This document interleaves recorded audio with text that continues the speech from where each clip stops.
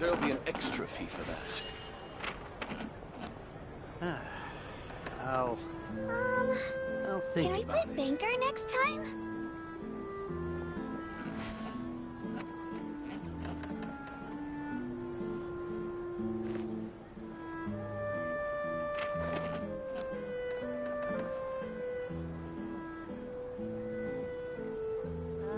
Yep, you're right. Exactly. But none of them believed me. There'll be an extra fee for that. I'm all for work-life balance, but I think this is pushing it.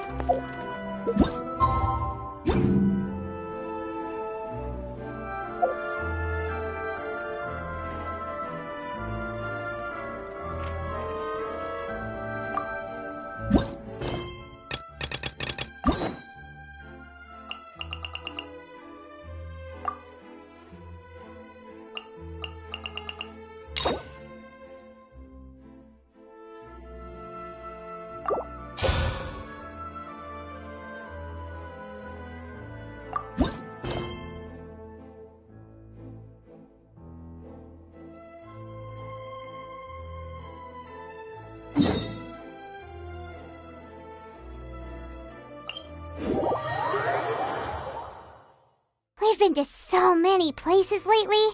What do you say we take a day off from adventuring and just find somewhere nice to relax? Let Paimon think. Where are some nice places we could go? Oh, why don't we pay Cloud Retainer a visit at Mount Outsong? It's been a while since we last saw that illuminated bird. She's always the one popping up out of nowhere and scaring us half to death. So let's surprise her this time.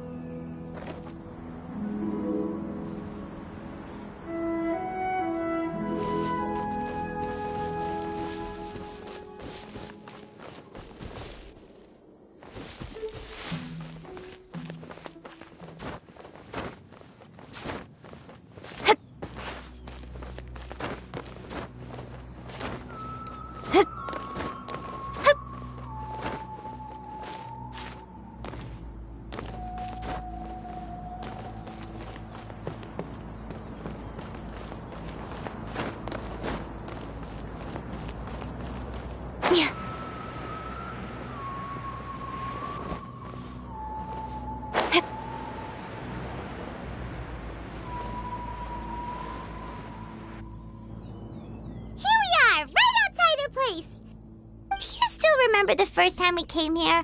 We even brought offerings and everything. And when we told her that Rex Lapis had been assassinated, she immediately threatened to squash Liyue Harbor. Paimon thought she'd be impossible to get along with. But now that we've spent some more time together, she's really not like that at all. We probably don't need to bring any offerings now that we've gotten to know her pretty well, right? Still, Paimon's got some snacks around here somewhere, so if she really wants something, we can just use that. Huh? Traveler, did something catch your eye? Whoa, what a pretty lady. Is she also here to visit Cloud Retainer? Yeah, you're right. All it takes is one look and you can tell she's someone special. As expected of that bird lady, really. She must have a whole bunch of Adepti friends from all over the country. Okay, but if we're both friends of Cloud Retainer, then we're basically friends by association, right? Want to go up to her and say hello? Helping you make more connections is a part of Paimon's job as your reliable guide. Paimon's got this.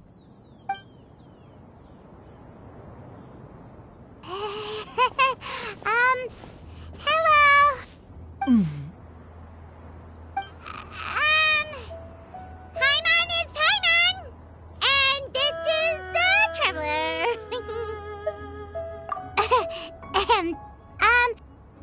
Paimon doesn't think we've met, but we're also friends of Cloud Retainer. May we have the pleasure of learning your name, Madam Adeptus? You two... What is this tomfoolery? Has a shift in form so clouded your eyes that you no longer recognize one anymore? Wait, you're...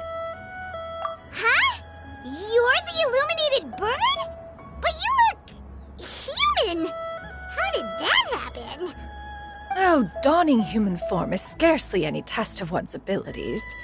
As for your confusion, one merely had no reason to indulge such inclinations before. So, you're indulging now because?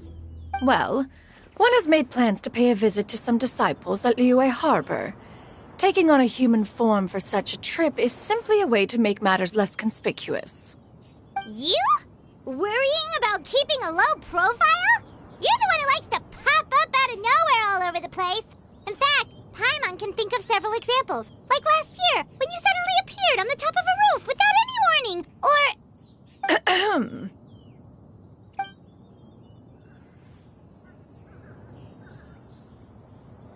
Hey, didn't we agree not to bring that up unless she asked? Oh? So you have taken care to follow the proper rules of etiquette after all. Most commendable.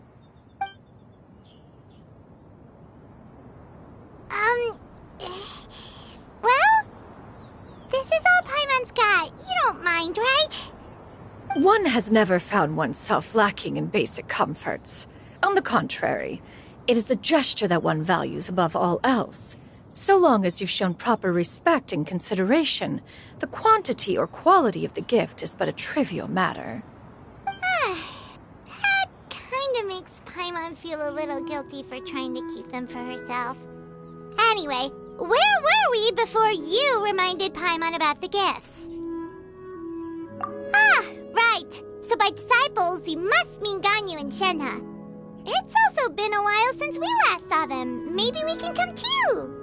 One planned to extend the invitation even if you had not raised the matter yourself. Shenhe and Ganyu should be quite pleased to see you again. However, one would first inquire as to the reason behind your visit here. You have cause to seek one's company? Yeah, we just found ourselves missing you and wanted to see how you were doing. We were hoping you'd tell us one of your stories. Who knew we'd run into your human form while we were at it? Is that so? If there are no urgent matters at hand, then let us make haste for Liyue Harbor. Ganyu is likely still working at Yuehai Pavilion, so that shall be our first stop. Sounds great! Then let's all go to Liyue Harbor!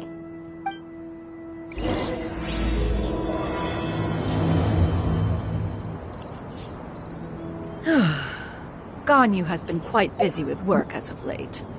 One can count on one talon the number of times she returns to Mount Outsong each year. Shenhe has also secured employment recently. In her correspondence with me, she wrote that she shall have no need to return for the foreseeable future. Did they think one was so easily mollified? One shall investigate everything with one's own eyes and decide for oneself if their living conditions are satisfactory.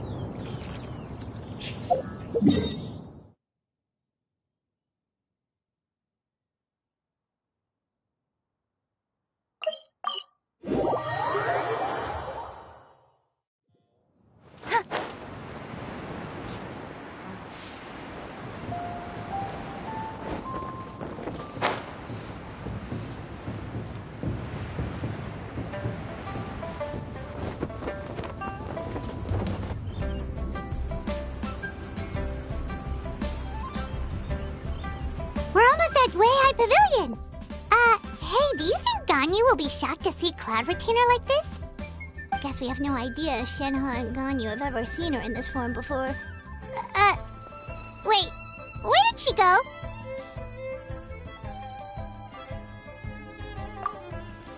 Why are you just standing there, Cloud Retainer? Quietly now. One shall stay here. You two can go and meet with her. But why? Isn't it better if we all go together? If one were to proudly proclaim one's presence, Ganyu would surely profess herself otherwise unoccupied and drop everything to attend to one's visit. One fears that would only result in her staying up all night to make up for lost time. One does not wish to trouble her. Conversing vicariously via you two shall suffice. Do remember to inquire as to her recent well-being. Again, do not mention one's presence here. Fair enough. Makes sense. All right, then. We'll just pass on your regards and... Cloud Retainer?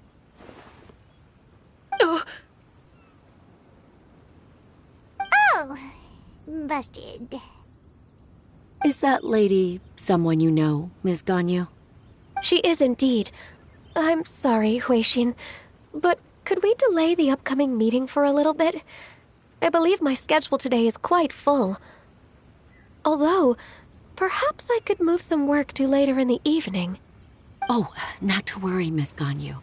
I'll make the necessary arrangements right away. Thank you, Huixin.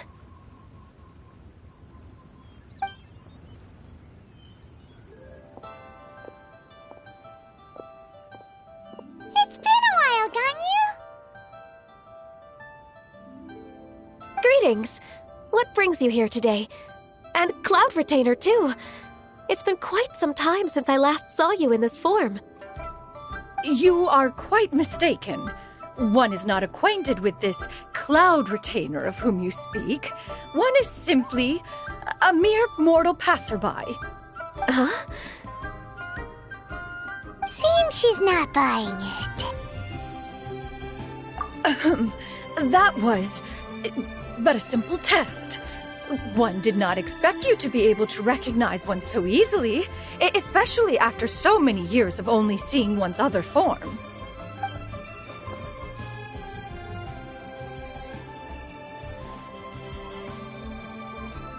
But recognizing you is, my responsibility as your disciple. An apt observation. One was simply passing by while attending to some important business. One thought it would only be fitting to pay you a visit while in the area. Wait, Paimon wasn't aware of any important... Cloud Retainer's right! We've still got something super important to do, so we can't stay here for too long today. Oh, is that so? But it's been so long since we last saw each other. One simply desired to see you and had no intention of interrupting your work. A quick conversation should suffice for today. A more involved reunion should wait until you find yourself less occupied. I understand. That should be fine. While one acknowledges the amount of work that you have to deal with every day, one must also remind you to rest.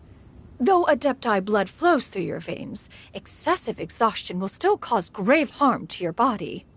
It still makes one nostalgic to see you as you are now, respected and independent.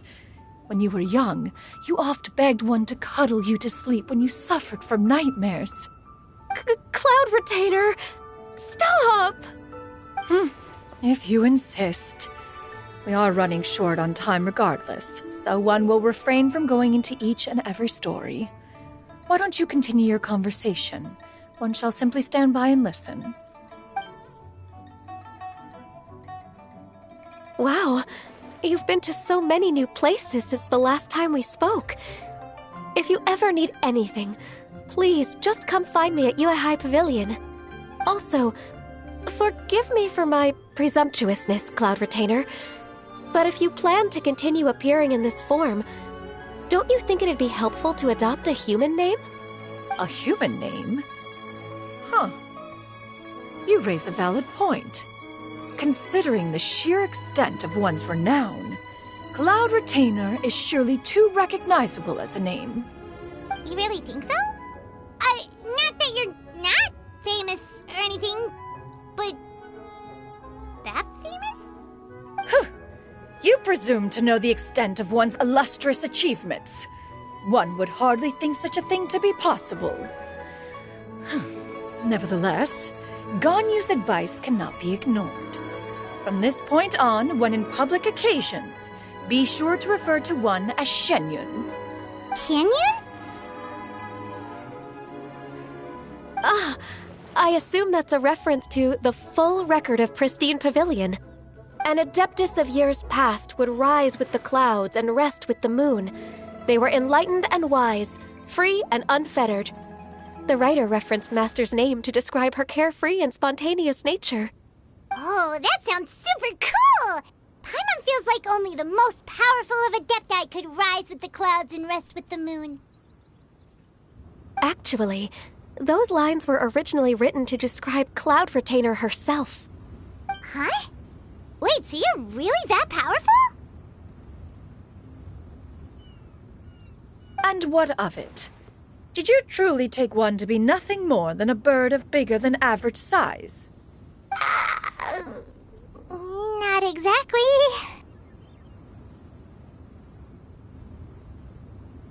To be fair, Cloud Retainer rarely speaks of her past accomplishments. The tales of her past can only be found in ancient texts. It is said that once, a long, long time ago, there was a severe drought in Liyue.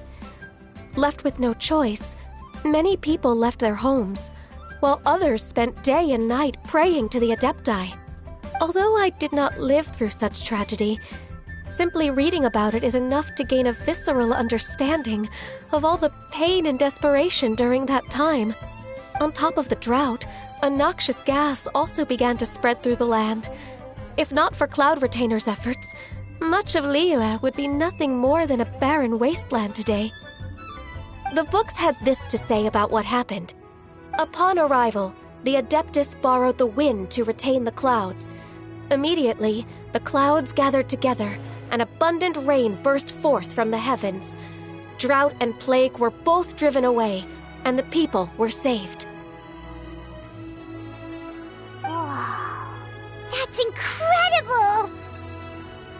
Mortal records add embellishments to dramatize past events. One did merely what one ought, and even if one had not interceded, the other Adepti would surely have stepped in to help. Even so, you stopped an entire drought! Can you really control the weather like the book said? Oh, Paimon suddenly has a lot more respect for you. So it was Paimon's bad for calling you Illuminated Bird before. You're not too mad, are you? How laughable. A name is but a simple label we carry with us on our journey through the world. Why would one be offended by such a trivial matter? That's a relief. In that case, Paimon will continue to call you whatever feels right in the moment. Well, that is quite enough ancient history for now. Ganyu, have you had word from Shenhe? One has heard that she procured a job recently. Have you any thoughts on her workplace? And what, pray tell, of her monthly remuneration? Moreover, does she find herself overly inundated with work? Is she allowed time off during Lantern Rite? That is a lot of questions. There is no cause for concern, Cloud Retainer. I introduced Shenhe to her employer personally. Wanmin Restaurant's business has been booming recently. So, with Chef Mao being swamped with customers, and Shangling still off and out in search of new recipes, I introduced Shenhe to staff the restaurant. I see. Most excellent indeed. One has had the pleasure of being introduced to that family. Shangling is kind and astute, while her father is loyal and reliable. One has no cause to believe that they will make Shenhe's work difficult. Now, it is almost time to partake in the victuals of noon. One shall visit Wanmin Restaurant in person and see how Shenhe is doing. Huh? But didn't you just say that you had something important to do? Can that wait until after we've eaten? You may return to your work, Ganyu. One shall see to this matter on one's own. There will be many an occasion to dine together in the future. One is certain the opportunity shall present itself most readily. Of course, Cloud Retainer. Please take care. Traveler, Paimon, I'll see you some other time. See you around, Ganyu! Whew! Paimon was pretty quick on the uptake there, don't you think? As soon as you mentioned important business to attend to, Paimon realized that you were just looking to cut the conversation short and not take too much of Ganyu's time. Is Paimon right? No, in fact, it was not an excuse. One is indeed visiting Liyue Harbor for an important purpose. Wait, for real? The moment is not yet upon us. Still, the truth will be revealed to you in time. Huh. She really seems to be playing up the whole mysterious Adeptus thing right now. Is it because we just heard that cool story about her powers?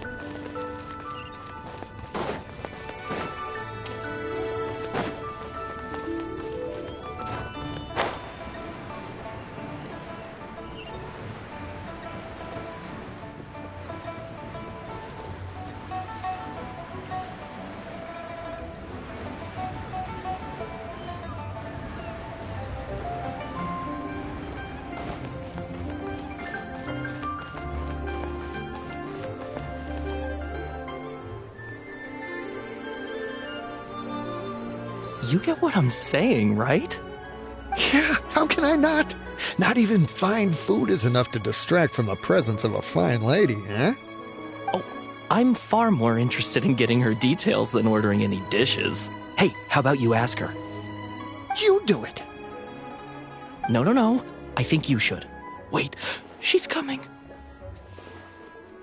What can I get for you today? Greetings, miss. I was just wondering if you'd be willing to... What would you like to order?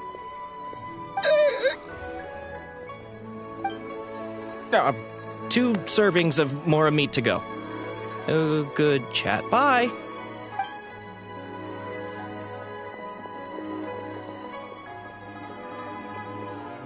Shenhe! Welcome. It's been a while. May I take your order? Don't welcome us as guests and greet us as old friends in the same line. It's weird. Mm-hmm. Oh, and this is? This is Miss Xianyun. Master? Huh? One does not recall ever revealing this form to you before. How were you able to ascertain one's true identity with such ease? I've trained and lived with Master for more than 10 years. I would recognize you no matter what form you take. You... Is something the matter, Master? Hardly. One simply learned of your employment from your letter and came to check on your well-being. And check out the great food, too! Indeed. It's almost lunchtime. My apologies. I'm still on the clock and can't talk for very long. Well, if it isn't the Traveler in Paimon. Are you here for Shenhe? The lunch rush isn't in yet, Shenhe. So I've got things covered for now. Go ahead, sit down and enjoy some time with your friends. I'll let you know if things pick up. Thank you, Chef Mao.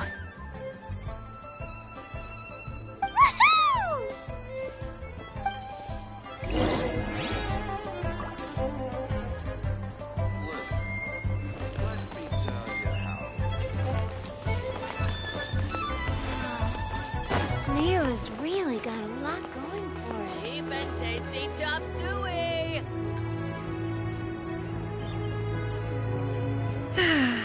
It is just as one expected. The owner of Wanmin Restaurant is indeed a most reasonable and accommodating human. Still, the work here entails dealing with quite a varied group of people. Has this been difficult for you, Shenhe? It's been manageable so far. I sometimes run into strange people, but I have figured out a way to deal with them. Seems like you've been making progress. So by dealing with them, you mean... First, I try to talk sense into them. If that doesn't work, I threaten them with violence. At this point, they usually decide they are in favor of a civil conversation. Oh, how should Paimon put this? Oh, a sensible plan. One is gladdened to see you integrate so well into human society. And you, Master? How have you been? Simply marvelous. Though Mount Outsong has scarcely enjoyed your presence recently, one has hardly found the pleasure of one's own company to be lacking. I see. Oh, just as expected of Master.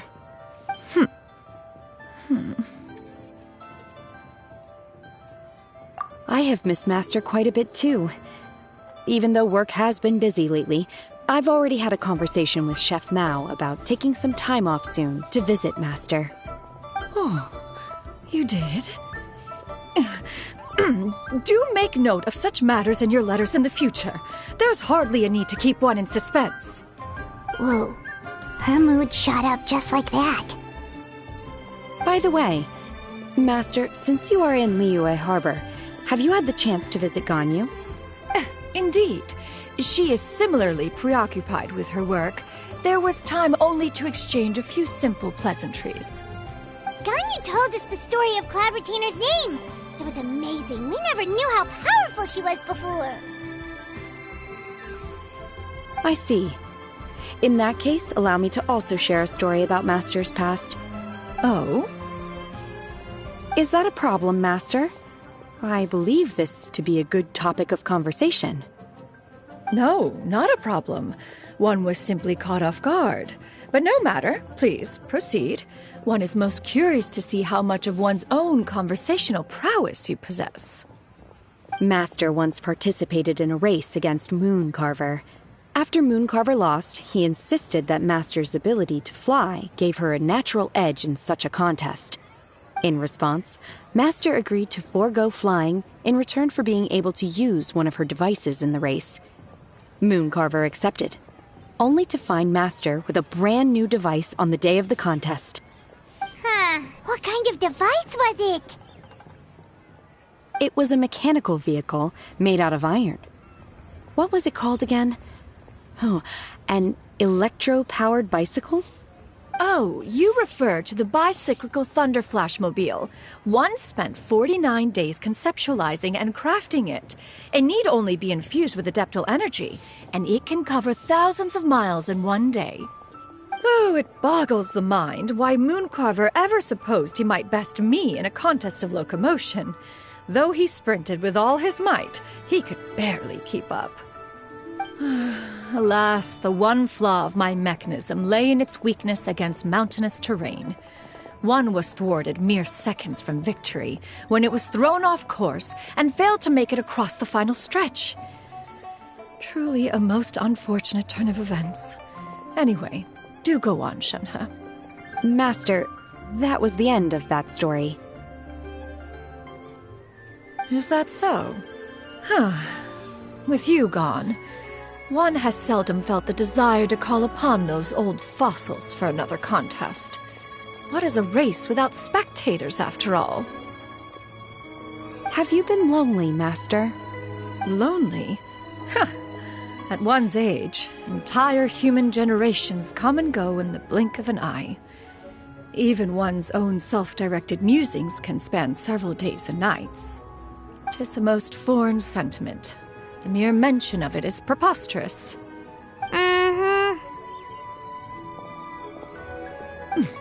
What is the reason for that look upon your face? It's nothing. It's just... Well, Paimon gained a lot of respect for you after listening to that story of you summoning the rain and everything. But all it took was a few words out of your mouth, and it's like you're back to being that illuminated bird again. I was just a little bit confused. Which one of the two is the real Cloud Retainer? To me, they are both, Master. One is the Master that's widely revered by the people, while the other is the Master that I respect and adore. Huh. One finds oneself exalted yet again with sweet words of praise and flattery of a most extravagant nature. You chose to exalt one with your words, yet you refuse to grace Mount Outsong with your presence for any extended period of time. One would almost question the sincerity of your estimations. This is not to say that your words paint an inaccurate picture. One has always lived by a single ideal. Eschew all action and abide by no rule. One does as one pleases and speaks as one pleases. Others may critique or praise as they see fit, yet one places little weight in such judgments. She got, 2 sentences of flattery from her disciple, and it's as if her ego is about to burst. Do you have any empty tables?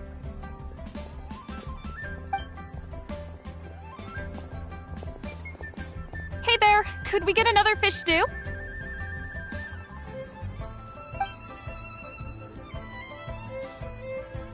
I'm hearing more guests come in.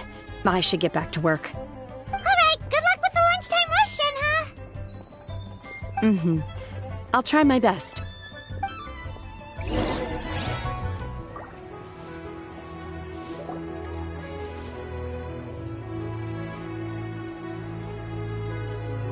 So much yummy food! Paimon's gonna feast!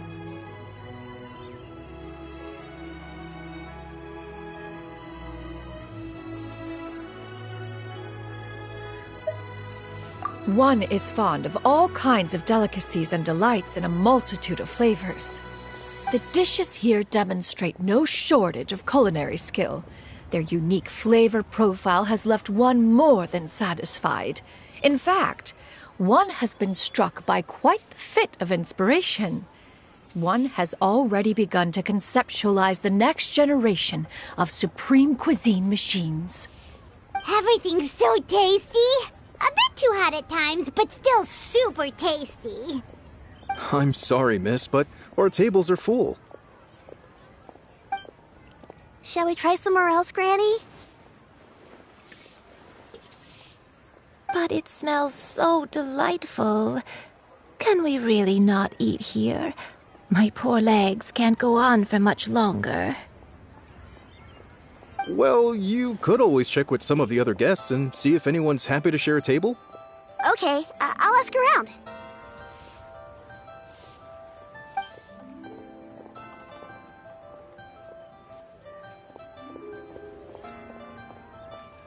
Excuse me, would you mind letting us share a table with you? There are no empty tables left, so... Ah, well, Paimon doesn't mind. What about you guys?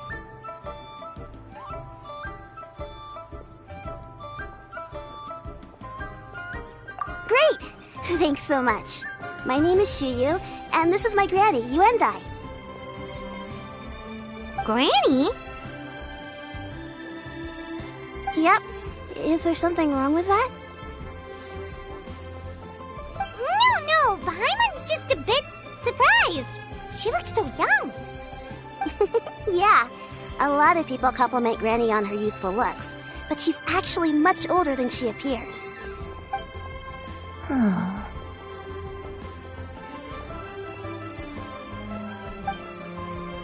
Granny, why don't you take a seat?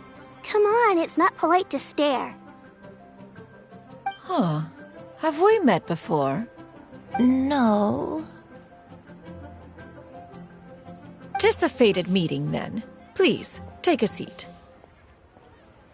What would you like to eat, Granny? I can order for you. I want braised earthworms. They always pop up out of the ground after a rainstorm. No, not this again. Granny, there's no braised earthworms on the menu. Braised earthworms? Well, that sounds weird. Do people actually eat that? Right, that's what Paimon was thinking too. Need any help? Help? Oh, do you mean with Granny? Thanks, that's nice of you to offer. Granny has pretty bad dementia, so her memory's getting worse all the time. She's always saying things that sound kinda confusing. Actually, her memory's been bad ever since I was little. But it's gotten so bad lately that I even have to remind her who I am every morning. They died young. It's just me and Granny now. Oh, but it's okay. Don't feel bad. Granny loves me a lot, and I love her a lot too. Sure, it's hard at times, but you just gotta make the best of the life you've got. Wow, you're really tough for your age, kid. You're too kind. And me? Oh, what about me? You're tough too, Granny.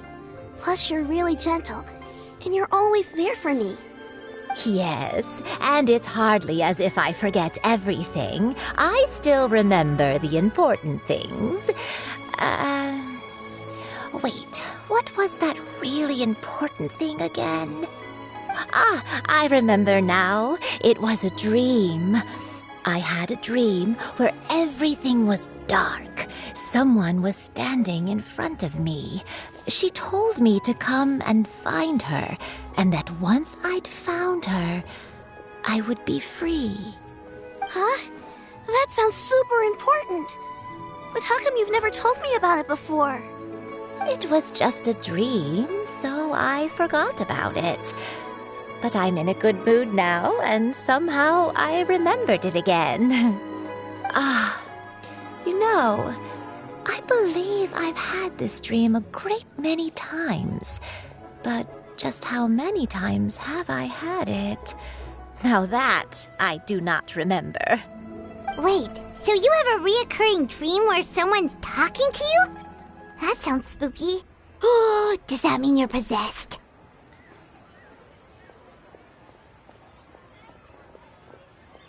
Unlikely. Her eyes are clear, and her breathing remains calm and level. One sees no signs of possession. Are you sure? Who do you take me for? Is one not an adept? Am I not an expert? Huh, you're right. Paimon almost forgot you're the expert. In that case, do you still remember what the person in your dreams looked like, Granny? Not anymore. Although, I have a sense that she looked rather like me. But not as I am now. My younger self. A younger version of Granny? This is just getting weirder and weirder. What is going on here? As one said, fate must have brought us together. You may leave the situation to me. Are you sure? So, what are your names? Paimon's Paimon. Just Xianyun is fine. Thank you all so much for offering to help. But first, I'm sorry for asking, but, how do you want us to pay you back? Oh, we don't need any payment for this.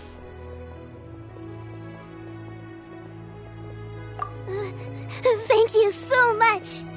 You're welcome. But Miss Xianyun, what exactly can we do to help out this Granny? All we have to go off is that dream.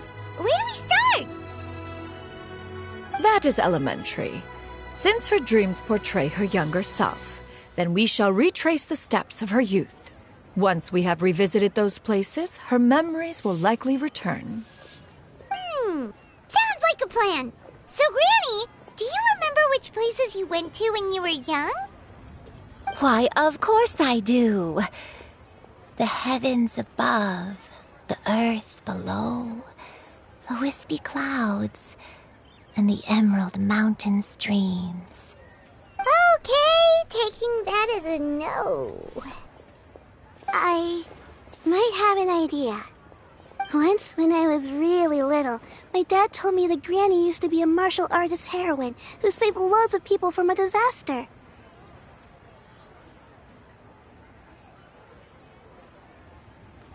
If it's true, then maybe they wrote about it in the history books or something. A martial arts heroine? Oh, Shincho knows tons about Liyue's chivalric traditions. If anyone knows about the heroes of the past, it's him. Let's go find him at the Xianyun Commerce Guild.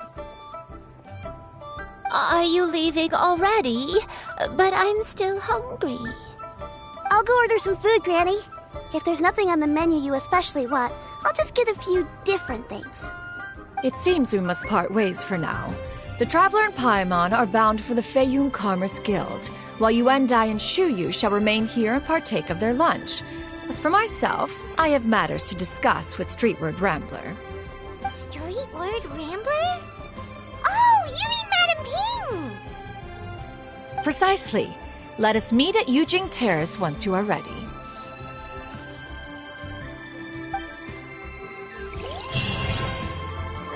Always wanted to try this Food is unbelievable. Everyone, please eat to your heart's content. Today is my treat.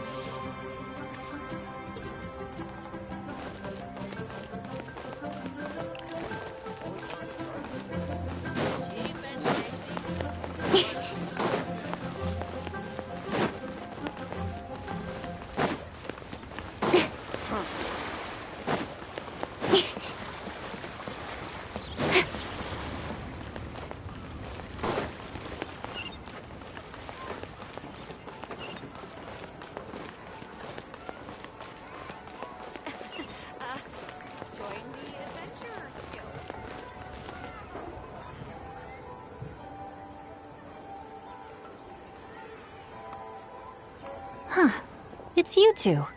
What brings you here? Shincho! Great, we found you! We wanted to ask you about something.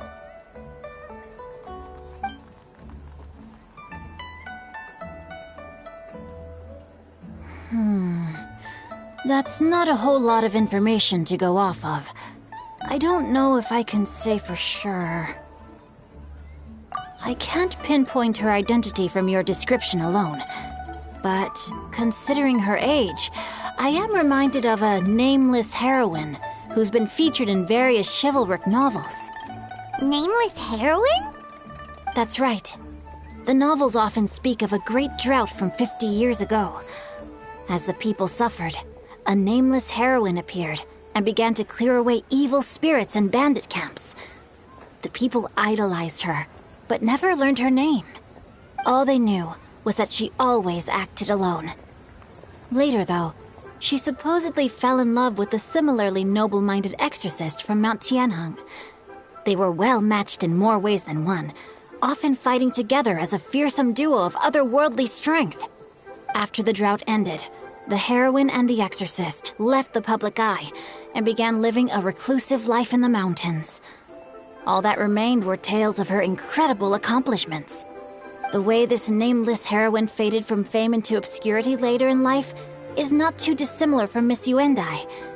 I hope that's somewhat helpful. Thanks a lot, Xingqiu. We knew it'd be worth talking to you. It's nothing at all. Just something I came across while reading. I did do a bit of extra research on her story, but it was just out of personal curiosity.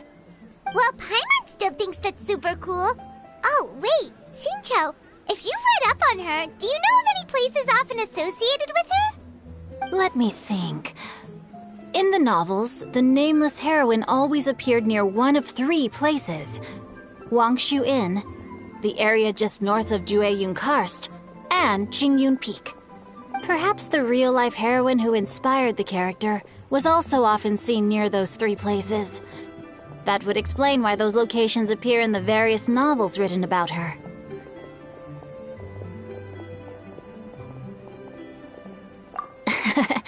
You're welcome. To be honest, I found some parts of the story confusing when I first came across it. If Miss Yuendai was indeed the original inspiration for the character, she may just be able to help me put the pieces together.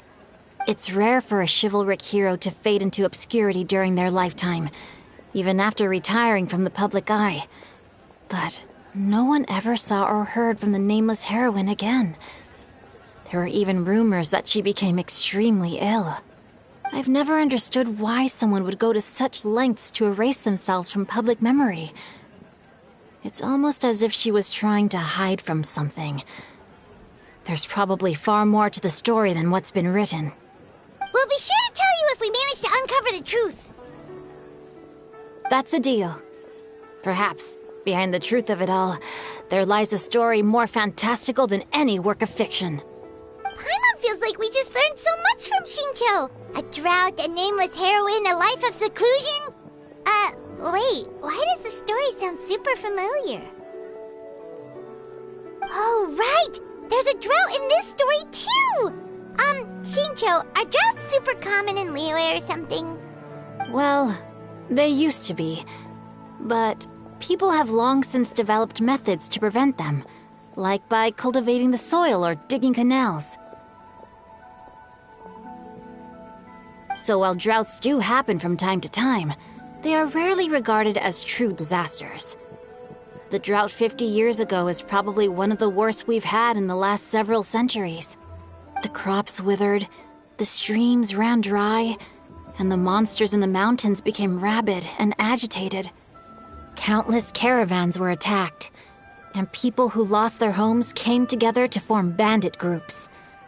What started as a natural disaster soon became a human tragedy as well. That sounds awful. Yeah, and that's exactly why the nameless heroine was so beloved. She must have been someone of true integrity, to do so much for the people while asking nothing in return. Still, as terrible as that drought was, it was nothing compared to the truly calamitous disasters that befell this land in ancient times. They say that back in those days, disasters were both more severe and more common. Only the strongest of Adepti could hope to dispel the ruin and devastation. Do you have any other questions? We're good for now. We're just going to head back. with Miss Xianyun and the others again. Paimon hopes that Granny Yuendai will be able to remember more of her past. She used to be a great hero who saved many people. So sad that she can't recall any of it. Anyway, we'll be off now. See you some other time, Xingqiu. Thank you so much for your help. It's no problem at all. Safe travels.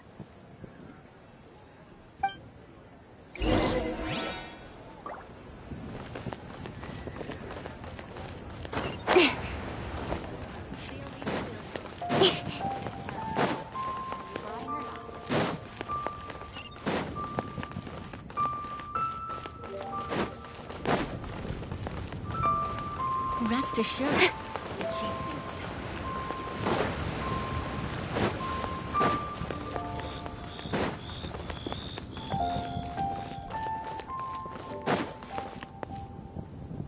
I have recorded the tune that you requested. I hope it will be of help to you. Oh, thank you. Straightward, Ping, what has amused you so? Oh, it's no serious matter. I was just reminiscing about the last time I saw you in this form. Time has wrought such change in this world, and yet you appear just the same as ever. Time has little bearing on one's existence, nor has one keenly felt its effects whilst dwelling at Mount Outsong. Nevertheless, Ping, one would like to seek your counsel on a personal matter.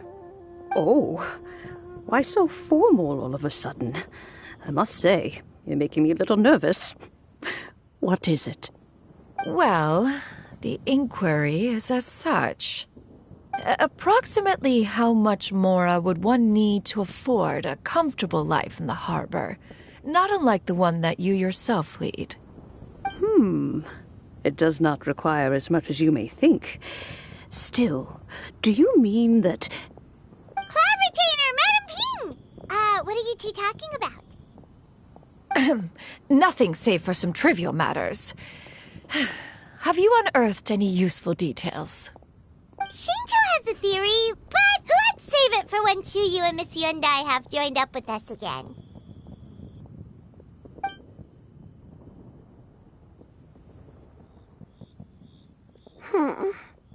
Do not be troubled, young lady. Here, have some tea.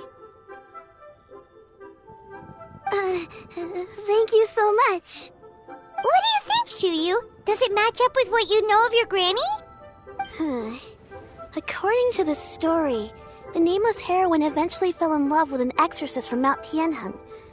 Maybe that's my grandpa. I don't have many memories of him, but there was this one time I found a box in our attic full of a bunch of weird sigils.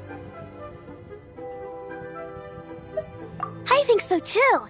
Granny might remember something once she's returned to a familiar place. What marvelous tea. I can taste the dew's sweetness in this cup. It's as if I was taking a stroll in the mountains, thoroughly one with nature and at peace. Is that so?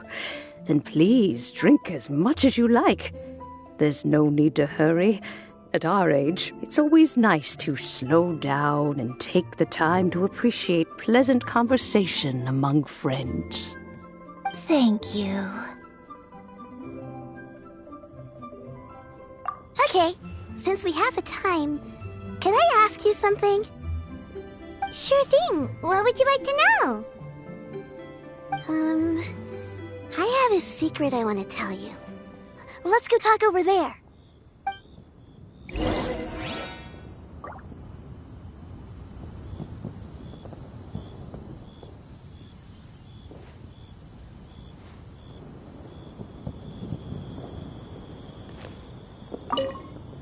You can taste the sweetness of the dew?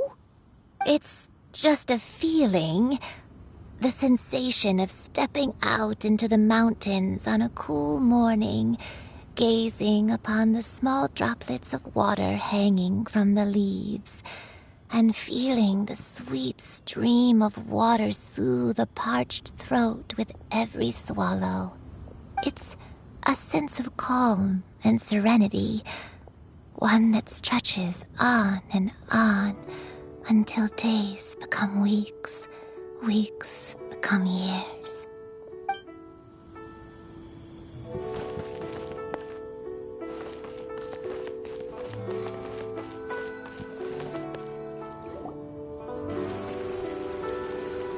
What's wrong, Xianyun? Well, I've been kind of meaning to ask ever since we started talking in the restaurant, but are you guys all adepti in disguise? Oh! About that. Well, you guys just seem super special. Plus, I think I might have heard Miss Xianyun call herself an adeptus. Oh, must have been a slip of the tongue. Xianyun, since you were the one who, misspoke, maybe you can explain to Xianyun here what you really meant by that. One is indeed an adeptus. Is that of some concern to you? Huh? I knew it. Well, one time when I was a little kid, I saw a pure white illuminated crane. I had this super high fever, and Granny wasn't around. I was feeling all icky and gross. But then this snowy white crane flew down from the sky. She put me on her back and flew me to her cool Adeptus house and fed me some sort of magic potion. When I woke up, I was already back in my bed and my fever was gone. I really wanted to thank her, but I was too sleepy to stay awake, so I never got the chance. So, I just kind of wanted to ask if maybe any of you have ever met an Adeptus like that? A pure white illuminated crane? The only two we've ever met are blue and white and black and brown. Have you ever met one that's pure white, Cloud Retainer? Never has one met an adeptus with such features. One surmises such a description is but a hyperbolic embellishment that oft results from narrative accounts. That's weird. Was it really just a dream then? Well, even if it was just in my head, it doesn't matter that much anyway. All I really want is to help Granny recover her memories. I'm really grateful for all your help. Leave it to us! Now that we know the 3 locations, we just need to visit them one by one. Let's go to Wangshu Inn first. Okay, I'll go get Granny.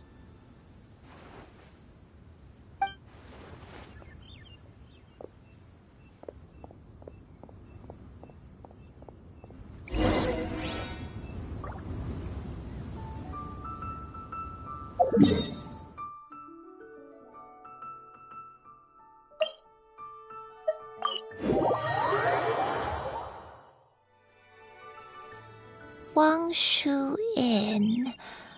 Wangshu Inn. Do you remember this place, Granny? Yes. The fish here is very delicious, and if you look out into the distance, you can always spot a bird that's been left behind by its flock. I believe I used to have a room here. It had a window.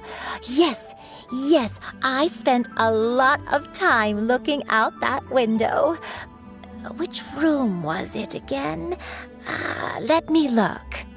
I'll come with.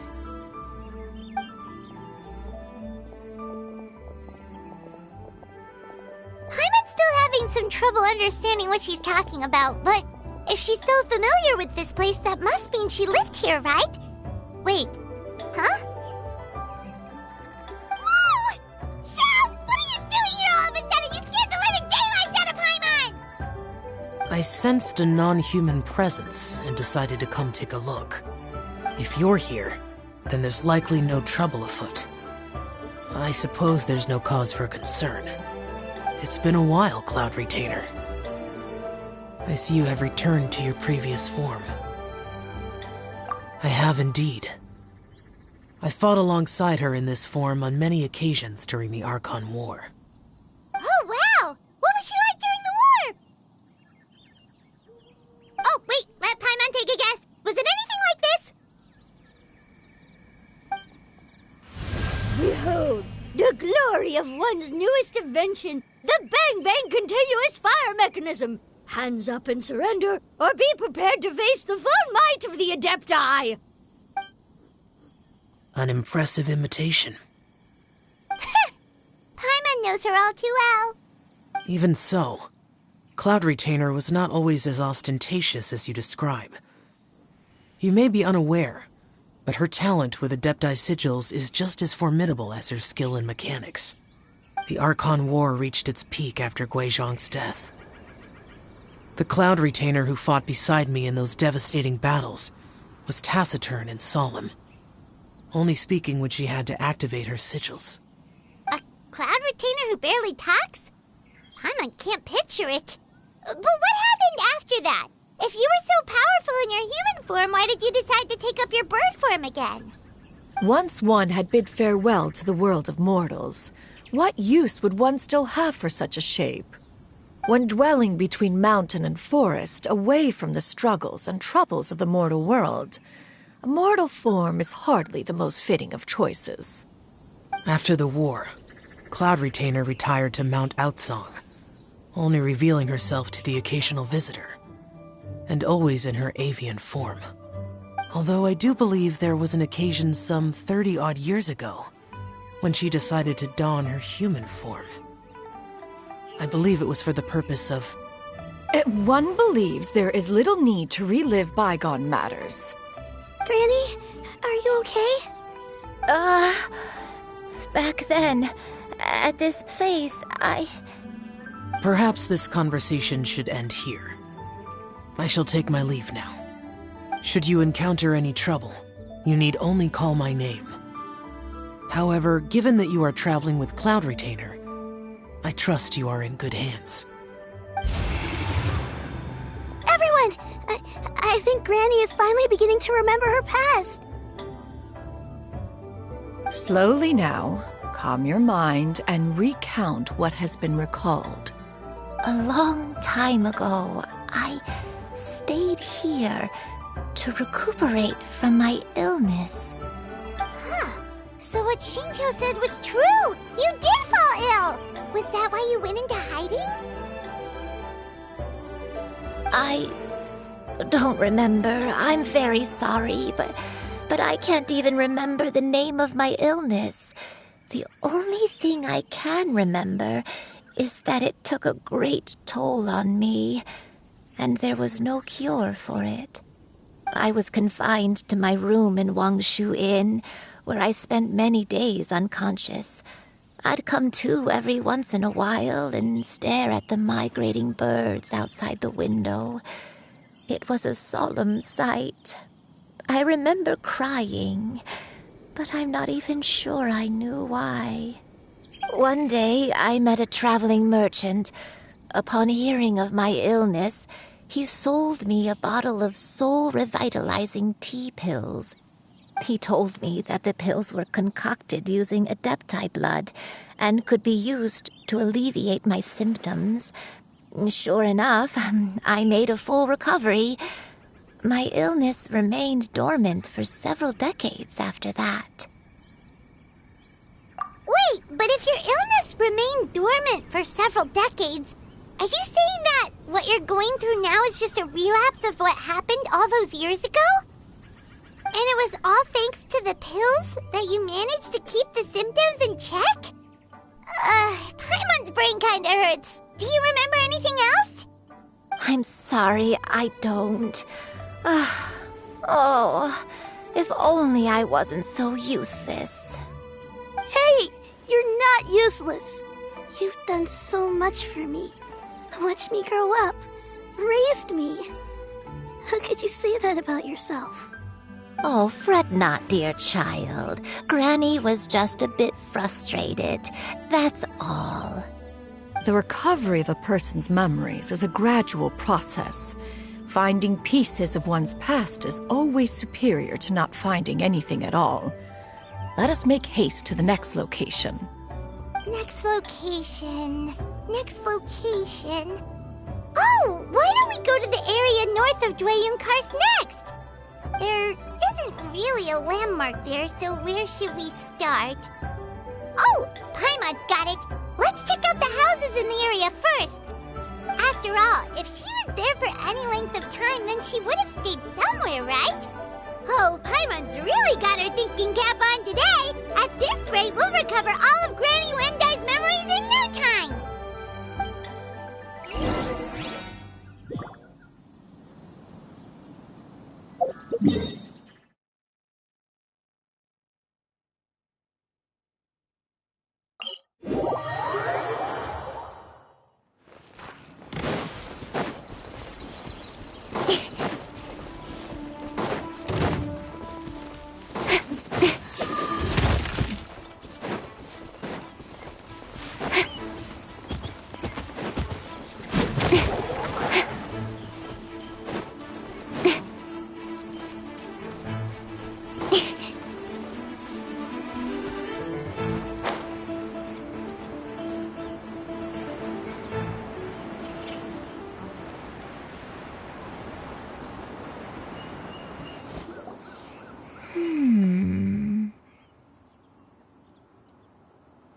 I don't remember this place at all. I don't think I've ever been here before. Still, I was thinking, this place feels perfect for a game of hide and seek. Huh? Why a game of hide and seek? I'm not sure. Maybe it's because I used to play that game a lot with Xianyun when she was younger. I don't remember playing it that much. Are you sure about that, Granny? We only played a few times, and we stopped once we realized I was no good at the whole seeking part. Ah, is that so? Then I must be mistaken. Not here then. Let's try somewhere else.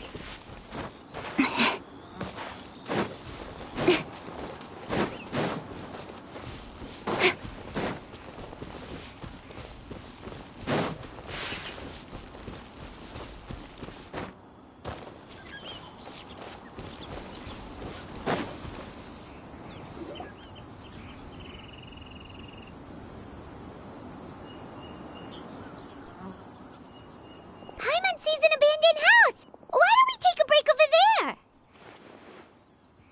This place, it's...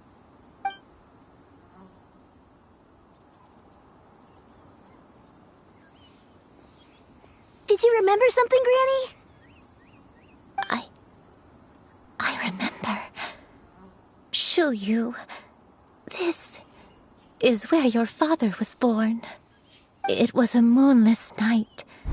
I had been injured, so your grandpa was supporting me. We fled together with some being in the fog behind us in hot pursuit. I had exhausted my strength when the labor pains came on, so we took refuge in this house. Your grandpa set up a barrier outside, but neither of us knew if it could hold the monsters back. I remember that night. I remember falling to my knees, reciting a prayer over and over. I alone am the source of this sin. Punish me as you wish for forsaking my oath, but spare my innocent child. Sin? Oath? Did you do something wrong? I don't know. I don't remember. I only remember praying in the darkness with all my strength until the sun finally rose again and the fog cleared out. Eventually, the house was filled with the sound of my baby's first cries. that baby was your father. I remember I clutched him tight to my chest and wept tears of joy. It was the first time I'd ever felt such happiness in my life. My dad?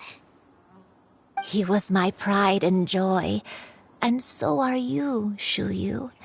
You're so much like him, and I love you both so much. But you're always going to be different from me. Why? Just what did I do? I don't care what you might have done, Granny. You'll always be the person I love more than anything. You're too sweet, Xianyun. I'm lucky to have you with me. If not for you, I would not have had the courage to come here, to try to remember what I had forgotten. All right, let's not stand around any longer. There's one place left, yes? Let's go take a look. If one recalls correctly, the next place should be Xianyun Peak. Yuandai, how fares your health? I may be a bit slow, but I'll do my best to keep up. I'm sorry to keep everyone waiting. Climb on. I shall carry you to the top. Oh, such lightness of weight. All those who grow old grow frail in the end, do they not? First, you lose your memory, then your health. Eventually, you end up losing everything. My only wish is to depart this world with a lucid mind, to free myself of this torment and the burden it places upon others. Fret not. You have my aid in this endeavor.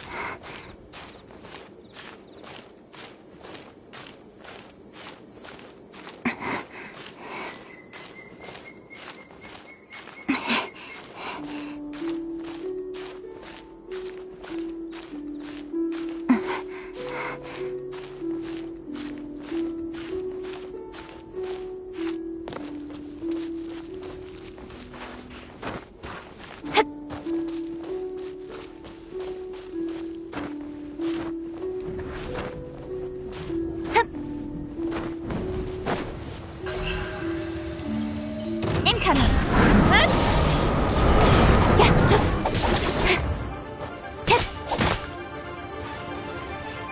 Speed of light. Time for a light show.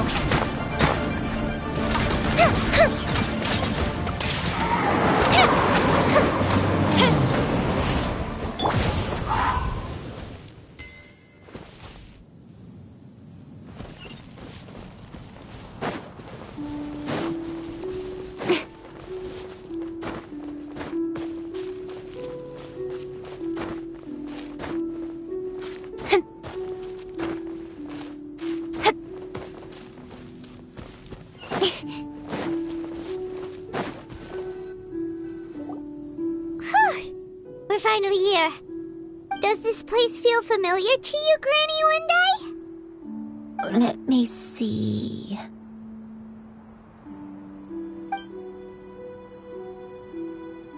How strange. Have I lived here before? When we were at Wangshu Inn and the abandoned house earlier, though I couldn't remember everything, I still felt a sense of familiarity. I could easily picture myself in those places. But here, I don't have that feeling. Perhaps I did come here in the past, but it just didn't leave a strong impression on me. But did the stories get it wrong then? Yeah, that's true. But they're also the only thing we have to go off of.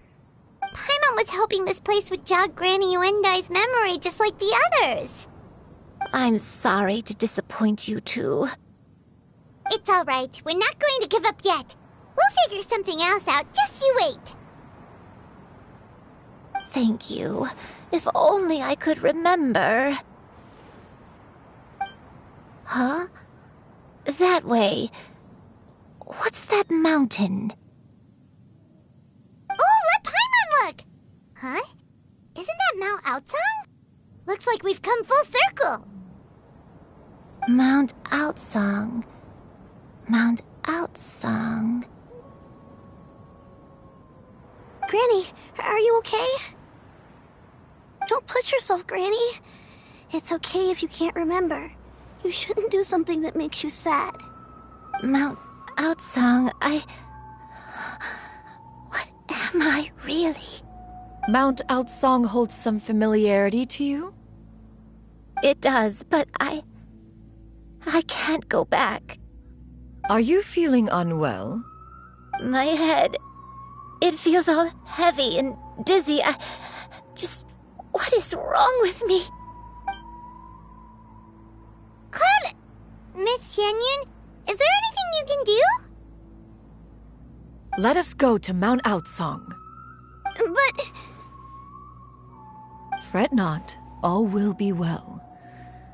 You and I, you have already given more than enough to the pursuit of this endeavor. You may leave the rest to me. I've prepared something that can aid you in suppressing the fear in your heart and restoring your lost memories. It currently resides at Mount Outsang. Wait, really? When did you do that? I never leave anything to chance. All will reveal itself when we arrive.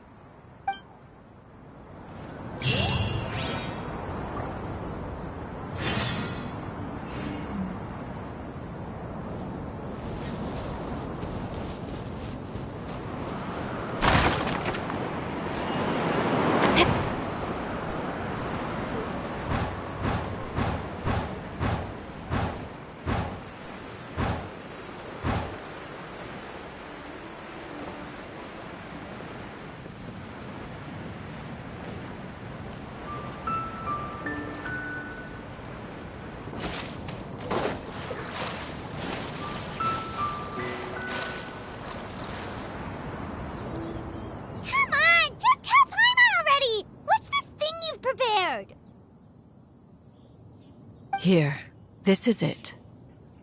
Huh? But isn't this the mechanism that you were tinkering with when we first got here? Oh, is it another invention of yours?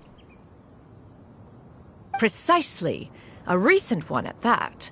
I am most pleased with the result. I call it the Suspensus Somnium mechanism.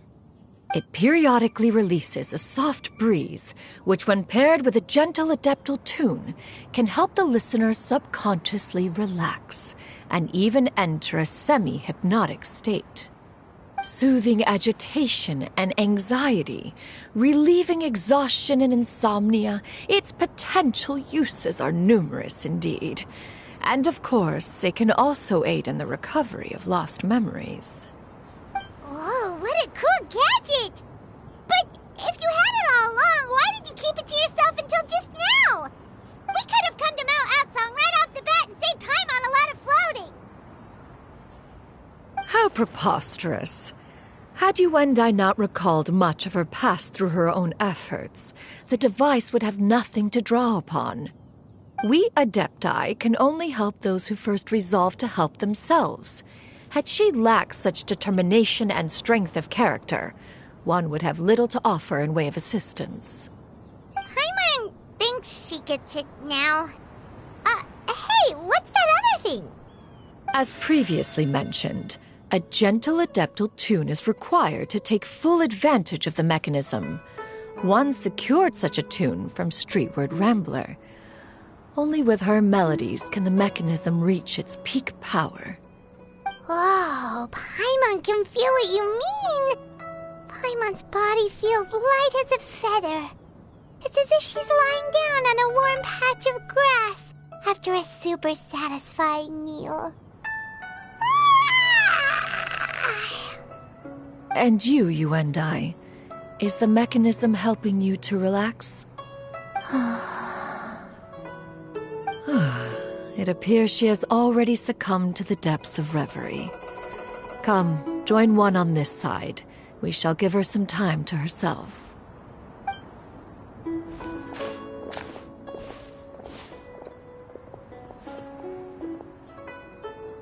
The drought is over. But why do you look like you want to cry? The potion. It's nearly run its course. I've never regretted meeting you. Not even for a second. Please. Please, no.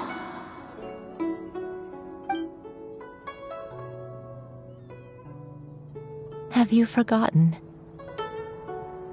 This is the world you left behind. One of gentle breeze and morning dew, perfectly straddled betwixt the realms of heaven and earth. This is your home. This is where you belong. You should have never left. The you of the past, the me from not that long ago, we should have never.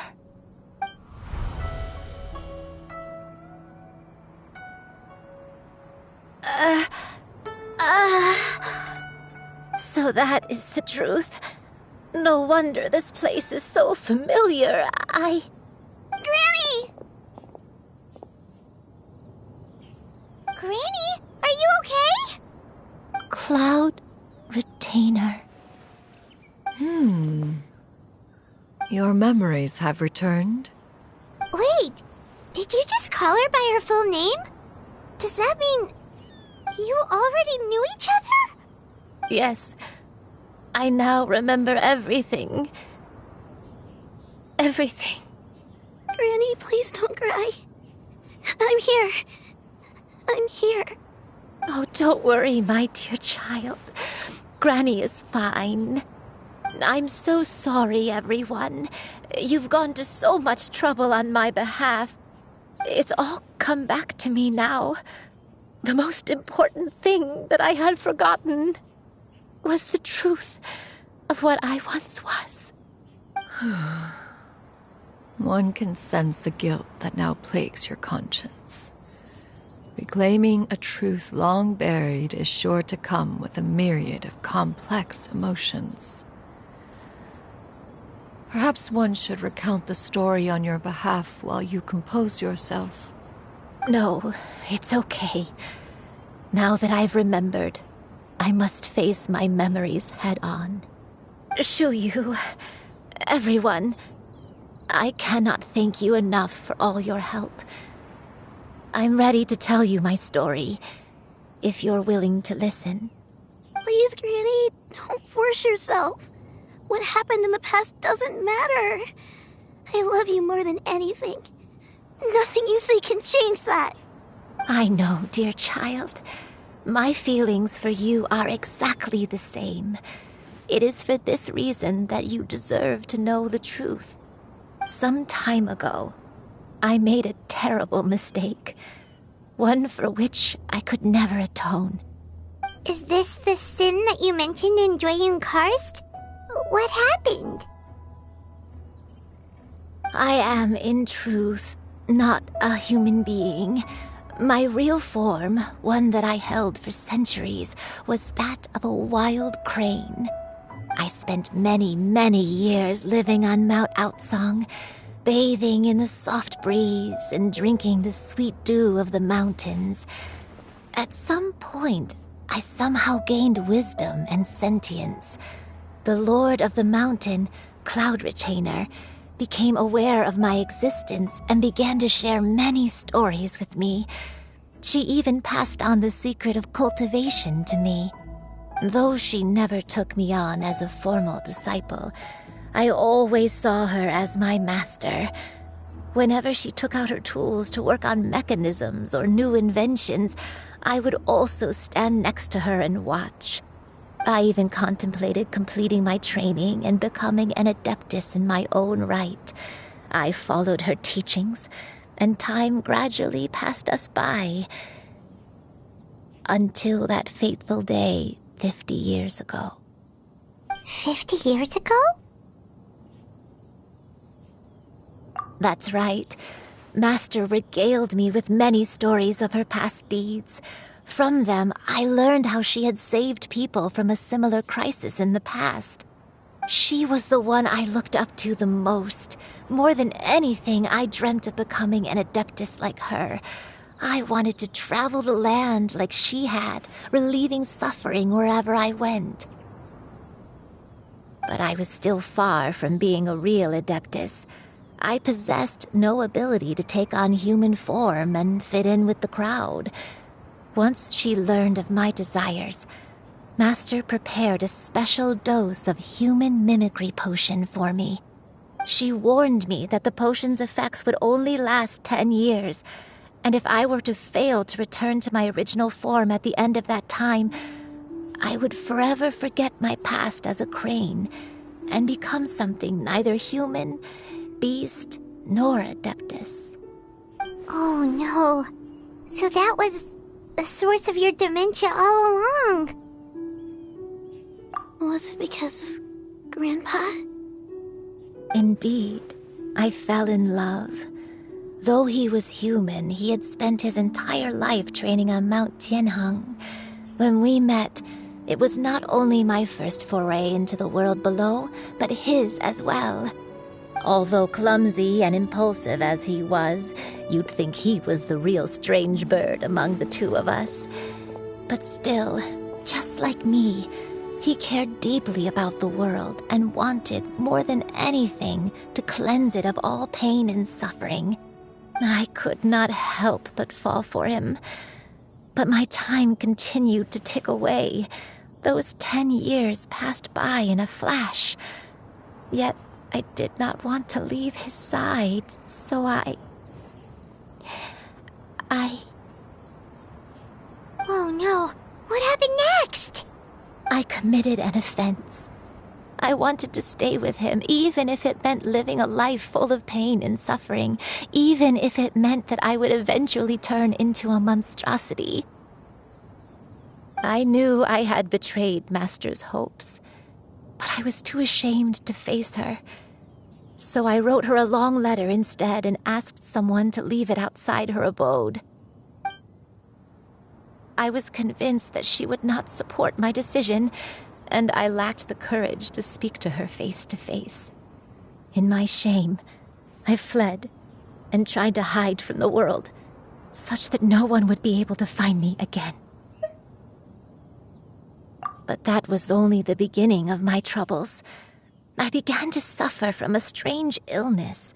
My memories became hazy and confused, and I could no longer keep myself awake. I understood that my pain was caused by my refusal to return to the life I was fated to lead. Along with my memories as a crane, I soon forgot the true cause of my suffering as well. I knew only that I had committed a sin.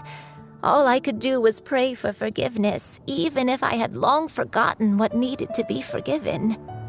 Looking back, I was beyond lucky to have come across that traveling merchant at Wangshu Inn.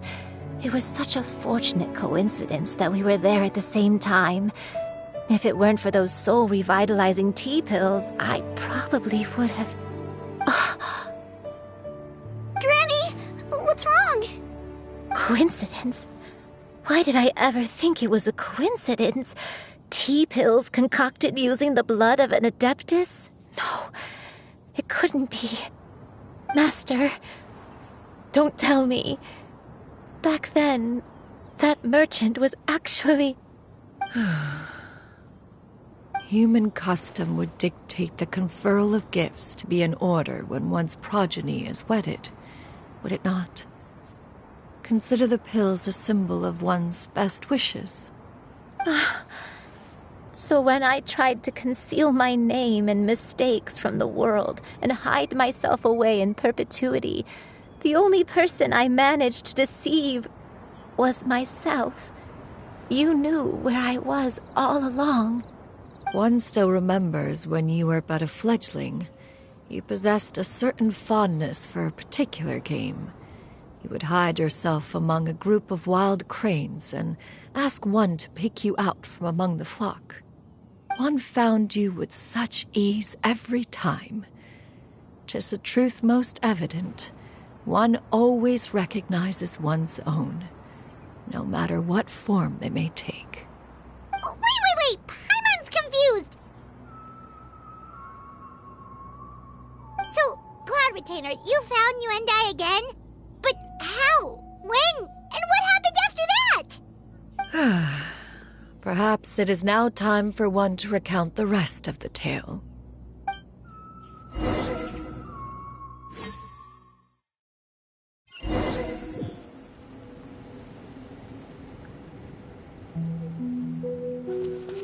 One was furious upon receiving your letter. Seized with anger, one set out to bring you to your senses.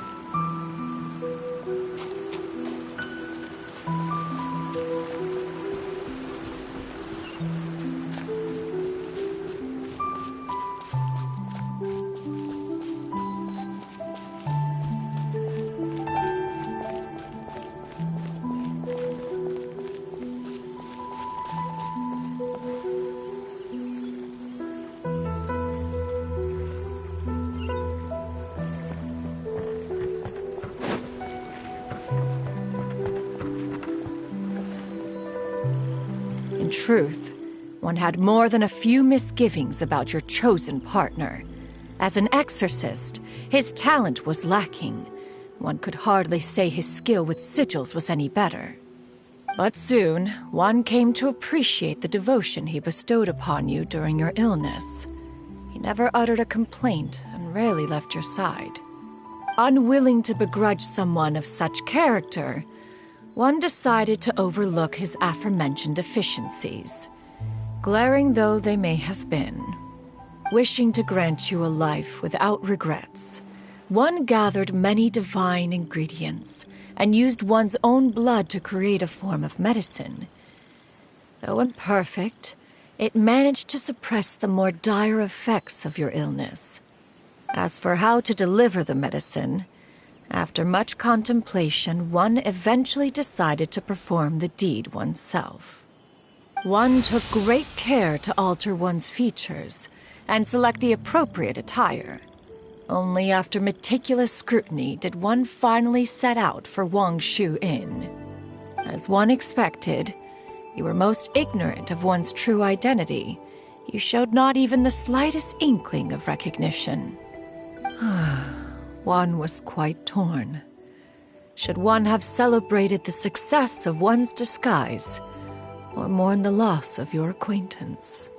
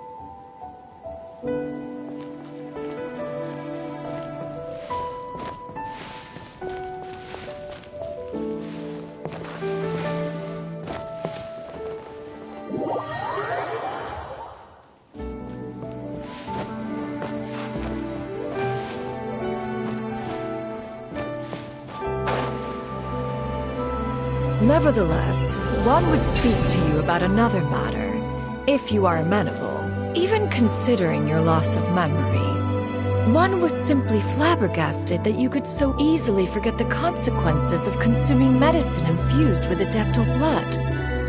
Its proclivity to attract monsters is hardly that complicated of a concept to remember. To think that you tried to travel while weak from sickness and heavy with child. Had one not intervened to clear the fog, all of you would have been lost during the night.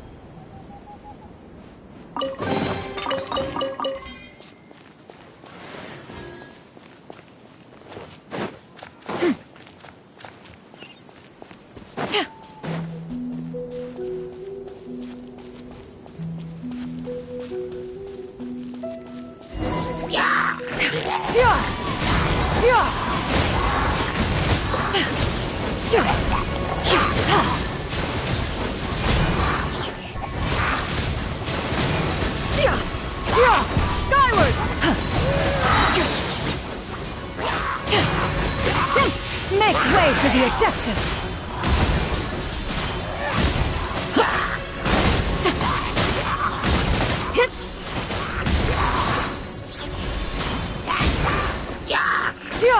Skyward! Stray clouds converge!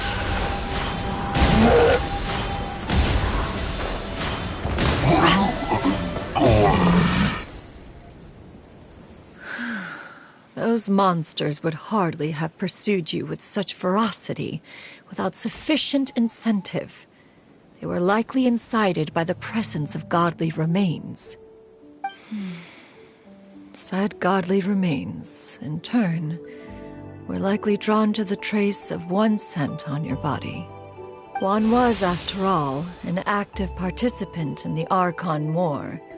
Some of the gods were likely shattered by contraptions of one's very making.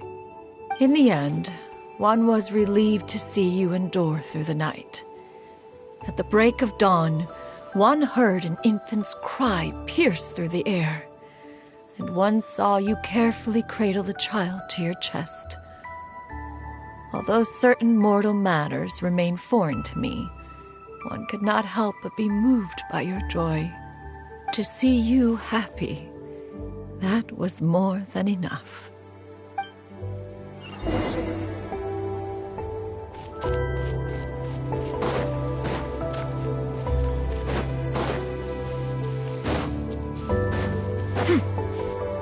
Now you should have a complete understanding of the events. Wait! But if that's true, then the crane who took care of me when I was sick must also be... Ah, one had almost neglected to recount the absurdities of that tale.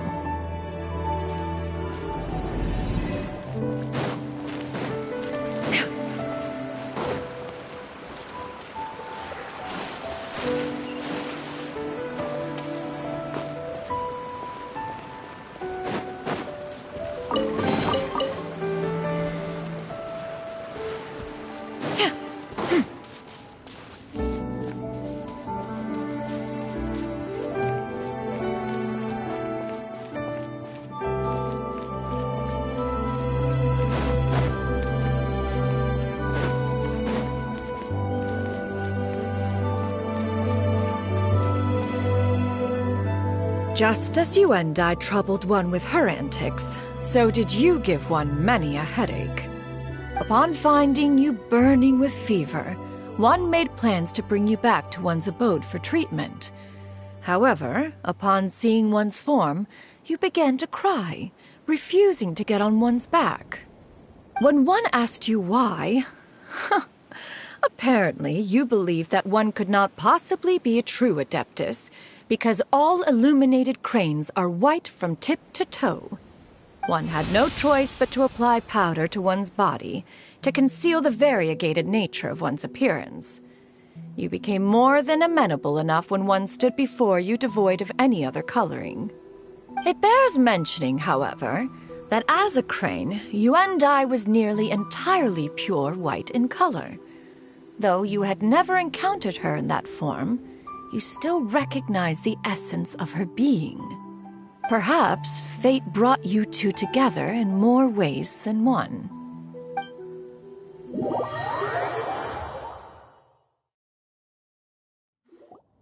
Now all has been revealed. One owes you an apology, you and I. One recognized you upon your very entrance into Wanmin restaurant. One has always viewed you as a disciple of equal standing with Ganyu and Shenhe.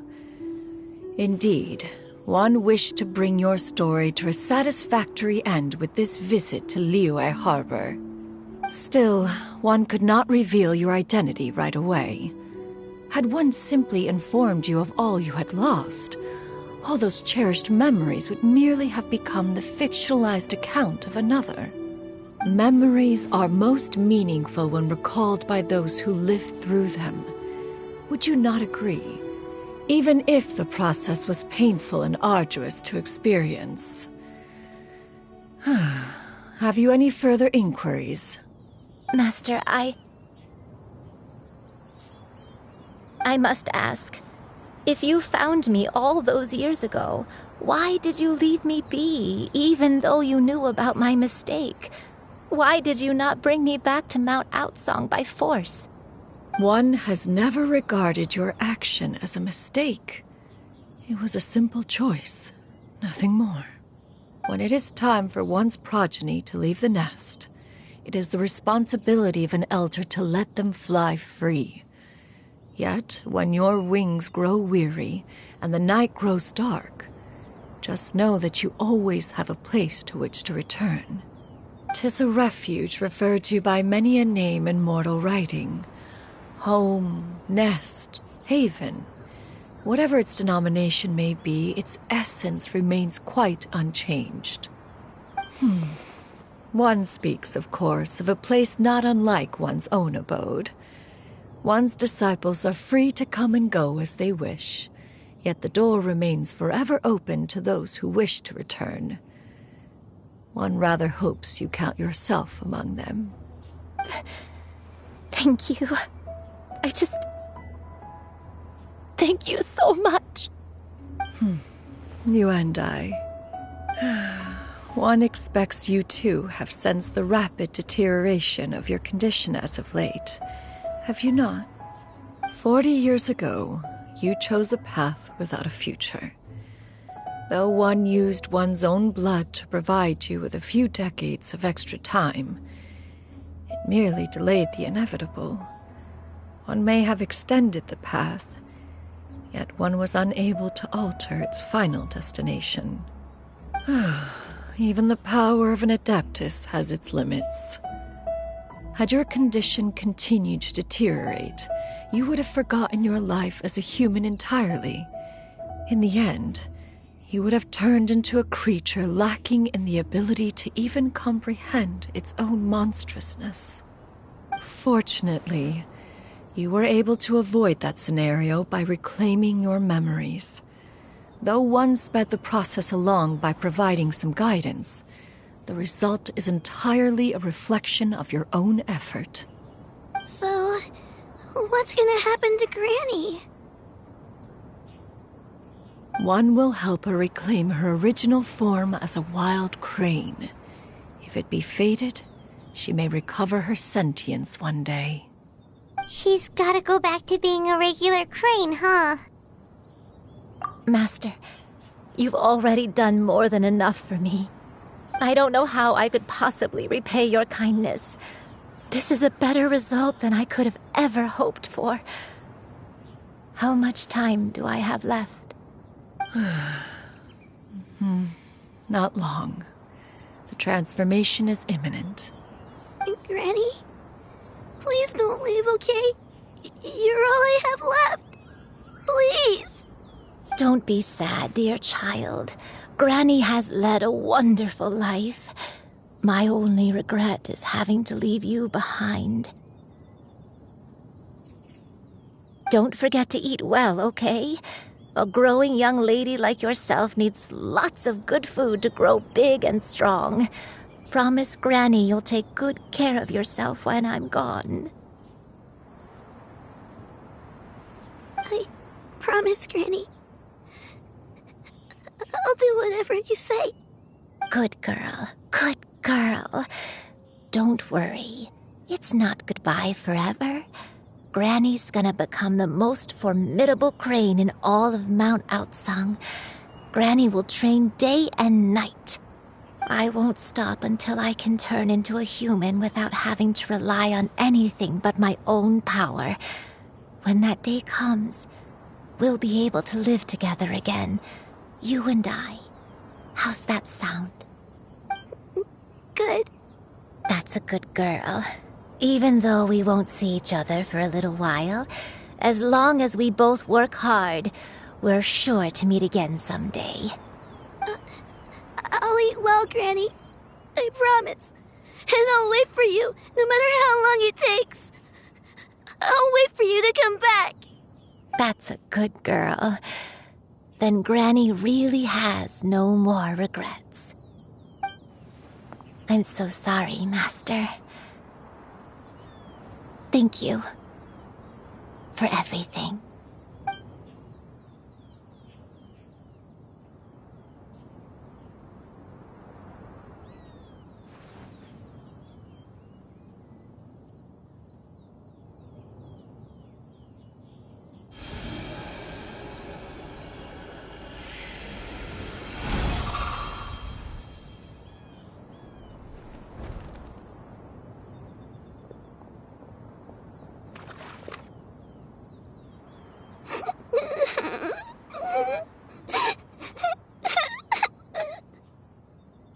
Xianyun.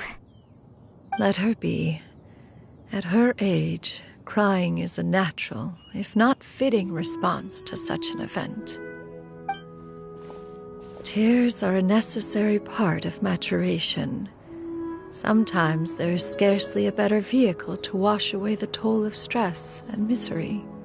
Now that the issue has been resolved, you should also take a moment to relax.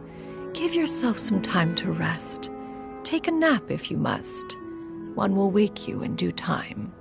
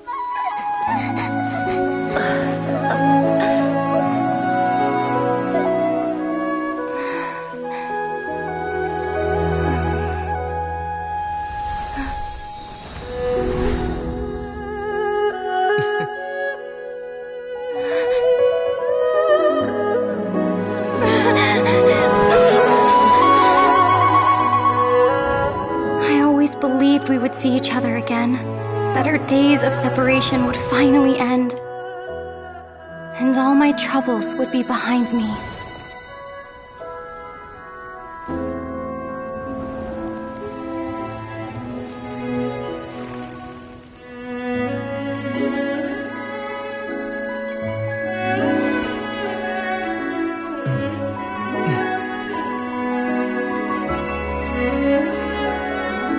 If only things could stay this way forever.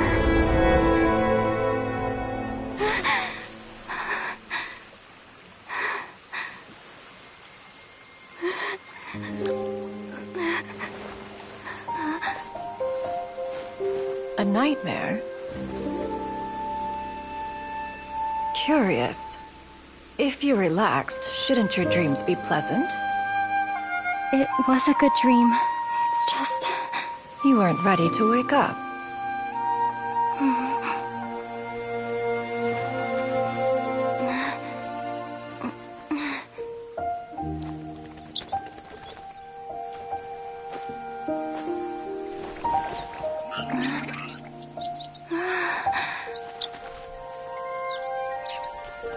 Eloquent as one may be, words of comfort are not one's strong suit.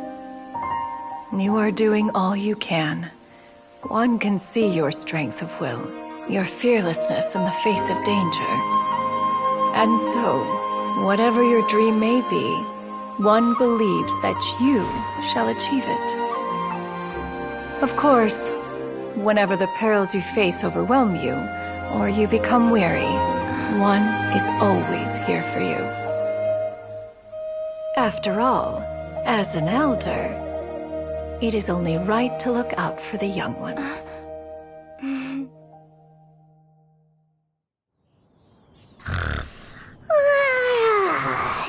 Grilled chicken drumsticks. Huh?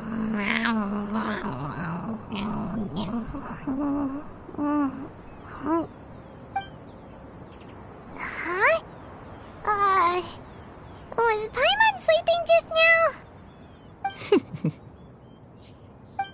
Oh, Paimon wasn't talking to you. Paimon had a dream about eating grilled chicken drumsticks, that's all. Madam Adeptus? Oh, Xianyun, you're awake. How do you feel? I feel a little better.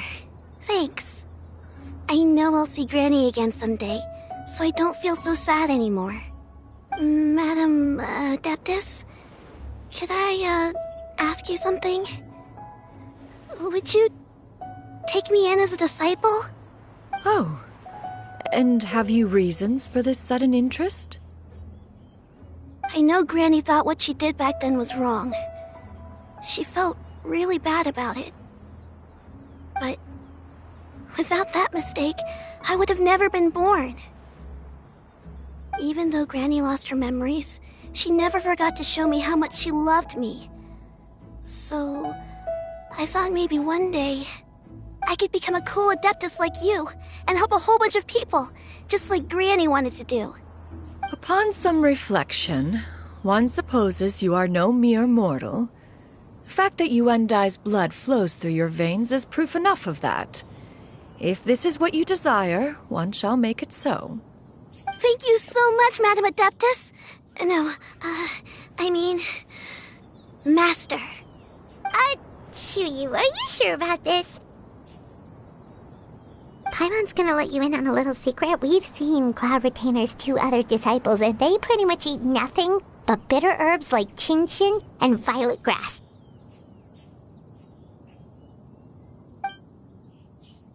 If you join them, you'll never enjoy Wanmin Restaurant's delicious cooking ever again. How utterly preposterous. One has never enforced such a rule. Every individual must find their own path to enlightenment. So long as one retains a pureness of spirit, one's dietary proclivities are quite irrelevant. Well, you say that, but Paimon's not seeing any tasty treats up here now, is she? Although Mount Outsong is rich in natural beauty, its location does preclude access to certain finer mortal comforts. That is precisely why one plans to relocate to Liyue Harbor. Shu Yu shall have the honor of becoming one's first disciple in the human world. Whoa! You're leaving Mao Outsang?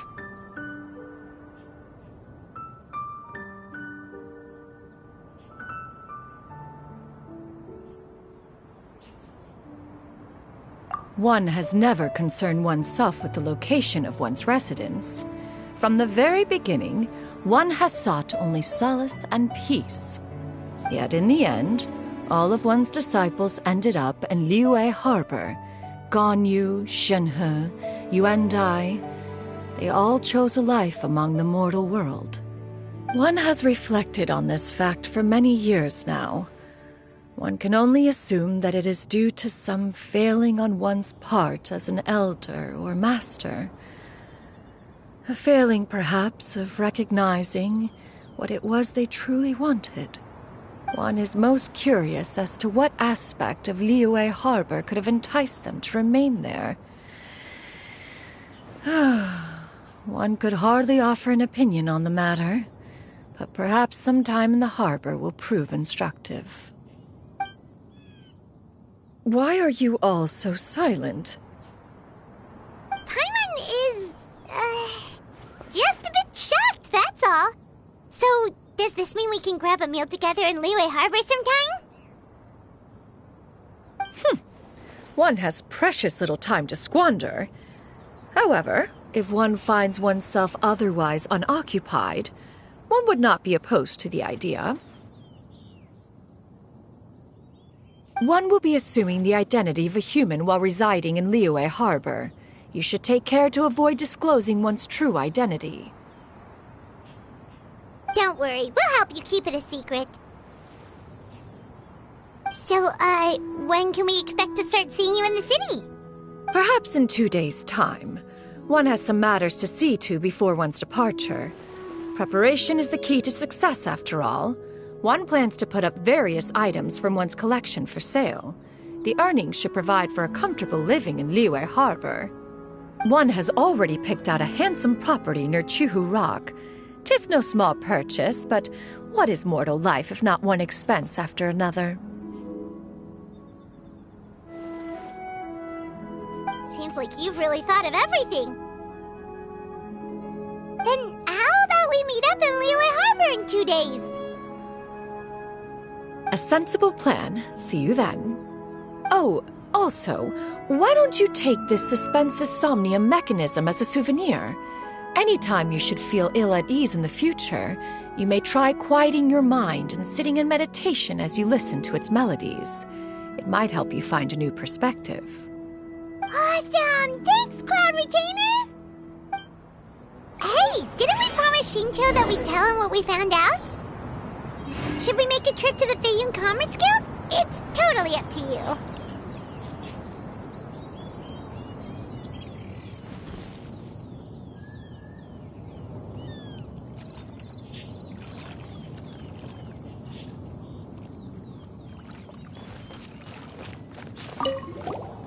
So, about your move to Liyue Harbor, you gonna tell the other Adepti about it? I have left an explanatory note in my abode.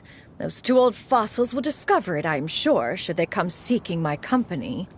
Considering their recent penchant for going off on private escapades, however, I find myself caring little for how they shall receive this news.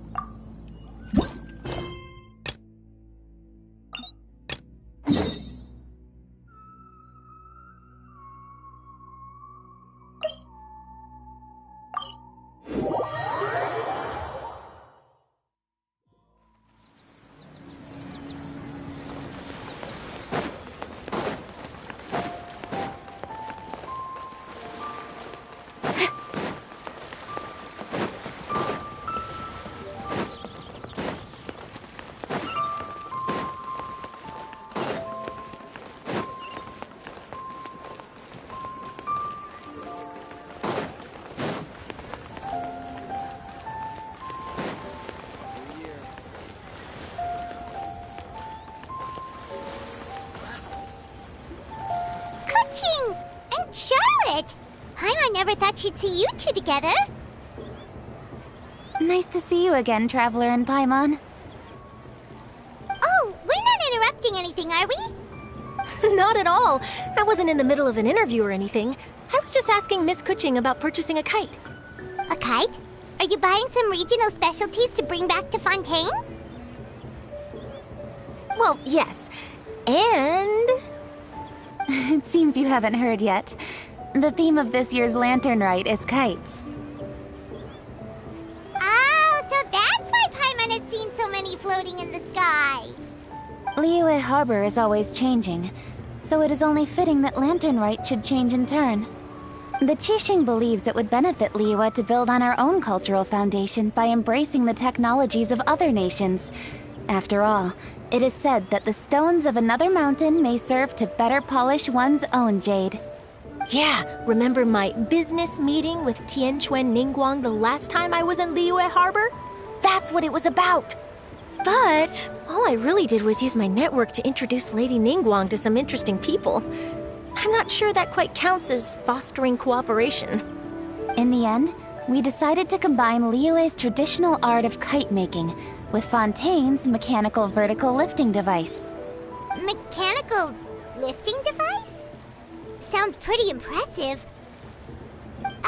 But don't kites just use the wind to fly? Why would you need to add something mechanical? Well, you've actually just answered your own question, Paimon. How high and far a kite can fly depends as much on the weather conditions as on the skill of the person holding the string. But as soon as there's no wind, you can only flail about helplessly like a sweet flower medaka out of water. Experience doesn't matter at that point. Exactly. Liyue is now a nation ruled by humans after all. It's about time we had the power to make a kite fly, don't you think? Plus, the easier we can make it to enjoy, the more people will want to participate.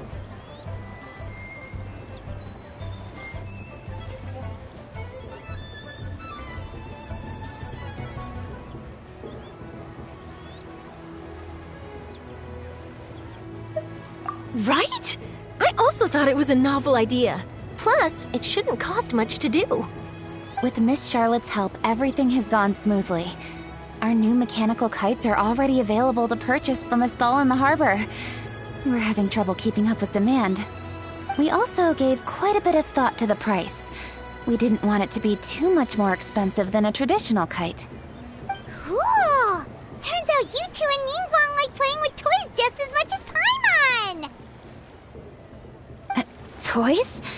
They're not exactly toys. You see, Miss Kuching? That does seem to be everyone's first reaction. Although kites are one of our most time-honored cultural relics, outside of their use in certain ceremonies, I suppose they're considered playthings more than anything now. But to me, there's so much more than that. Think for a second about how remarkable it is that a flimsy paper kite attached to a string has the capacity to touch the sky. It is this slight piece of paper that also carries the weight of Liyue's cultural traditions. There's an old poem that goes, "O kite born of paper, flying true and sound, a lone traveler wanders, just waiting to be found."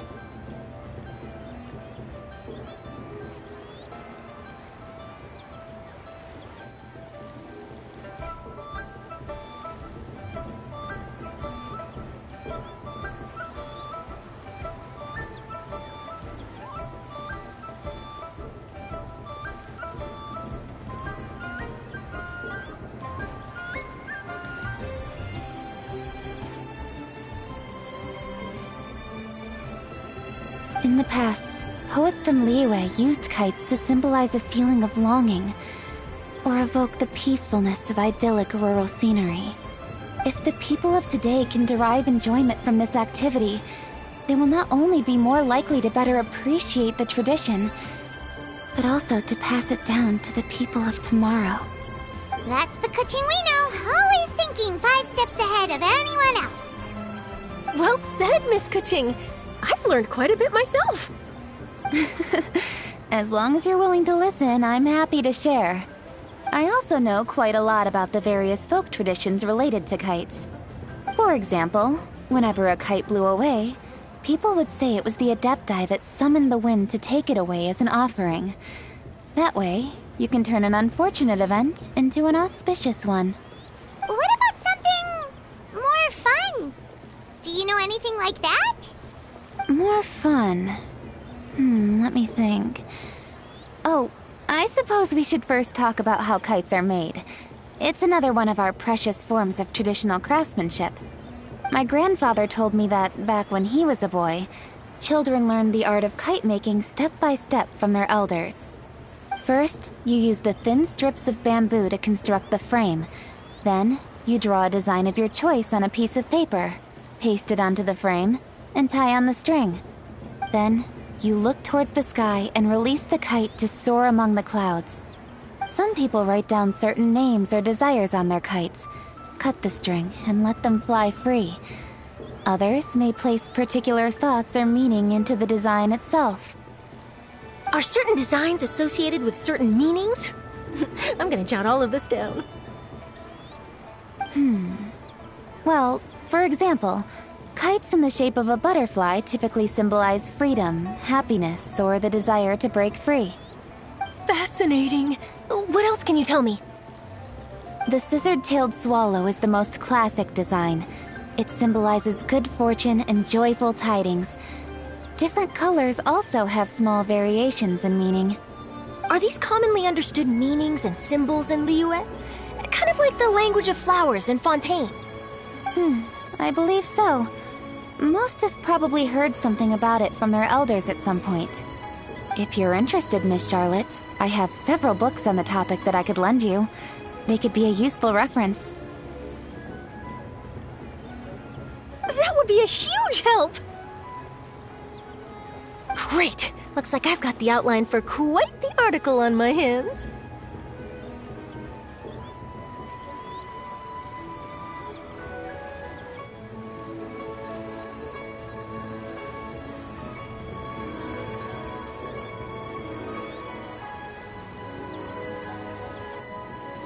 Perfect! We're gonna take a look around.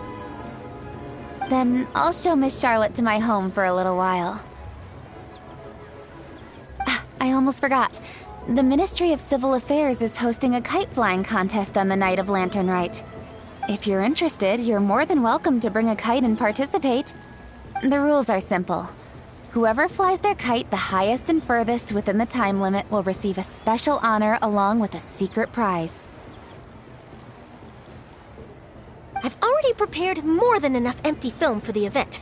I can see the spectacle already. Maybe tone it down a bit, Traveler. What if we don't win? It's better to keep a low profile until the competition starts. Then we'll give them a show they never saw coming. Oh, that secret prize is ours. Then I'll look forward to seeing your performance. You bet! See you then!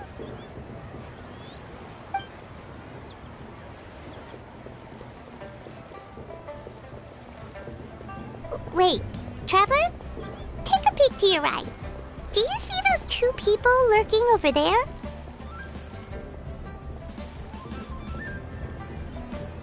Is it just Paimon? Or were they staring at us the whole time we were talking to Keqing and Charlotte just now? They seem fishy.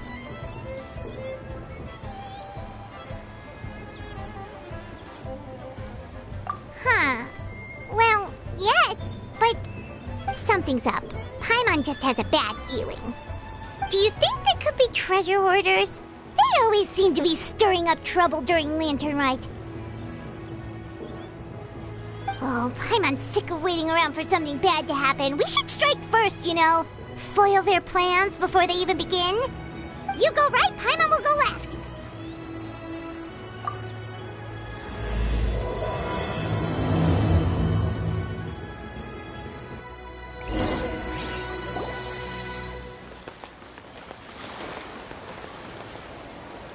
Oh! It is with such an air of urgency that you appear before us. Your comportment suggests you believe us to have committed some heinous crime. Perhaps you could enlighten us as to your intentions. Whoa, where did this fuddy-duddy come from? You should be the one doing the enlightening, buddy. Don't think we didn't notice you eavesdropping. One look and we could tell you were up to no good. Tell us everything, starting with your name! One bears no secrets before two such as yourselves. You stand in the presence of the mighty and illuminated Adeptus, Mooncarver. For the purpose of this foray into the mortal realm, however, you may address one as Hojong. You kidding? That deer's got his head stuck so far up in the clouds, there's no way he'd humble himself down here with the rest of us. You may want to hold your tongue, Paimon. Don't think that Paimon is gonna believe you just because you know her name. Let Paimon guess. You're supposed to be Mountain Shaper, right? Indeed. Mooncarver and myself have descended upon the mortal realm for a visit. The two of you may call me Jiahu. Huh. Looks like you did your research. But in our experience, the harder you try to lead us on, the more likely it is that we've got a big fish on our hands. We'll go straight to the Millilith and have you arrested for impersonating a deaf guy. Preposterous! Utterly preposterous! Right! Tell us something that only an Adeptus would know. And it better not be some common knowledge that any person on the street could tell you. During the last Lantern Rite, we gathered at Mount Hulao with Rex Lapis and made use of Cloud Retainer's supreme cuisine machine to prepare bamboo shoot soup. Perhaps you have some recollection? The flavor of that soup was more than enough to whet one's appetite. As such, Cloud Retainer assented to my use of the device beyond that singular occasion, providing other recipes to boot. Since then, one has dabbled in the pleasures of the culinary arts whenever time allows. Dabbled? Upon one's last sojourn to your mountain, did you not immediately attempt to hide the device behind a chunk of amber as soon as one's presence was known? Did one not speak up on your behalf but a moment ago? This is how you choose to repay that kindness? One is simply trying to emphasize the veracity of our claim. That does not mean you should reveal personal matters so readily. They might think one bears no difference from Cloud Retainer. Forget it. One does not have the breath to waste on such petty trifles. That might have been more detail than we needed. Seems like you two are the real deal, and Paimon's sorry for suspecting you. But, for beings as forgiving as yourselves, this is just water under the bridge, right? You indeed have an agile mind. Cloud Retainer was not mistaken in her high estimation of you. Paimon's still curious about something. It's just... Paimon can understand why Mountain Shaper is here, but why did you decide to come to the city, Mooncarver? It's not really your thing, is it? It is but an inevitable eventuality. Long have the mountains remained strangely idle since Cloud Retainer's move to Liyue Harbor. With Lantern Rite near at hand, one would expect Cloud Retainer to provide us with an account of the festivities in advance. Yet to this day she has failed to appear. Cloud Retainer is hardly the forgetful sort. One must never rest idle in the face of that which demands action. And since our acquaintances dwell in Liyue Harbor, we had to travel here in human form to avail ourselves of their aid, Cloud Retainers in this case. But a moment ago, one heard you speak of a mechanical kite of sorts. It appears the essence of the situation has hitherto revealed itself. Now it is time for one to retire back to one's abode. So you're not looking for Cloud Retainer anymore? Perhaps there are aspects of Cloud Retainer's temperament that remain opaque to young Paimon. Given one's understanding, one can only imagine the anger that now consumes her. Cloud Retainer is of a proud and arrogant disposition. She holds the belief that her skill in mechanics surpasses that of all others. One can be quite certain it is hardly with an open mind that she regards the arrival of this new technology. One surmises that she has shut herself away, refused all company, and buried herself in the study of her own creations. To call on her would only invite her rebuke. However, if you do happen to cross paths with her over the next few days, do pass along one's regards. Sure, leave it to us. Have a safe trip back, enjoy the scenery, and happy lantern ride! Thank you for your kind words. We shall now depart. We got all worked up for nothing, huh? All that trouble and it turned out to be people we knew all along! Well, it's still pretty early. Let's head over and check out the kite stalls. Paimon wants to see what kinds of kites we can buy to use in the competition. The bigger and prettier, the better.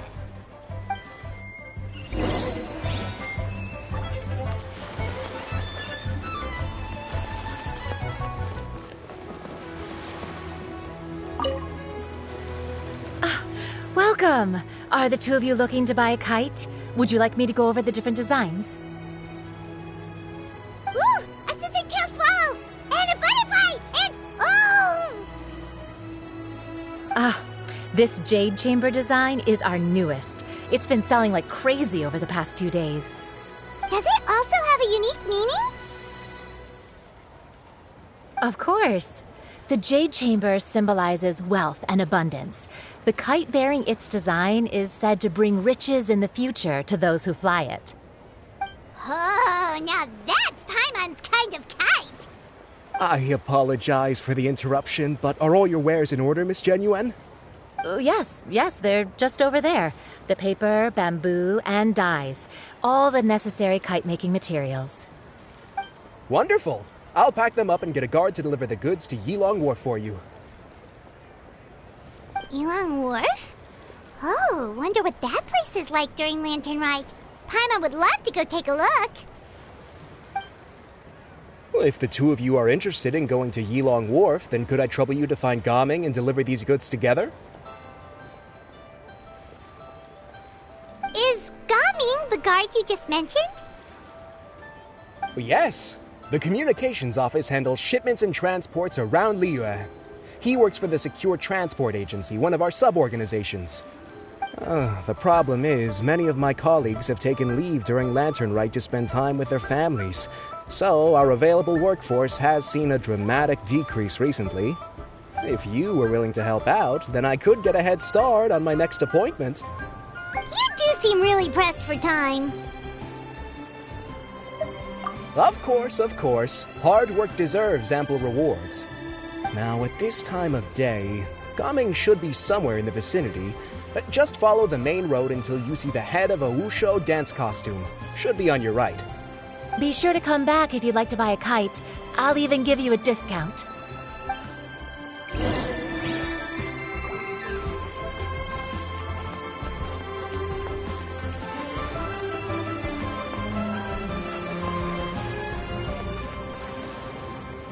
Wait, I thought we had an agreement. Loser buys dim sum tomorrow? Look at you. Scowl like that for much longer and your face might stay that way. Hey now, don't be upset. How about this? You extend the invitation, and I'll pay. No way, Gaming. You're always the one picking up the tab. I'm not trying to be a sore loser. I just didn't expect you to come from behind to win like that. That was nothing. All in a day's work, friend. Perfect! Gaming is here! Sorry to interrupt, Gaming. We just spoke to a guy from the communications office who needs you to deliver some goods to Yilong Wharf. Oh, that must have been Longzhou. Looks like I've got work. Gotta go. Sure, go do your thing. Let's have a rematch when you get back. I won't let you win so easily next time. Alrighty, you can hand the goods over to me.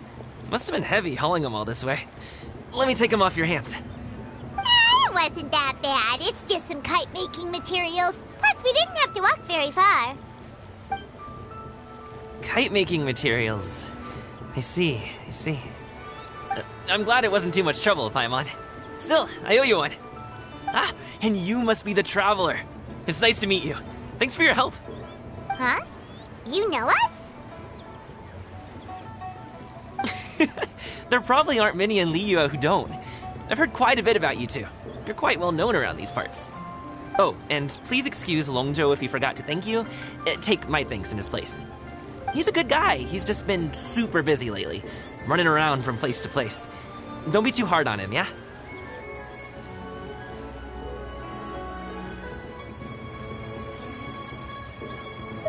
So, you here for Lantern Rite? Yep, it's always so lively this time of year. We were actually hoping we could tag along to Elang Wharf and have a look around. Perfect! We'll go together then. I'm good with directions, so just follow me. Trust me, I know my way around. We can exchange stories, tell jokes, or just chat along the way. Oh, and there are a couple of good places to eat along our route. We can stop and grab a bite when it's time. The ingredients are fresh, the portions are generous, and the prices won't break the bank. You can order anything, and I promise, you won't be disappointed. Order anything? Hey, did you really have to call Paimon out like that in front of our new friend? Don't worry, I understand. I joke around like that with my friends, too. It just shows how close you are. Do you need to pack anything up before we hit the road? I can wait. Nope, our things are always packed and ready. We're pretty much travel experts at this point. Oh, that's right. Then let's get going. If we run into any trouble, you can count on me to protect you. I am a guard, after all.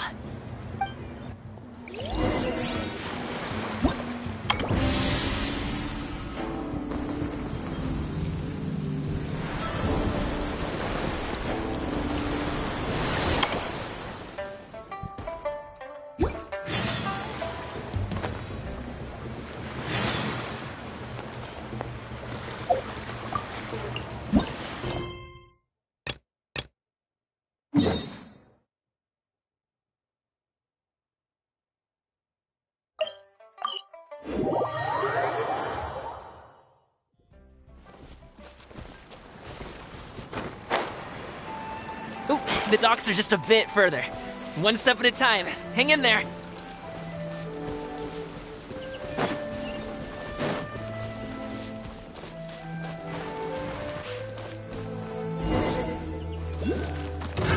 Wait, Another test. Get behind me. I'll handle this.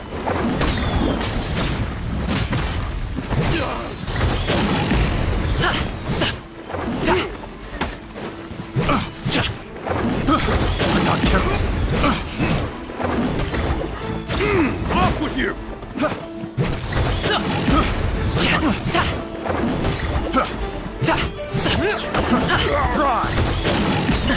Still breathing. Up to it, Manzai! Alley-oop!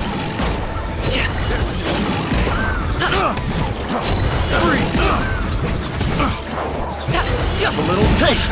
Hey, what gives? Stop it now! Many happy returns!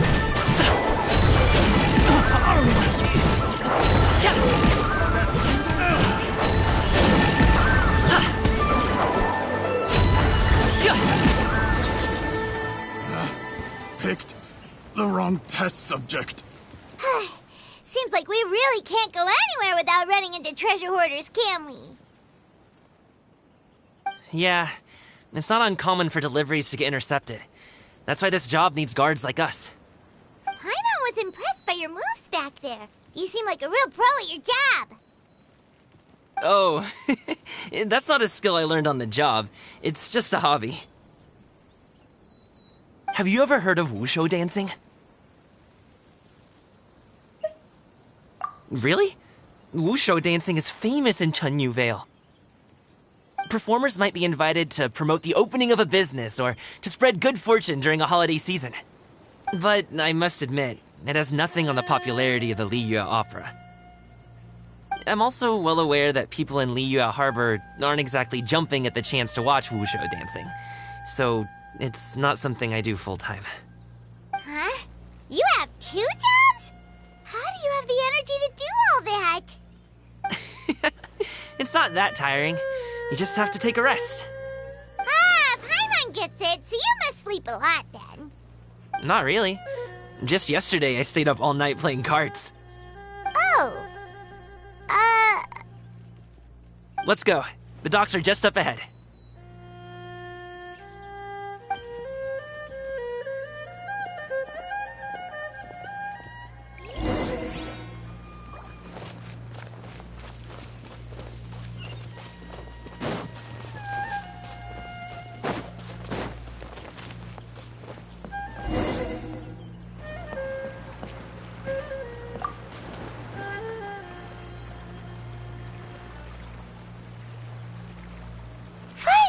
We can rest. Ooh, Paimon's shoulders are so stiff. And her stomach so empty. Sorry. Did I push the pace a bit too much? I mean, you were the ones who said you were travel experts. Liyue is just too hilly. Floating up and down so much. Where's Paimon now? Oh, Paimon was finally satisfied and now her poor stomach's empty again. Aw, would you like some winter melon cake? I have some on me that I bought from a store. Yes, Paimon will take all you got. You might want to pace yourself there, or you'll be too full to eat a proper meal later. Paimon never gets too full. Just like you apparently never get tired, no matter how far you walk or how many jobs you work. Ah, I see. Then here you go, Paimon. And for you, traveler. Enjoy. And here's some for you too, Uncle Bosu. Don't think I forgot about you, my friend. I'll just set it to the side here for you. That hit the spot. Paimon thought she was going to starve to death for a minute there. That close of a call, huh? I've been eating winter melon cake ever since I was a kid. You can buy them from all sorts of places, whether it's a small vendor on the side of the road or a big restaurant in the city. But each place produces cakes with a slightly different flavor. If you like these ones, I can give you the address of the shop I bought them from. I'll just have to check when we get back.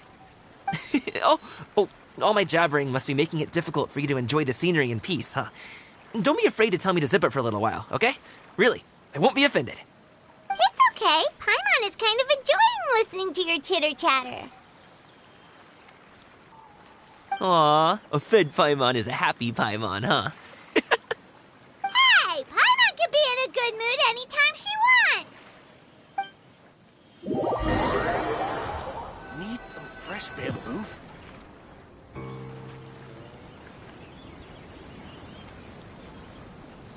Woohoo! We're here! Don't forget your things, and watch your step as you get off the raft, or you're in for a swim. Thanks for the ride, Uncle Bosu. You take care of yourself now. I'll see you some other time. Okay, follow me. This way is fastest. We'll have to take the elevator up to the secure transport agency.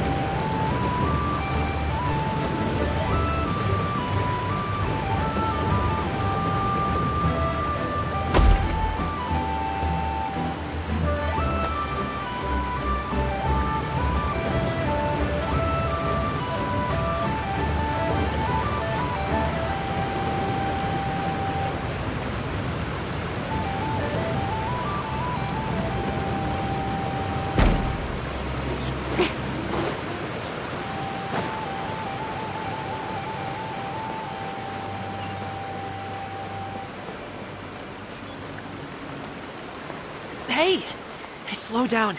I'm begging ya. What is it? No one's gonna try any funny business when the street is this packed, right?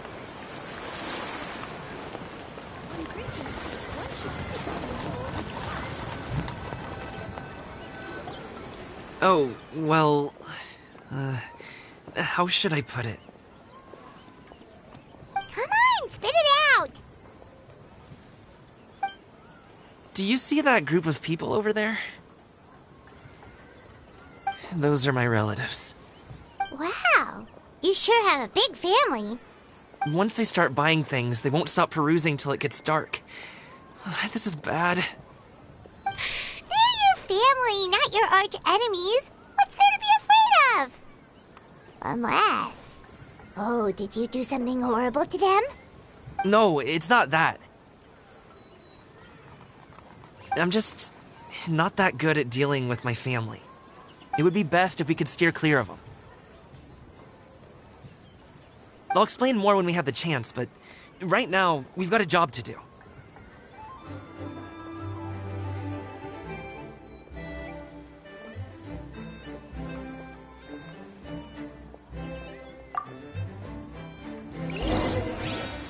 The left side looks pretty packed. Let's go straight.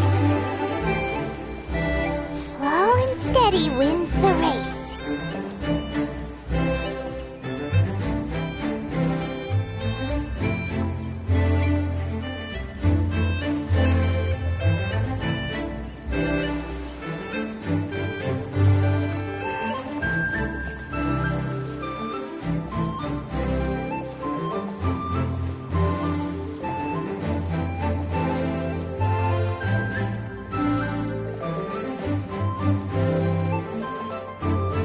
Let's wait here for a second. Maybe my aunt will leave.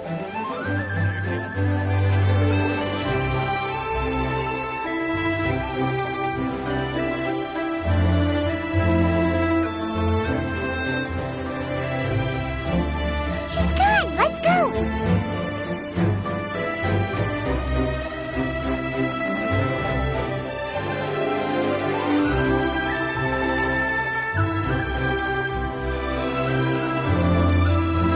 Turn left! Run!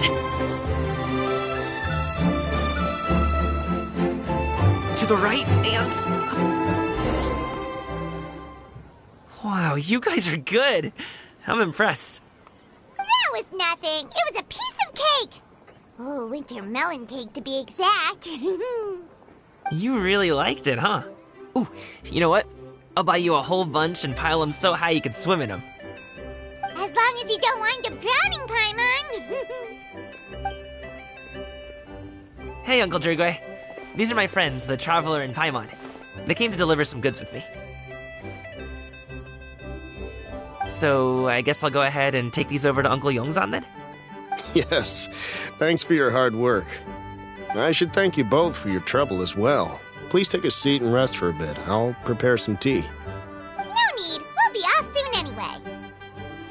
Hey, we're already here, aren't we? No harm in taking a load off for a bit. Plus, I know the Secure Transport Agency has some great Songhua tea stashed around here somewhere. I promise you, one sip and you'll be hooked. Anyway, you just sit down and relax, Uncle Drugway.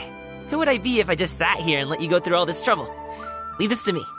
I have to be up and about to drop these goods off anyway. What's a little extra time on my feet? Oh, you aren't too picky, right, Traveler? I know Paimon prefers things on the sweeter side, so I won't steep the tea too long. And I'll add some dim sum pastries on the side. Aw, you noticed what Paimon likes? How long have you two known Gaming? Oh, not long at all. We just kind of tagged along on his trip to Yulong Wharf. He's just a super welcoming guy. We became friends, you know, just like that. That's just how he is. He's the attentive sort, really knows how to look after his own. A while ago, one of our guards had to take off work, said his joints were hurting due to the rain. Gaming personally went all the way to Boo Boo Pharmacy to get some medicine for him from Dr. Baiju, then traveled through the night to deliver it back to him. That young man has such a good head on his shoulders. How can anyone not love him? I mean, there is his dad, but Well, ask anyone else. Uncle Yongsan says he doesn't have the personnel to spare for this delivery right now. So what do you think, Uncle Jirgui? Should I go ahead and deliver it instead? It feels like we've troubled you enough already. It's kite-making materials, though. Could be for a kid. I'm sure the sender wants it delivered before Lantern Rite. Oh, by the way, here, have some tea. All right, then. Deliver it if you want to. Ooh, are you free in 2 days? How about we grab some dim sum from Xianyun kiosk? My treat, and don't even think about trying to pay. Whoa, that's way too generous of you. Don't mention it. Just think of this as a thank you for all your help. Besides, the thing between me and my family, it's a long story. It might take some time to tell. Sounds good. Paimon never says no to free food. All right, then I'm off. See you in 2 days. Oh, and Paimon, make sure not to eat too much before then. Don't say I didn't warn you. Is he underestimating Paimon? She's just gonna have to show him how much she can really eat. Anyway, is Gaming's family situation really that complicated? He has such a happy-go-lucky personality. Plus, he's an enthusiastic and diligent worker. It's hard to imagine a guy like that being troubled by much. How should I put it? Since he already plans to tell you himself, you don't need an old man like me to add my 2 cents. You seem to be around the same age, so you might have a lot in common. Perhaps you could help him talk things through. Consider it a favor to me. If you have the time, maybe you can make a little flag for us to wave about. It can say, "We provide aid in spades." Couldn't hurt to advertise our services, right? Well, I can certainly arrange that. Is there anything else you wanted to say? Wait, seriously? Paimon was just joking, but if you're going to get us something, she'd much rather have wintermelon cake instead. Seems like Gaming really has rubbed off on you. Would you like some more tea? I think there's some left. No thanks. We came all this way and still haven't gotten a chance to look around the wharf. We should see the kinds of kites they got. Maybe they'll have ones you can't find in Liyue Harbor.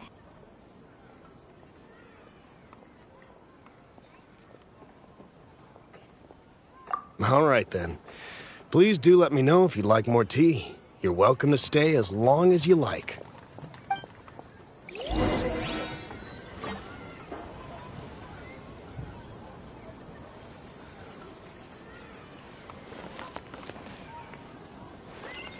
Only with solid practical training can you unleash real punches.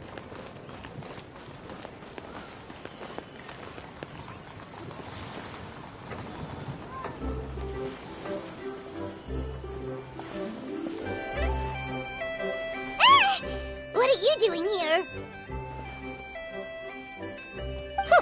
The way you speak, one might have presumed you were displeased to be in one's presence. Take note, Paimon. You could learn a thing or two about how to respect your elders. Ugh, starting on the elder stuff already, huh? Shouldn't you be back in your cave tinkering away at some kite-related thingamabob or something? What brings you out here? And what's with that huge box next to you? Ah! Paimon gets it. You're here to do some shopping, aren't you? And what of it? The Qixing's decision to integrate Fontanian technology into said kite-flying competition is of no consequence to oneself. Did you expect one to willfully compete against the whimsical trends of worldly sentiment, or perhaps even fall to petty sulking over such? It's not that we think those things exactly. That's just what Mountain Shaper and Mooncarver told us, or Tia something and Ho... Paimon can't be bothered to remember what their aliases were called. Anyway, they went to Liyue Harbor to look for you. They even asked us to pass along their regards if we ran into you. Xianyun?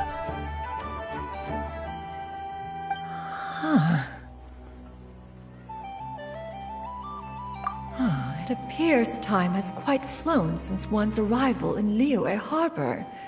How could one have forgotten about those 2 old fossils? One shall have to bring them back some divine herbs to atone for this slight.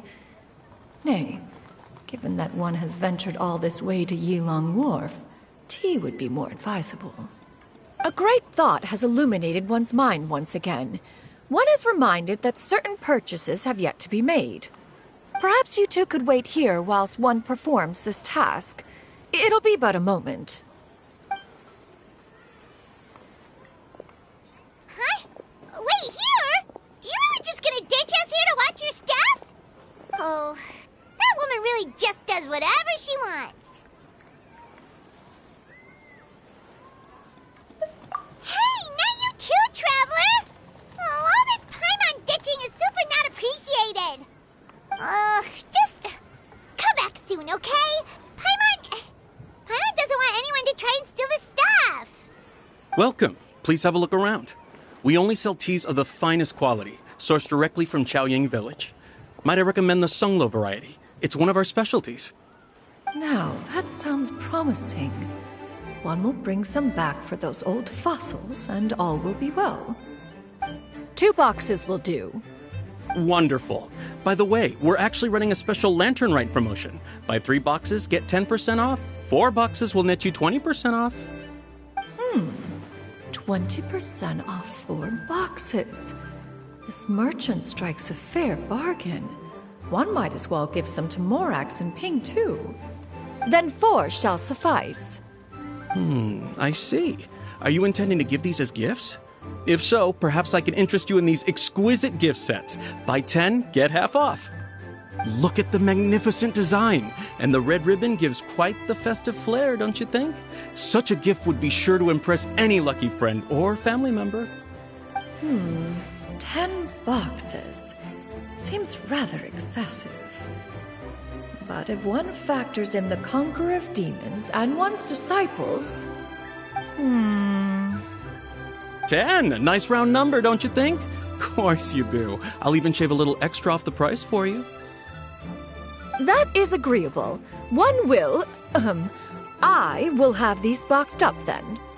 Of course, right away. I see you have quite the eye for fine items, mademoiselle.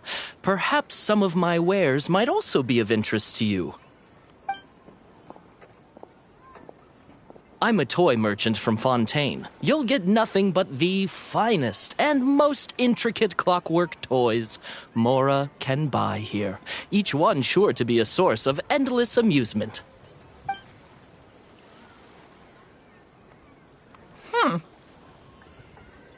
Perhaps you could enlighten me then. When should said amusement be derived? Well, that is, of course, best understood by playing with them yourself. If you could wait just a moment, I can bring one out and give you a demonstration.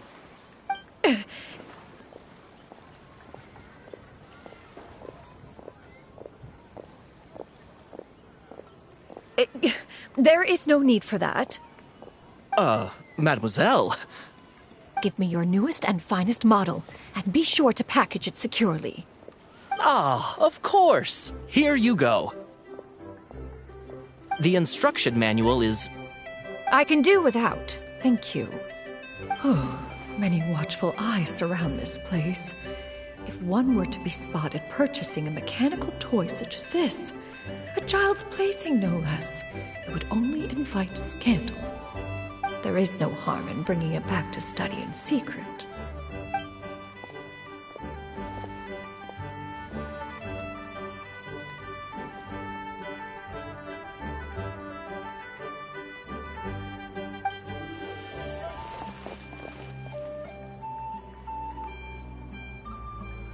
Oh, Xianyun, did your shopping go smoothly? Naturally. One may not delight in social interactions, but that does not mean one lacks said faculties.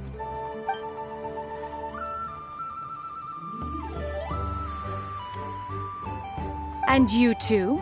Are you not here to purchase things? We just haven't had time yet. It doesn't look like there are any kite stalls around Yilong Wharf, but it does look like there are lots of goods from Fontaine. You are also planning to participate in the kite flying competition, then?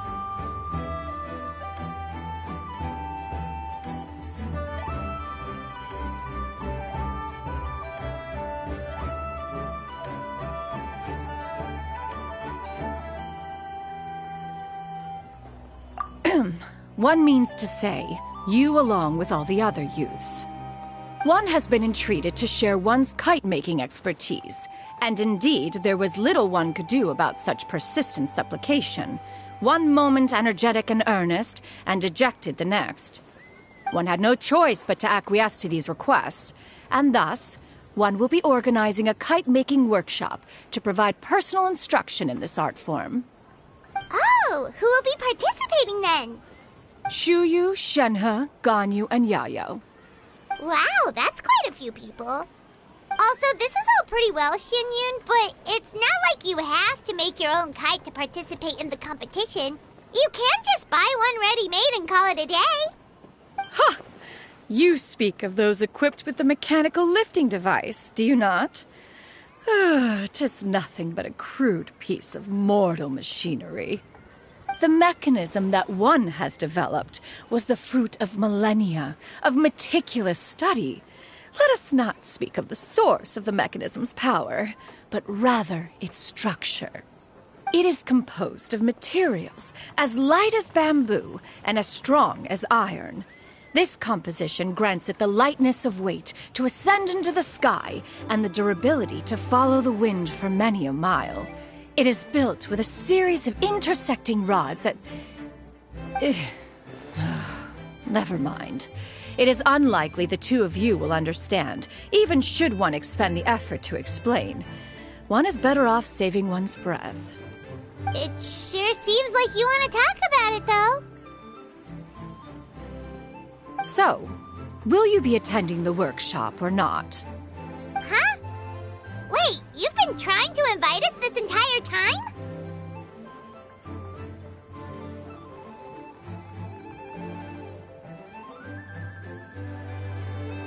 All right then. No need to prepare the materials in any case. One has it all sorted. Arrive at Mount Outsong in 2 days. I shall be expecting you around midday. Are you leaving? Don't you want a guard to help you with that big box of yours? Surely you jest.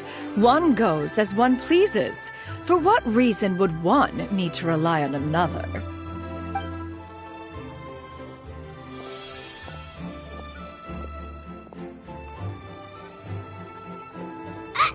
It can float? What kind of invention is that? One calls it the floating toting device. Huh. She seems pretty proud of that one. Look at her walk down the street. She seems so confident, but everyone around her is looking at her all funny. Paimon wonders... never mind. But anyway, that box of hers seems to be full of those mechanical lifty thingamabobs. Not that Paimon was peeking or anything. She just, got a bit unsteady for a second and accidentally brushed the embroidery on top. And wouldn't you know it, all the stuff inside almost came bursting out. Paimon even went out of her way to keep it all together. All Paimon say is that Xianyun sure does try hard to save face. What did she call it again? A crude piece of mortal machinery? Paimon bet she just can't wait to take it apart and see how it's made.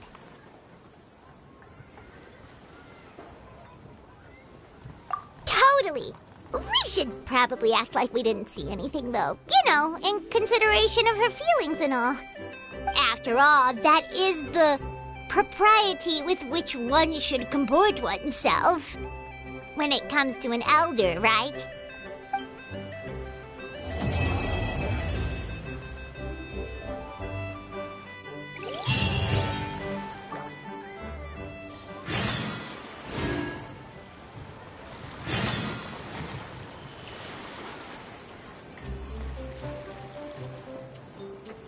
Great discounts on loads of goods.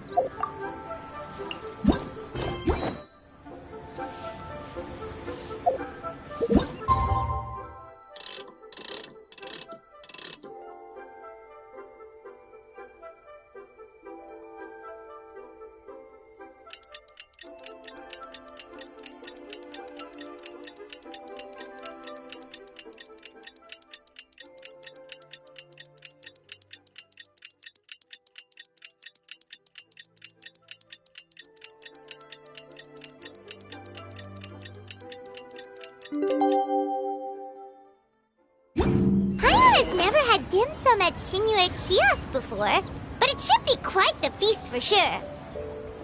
Ooh, and that's Paimon's stomach right on cue telling her it's time to go find Gaming.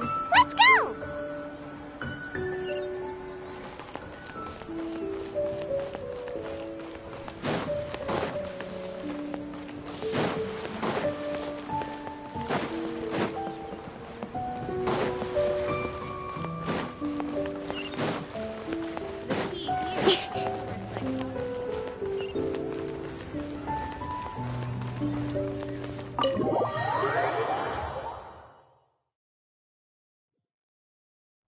Oh, you're here early.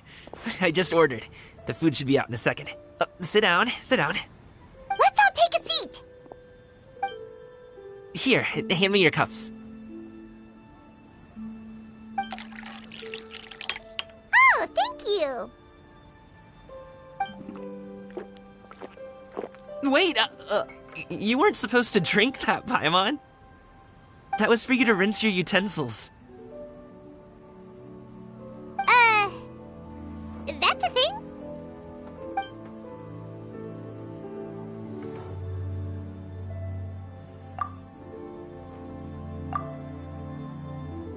Wow, so much delicious food!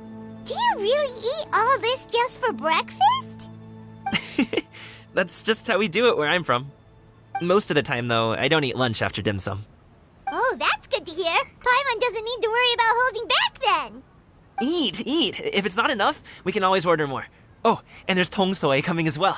I don't usually have that in the morning, but, well, since everyone's here, I just had to order it. What about you, traveler? Is the food to your liking? Want some more seafood congee? Let me refill your bowl. Paimon's gonna take you up on that. Fill it up nice and full and make sure she gets a few extra shrimp. Thanks!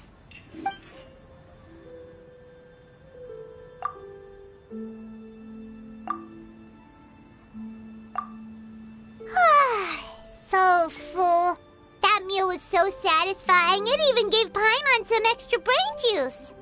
Oh, listen. Paimon's figured it out.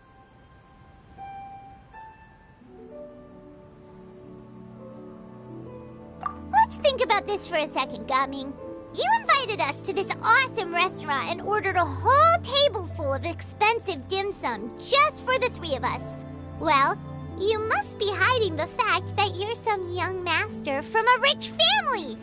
That would explain why you try to keep your friends and family away from each other.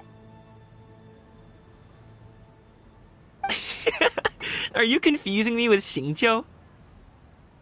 Huh? You know Xingqiu? You sure know a lot of people. Well, when you're on the road as much as I am, you hear all sorts of rumors. Sometimes they're true, sometimes they're not. What it comes down to is being able to tell the difference. More often than not, that means knocking on some doors to find out for yourself. Oh, you truly are a man of many talents, young Master Gaming.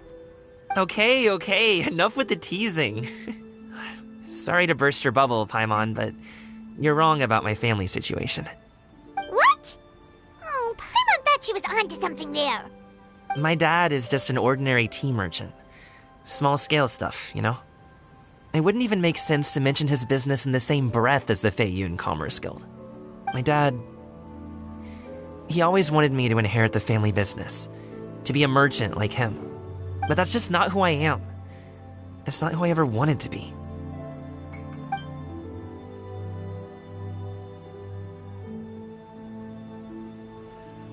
Have you ever talked to him about it? You know, about your interests and aspirations and stuff. Of course I have. I told him I wanted to be a wushu dancer. That I wanted all of Tevat to see what I could do. According to my dad, though, that wasn't a real job. Just a child's pipe dream. Oh, that's terrible. I'm sure he thought I would come around eventually, but wushu dancing has always been the only thing I wanted to do. One day, he tried to get me to visit some other tea merchants to start building the right relationships, but I refused to go. We got into a huge fight. We were this close to throwing hands. In the end, I was so angry that I ran away from home. I haven't been back since. Don't get on my case just yet, okay? It's not like I think I'm completely without fault. No, I know that it wasn't the right way to go about things. But my dad's stubborn. No matter how hard I tried to convince him, it just went in one ear and out the other. There was no changing his mind. I knew talking would only get me so far, but if I made it big in Liyue Harbor, the results could speak for themselves. Coming. But I'm sure you both already know how that's going. Wushu dancing's just not that big in Liyue Harbor. In the past, I would go door to door from store to store, asking if they would be interested in hiring a performer. Most times, I wound up eating nothing but humble pie. And you can't just rely on dreams to put food on the table, right? So I found a job as a guard to make some money. And now I have enough to get by and then some. Still, change takes time. Gotta take it slow, you know? Paimon understands. Okay, enough of all that serious talk. Our tea's getting cold. Ooh, let's do something fun this afternoon. What do you say, huh? I'll organize. Actually, we kinda already have plans this afternoon. We told Xianyun that we would go to her kite-making workshop. Oh? Are you interested in kite-making, Gaming? Oh, no. It's just that I happen to know Auntie Xianyun.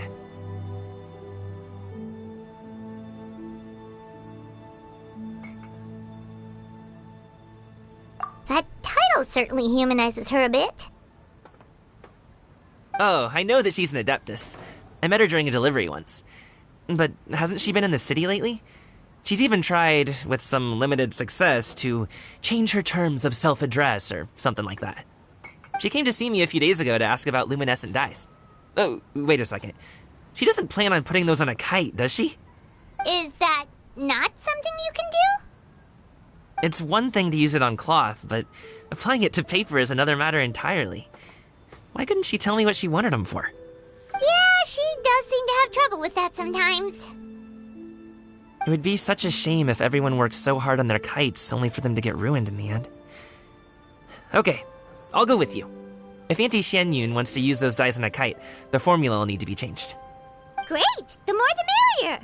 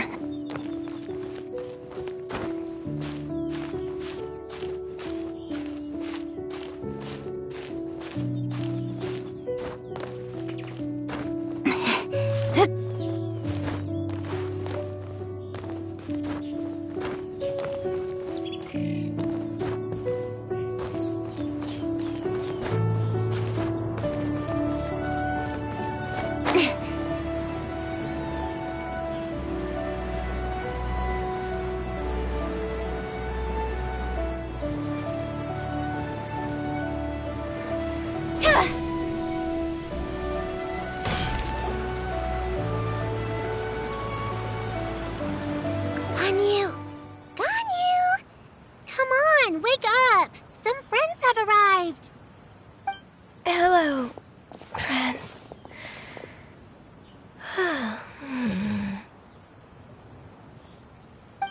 Xianyun!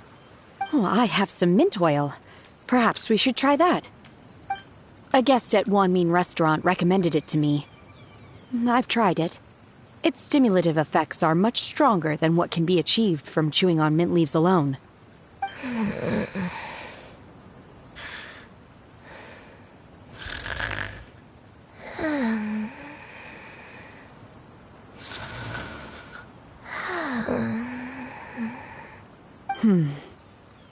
Apologies in advance. Wait! Shenhe! Not there!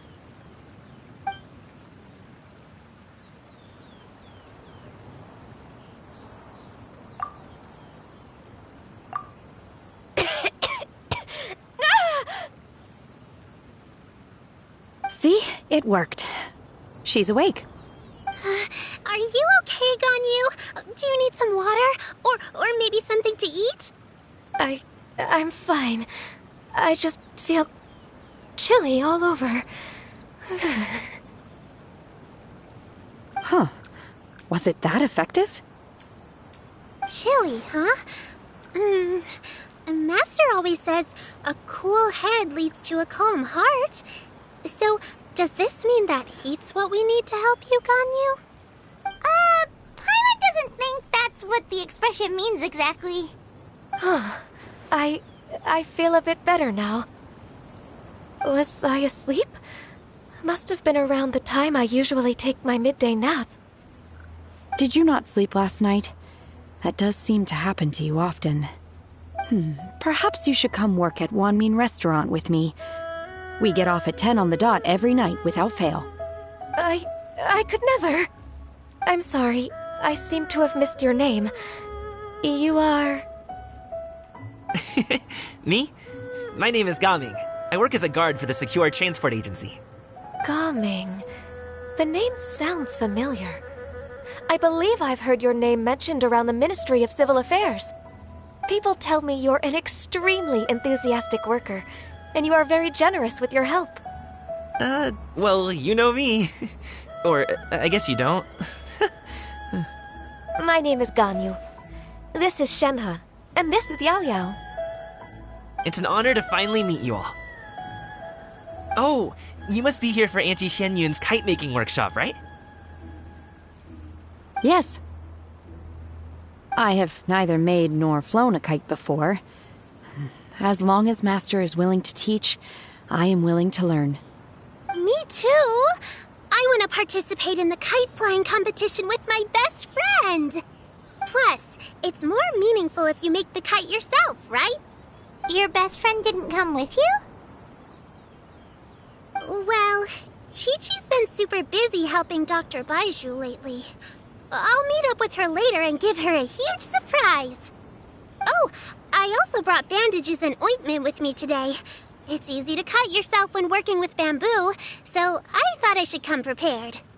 Wow, you're really thoughtful. As for myself, I'm afraid I lack some of my companion's enthusiasm. I was originally planning to buy a ready-made kite and just enjoy the festive city atmosphere with everyone. But Cloud Retainer is always going out of her way to look after her juniors, wanting us to have the best there is. She always puts us before herself. It was so thoughtful of her to arrange this workshop, so I simply couldn't let such consideration go to waste. My motivation for being here might be a little different, yes, but I'm ready to put in just as much effort as everyone else. Well, we're all here, but where the heck is Xianyun? Shouldn't she be here by now? Who is it that speaks of oneself in such an ill-tempered tone? Oh, come on! You clearly heard Paimon! Master stopped to buy grilled tigerfish to share with everyone. Come get it while it's still warm. Oh, Paimon, sorry, Miss Illuminated Bird! Paimon always knew you were the smartest, coolest, and prettiest Adeptus. Someone as wonderful as you is sure to have brought enough for Paimon as well, right?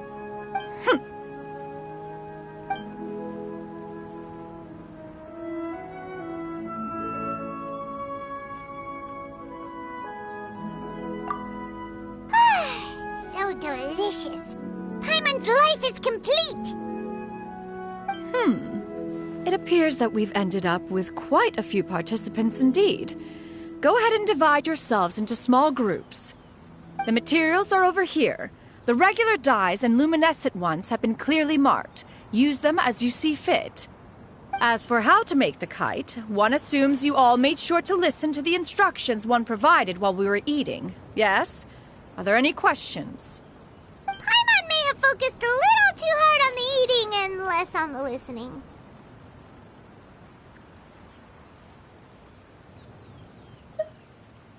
Paimon knew she could count on you, Traveler. One will wait under this tree and avail oneself of the cool air while one digests. Do not hesitate to seek one's company if you have any trouble, questions, or simply want to chat. We're not in any hurry to get started. Why don't we go see what the others are up to?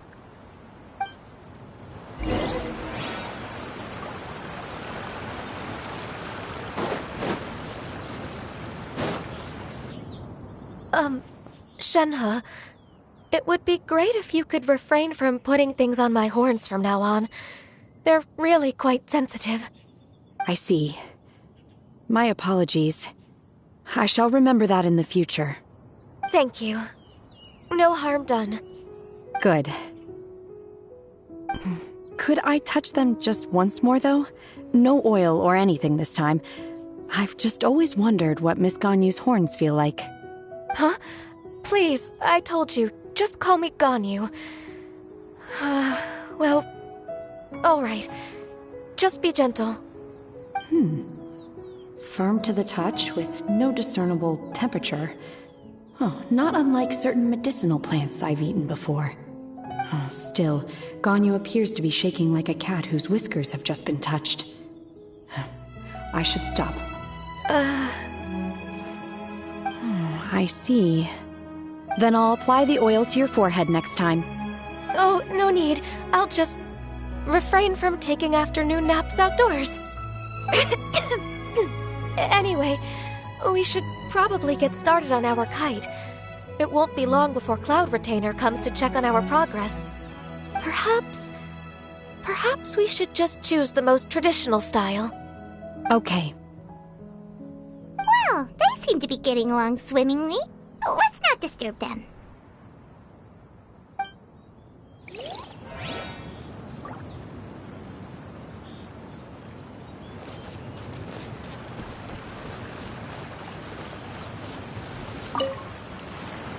Hey, Gaming! Want to team up? Huh? I have to participate? I thought I'd be done for the day after adjusting the dye formula. You're that unenthused by kite making, huh? That doesn't seem like you. No, it's not that. It's just... it would take too long to explain. I guess I'll just make one then. What shape should we go with? How about a butterfly?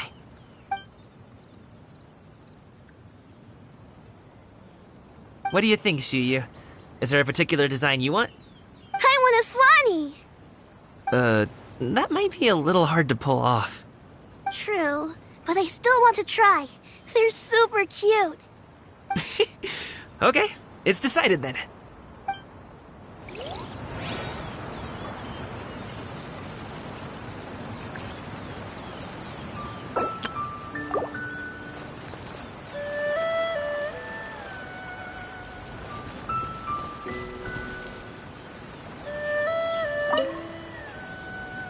Auntie Cloud Retainer, look! Am I doing it right? Very good. Your frame is nice and sturdy. This design, is it a finch? Yep. One is looking forward to seeing your finished product. What color are you going to make it, Yao Yao? I haven't decided yet. If I make it blue, it'll be more like my friends. But if I make it gold, it'll be more like me. If you are asking for one's own opinion, one would advise choosing gold. When giving a gift, the key consideration is the recipient's feelings, is it not? One imagines your friend would much prefer a kite that reminds them of you. Oh, hey, I never told you the kite was for Chi-Chi. How did you know? With age comes wisdom, child. One simply has a way of knowing things. Oh, cool. Thanks, Auntie Cloud Retainer. I'm gonna start painting it gold right now. Good. One will watch. You two seem strangely unoccupied. One was under the impression that one was supposed to be doing the relaxing. Is your kite finished? We actually haven't started yet, but we're going to start, right now. We should get started on our kite now. Let's go.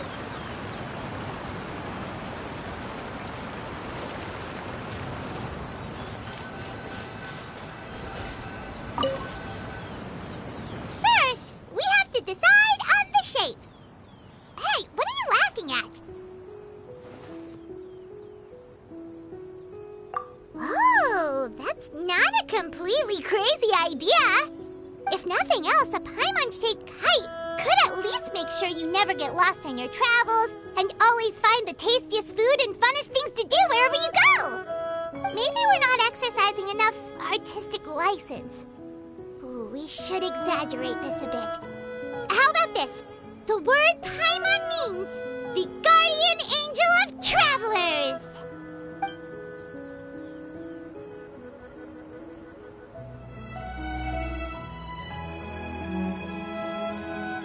Now, what expression should we give her, since the kite is going to be flying super high in the sky?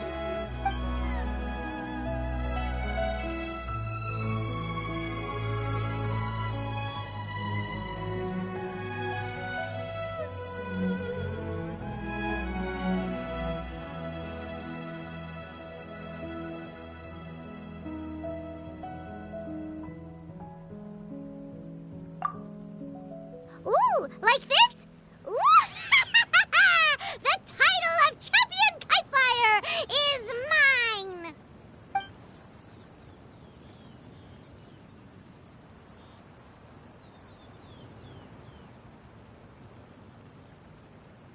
Now that we've decided, let's make it happen!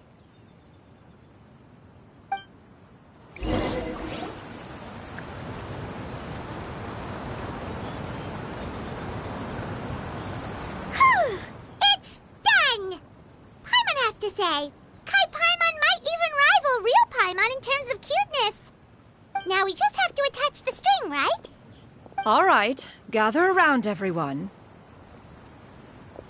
Oh, Xianyun's calling us!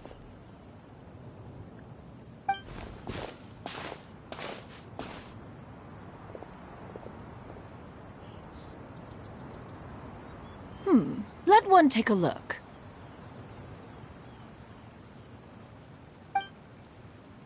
Wow! Ganyu and Shenhe made a scissor-tailed swallow. It's so pretty. Yep. The coloring makes it look a lot like Master.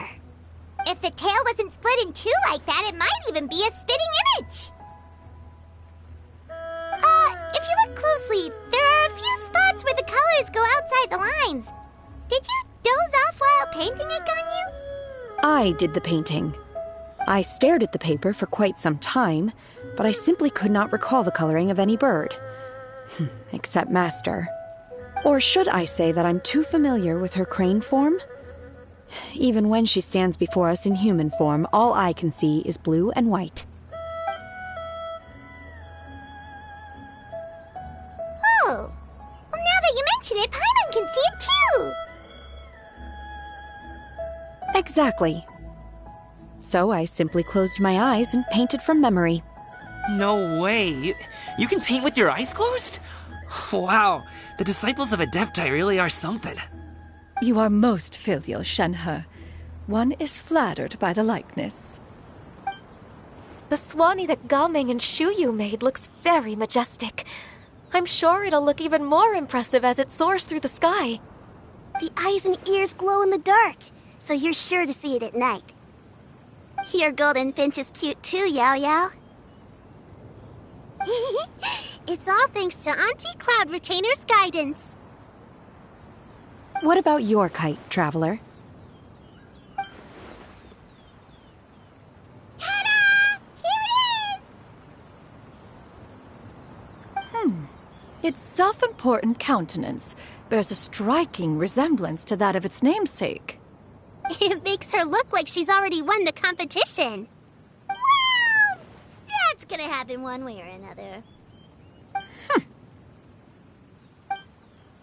Is that the Jade Chamber?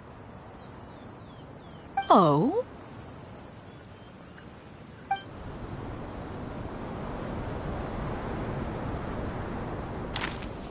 Who dares attempt such a flagrant display of impropriety by releasing a kite into one's territory without one's permission?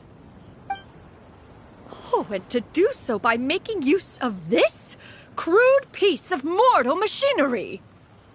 One simply must know who it is that possesses such impertinence.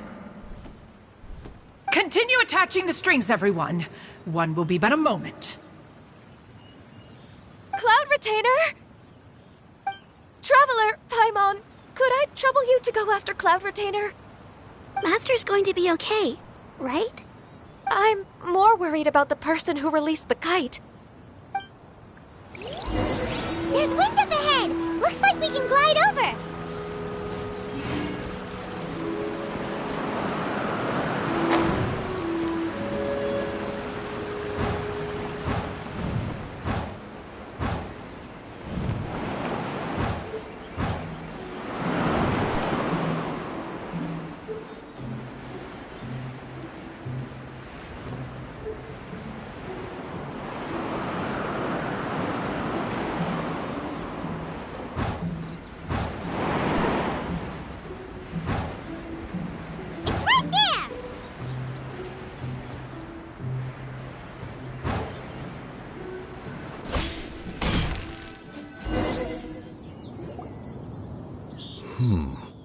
This Fontanian device of mechanical motion is quite curious indeed. Now is hardly an opportune time for your musings. Someone among us was not sufficiently attentive, and now the kite has vanished. Calm yourself. Do you have any recollection of its last location? One believes it drifted in the direction of Mount Outsong. Perhaps it is mere happenstance, but one feels a certain sense of dread at the thought. Your concern is misplaced, surely. Cloud Retainer is either in the city looking after her disciples, or secluded in her abode attending to her research. She will not notice that kite. On the subject of said kite, however, one simply must remark on the genius of its windless lift technology. One cannot help but surmise that its ingenuity rivals that of Cloud Retainer's creations. Still thy tongue. If Cloud Retainer were to hear you profess such a thing, we can both say farewell to any further use of the Supreme Cuisine Machine. One presumes that this kite belongs to you. Huh? Regard the situation with which we are now confronted. This is all your fault. One's fault? One seems to recall that releasing the kite was no solitary endeavor. Say something, Mountain Shaper. Surely you can think of something to appease her. Further explanation shall only fan the flames of her wrath. It would be better to stay silent and retire at the earliest opportunity. We can hardly avoid her forever. That may suffice during Lantern Rite. But what about the Moon Chase Festival? Sooner or later, she will discover our true identity. Hello? Go retrieve the kite. Absolutely not. You retrieve it. That is not our kite. Oh, so an adeptus such as oneself is mistaken then? Ah, you're an adeptus? Please forgive us for any impropriety. I truly possess no inkling of who could have released a kite into your esteemed domain. Pray, who could be responsible for such wanton behavior? Verily, verily, we were but delighting in the surrounding scenery. This locale is home to such exquisite... mint! Well, and if that's all, then we'll just be on our way. We finally caught up.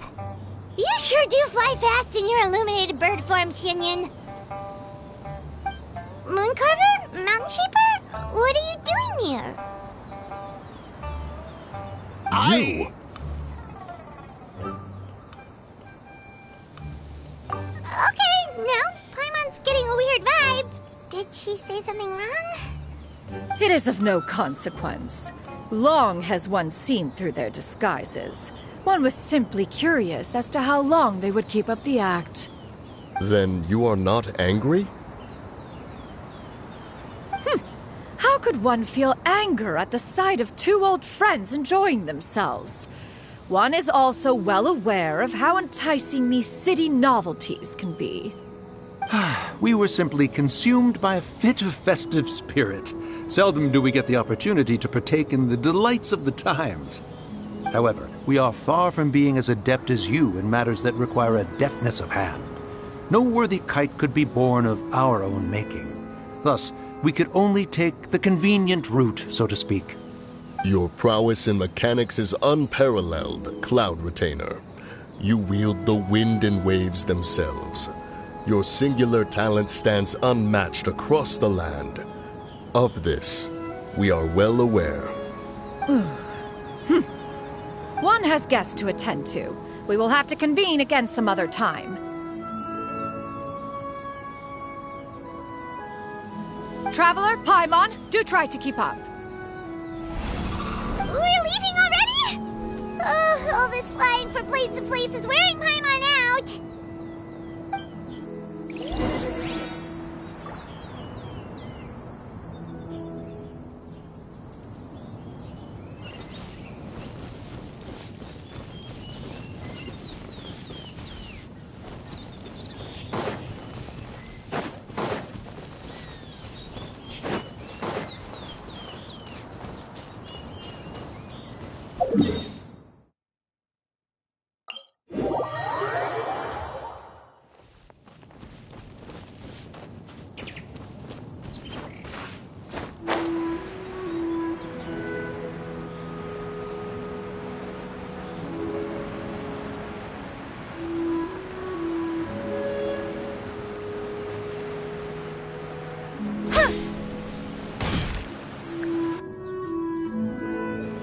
They're back.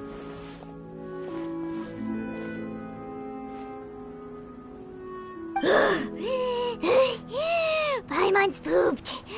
Hi. Why are there only two of you left? After you left, Yao Yao and Shu Yu tired themselves out playing with their kites. Gao Ming offered to escort them home.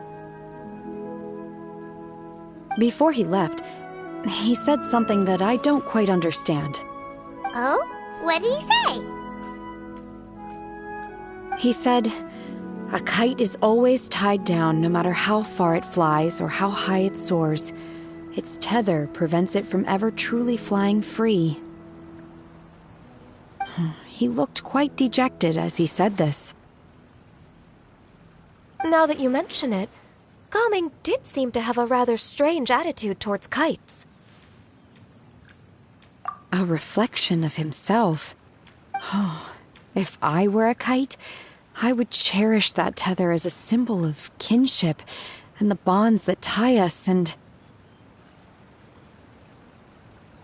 Shenhe? It may be an exceedingly slim and distant connection, but lose it, and you lose that which links you to home. If Gao Ming truly sees a kite as a reflection of himself, then I fear I understand his words even less. Well, people often have different points of view depending on their mindset and experiences, right? It's actually quite normal. Just like some people can eat spicy food, but others won't go anywhere near it? Exactly. That's why tolerance and understanding are as important as they are. Tolerance and understanding? What brought about this conversation? Did one miss something? We were just chatting. You don't have to butt in on every little thing, you know. Where were you anyway? One was merely doing a bit of cooking. Night fast approaches. If you are otherwise unoccupied, one would entreat you to stay and eat before you depart. Oh, it's been so long since I've had the chance to enjoy your cooking, Cloud Retainer. Worry not. One has prepared a variety of meat and vegetable dishes. One is more than familiar with everyone's culinary proclivities. Hey! Paimon's hungry too! It's not like the dim sum and grilled fish could keep her full the whole day, you know. Xianyun, Ganyu, come with me. Whoa, what's with all the secrecy? You're not trying to play favorites, are you? If you're ready to serve the food, we can help too.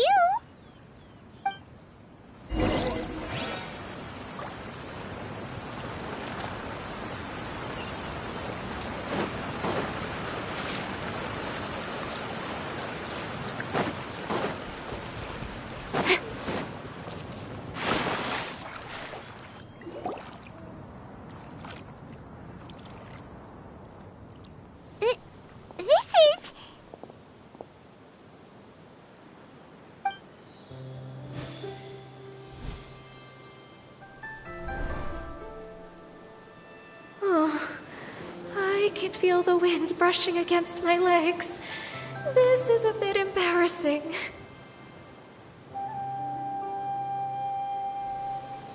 Is the headpiece secure? I should have asked Cloud Retainer to check before I stepped outside.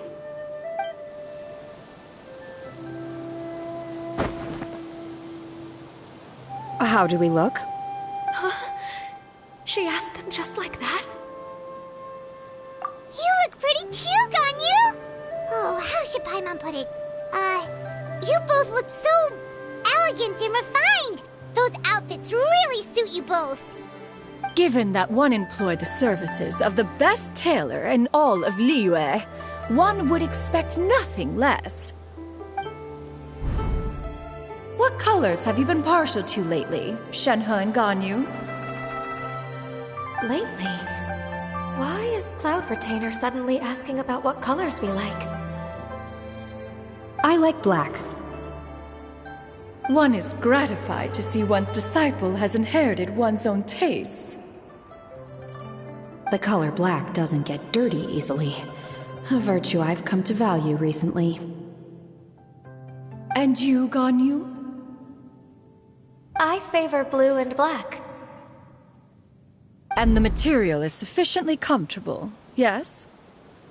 Yes, very. I simply cannot thank you enough, Cloud Retainer. For this gift. And the kite, too. Thank you, Master. One is content, as long as you are pleased with the gift. One hopes these garments will see much use.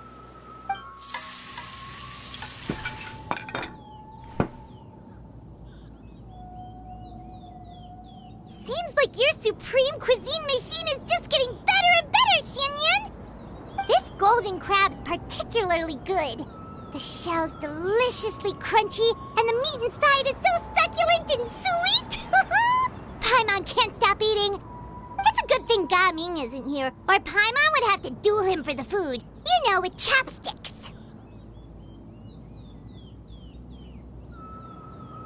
He traveled all this way on account of the kite-making workshop, and he spent the whole afternoon looking after Xianyun. One was hoping to treat him to a meal. Oh well, one will just have to extend one's thanks in person. It's rare for someone to make such a good impression on you, Cloud Retainer. One has high standards. He appears to be a young man of much merit, and one is not the type who would see such potential squandered. It appears that he wishes to break free from the kite string that tethers him. Kite string? Huh, what strange metaphors you speak in, Xianyun. Ever since you returned from one mean restaurant, your turns of phrase render one at quite the loss. Where do we even begin? Oh, do you know about the conflict between Gaming and his dad, Xianyun? One has only heard that the two are not on good terms. He ran away from home and hasn't been back since. Oh? Ran away, you say? Oh. One believes we would all benefit from a more thorough retelling. Start from the beginning. Oh, okay. Paimon just hopes he won't mind. What? This shall not do. Lantern Rite fast approaches. We must make haste. As one was contacting various tailors around Liyue, one could not help but be reminded of Menogias. He possessed a singular talent for clothing design. He had an exquisite eye, not just for fabric selection and color pairing, but also for what accessories could best accentuate a garment's overall styling. At a gathering of Adepti, Bonanis once complained in secret to some of the ladies in attendance that the skirt Menogias made for her was too long and impractical, lamenting that it would only hinder her in battle. However, when one asked Menogias his opinion, he remarked that the train of the skirt would serve to enhance her adeptal countenance by exemplifying a certain elegance. Menogias was that type of person. When it came to topics relating to garments and accessories, not even Rex Lapis could best his stubbornness. And later...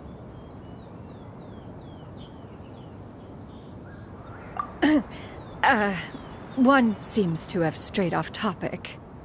One means to say that Lantern Rite should be a day of reunion. It is a time to address problems before they turn into regrets. Fate is fickle.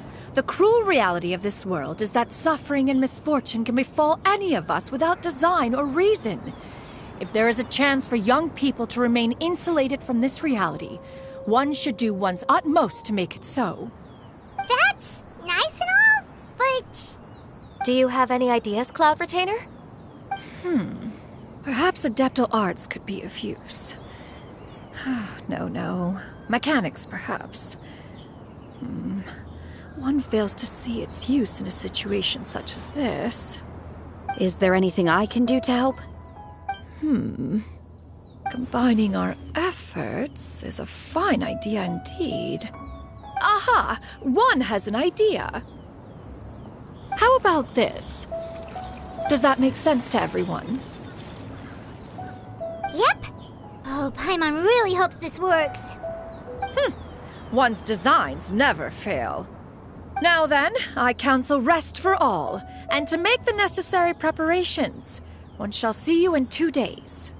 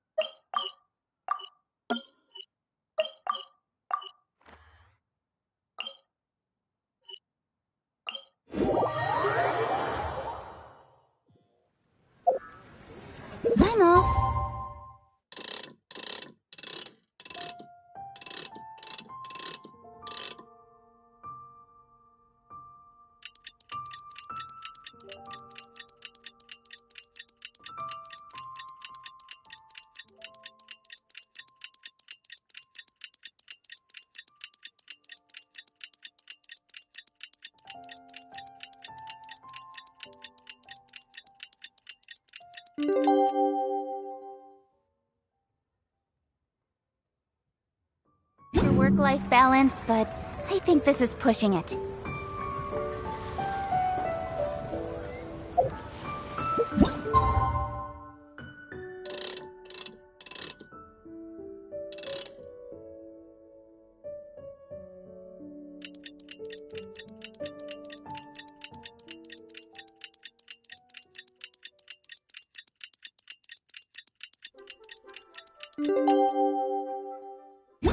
It's time hope everything goes well.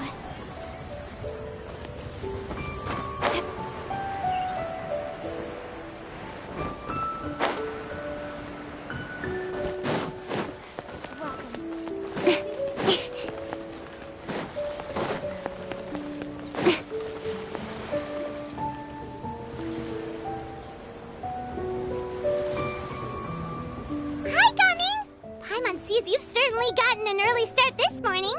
Playing games already, are we? Who won this time? You the one buying dim sum again? Hey, when you put it like that, it makes it sound like I'm always the one losing. Ah, perfect, you're all here. There's an important commission I need your help with. Alright, I've got the time. Where are the goods? Well, it's not just goods this time. I need you to escort a tea merchant and their wares from Chaoying Village to Liyue Harbor. A very important client has requested to meet with him. Sure. What's this merchant's address? Here.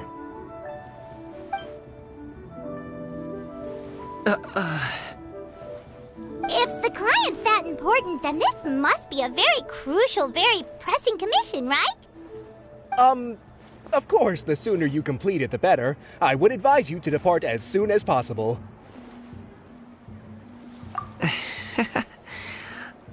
Alright, don't work too hard now, Longzhou. We'll set off then.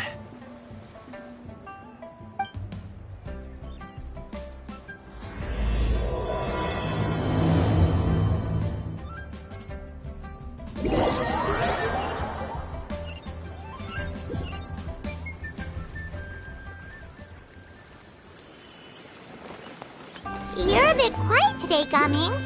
Oh, do you want Paimon to tell a story? We're almost there. I'll take a rain check on that.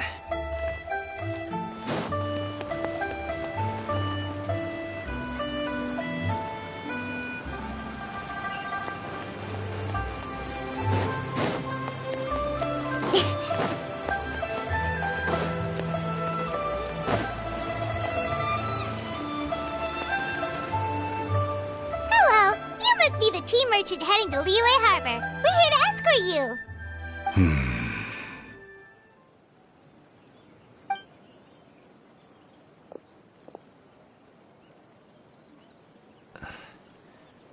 Dad? Oh, so you're Gaming's father. It's nice to meet you. Just leave this delivery to him. Trust Paimon, he's got this in the bag. Gaming is super good at what he does. Everyone at the Secure Transport Agency says as much. Even the Ministry of Civil Affairs has nothing but good things to say about him. Seems like you've made some sort of name for yourself at least. The goods are all in order? Yes, they're all here. Then let's get going. A very important client has asked for you by name. You kinda have to come with us. Paimon doesn't know how we would explain ourselves if you just didn't show up. Plus, you'd be missing out on a huge money-making opportunity. I see. I suppose I will have to trouble you all to escort me, then. Let's go.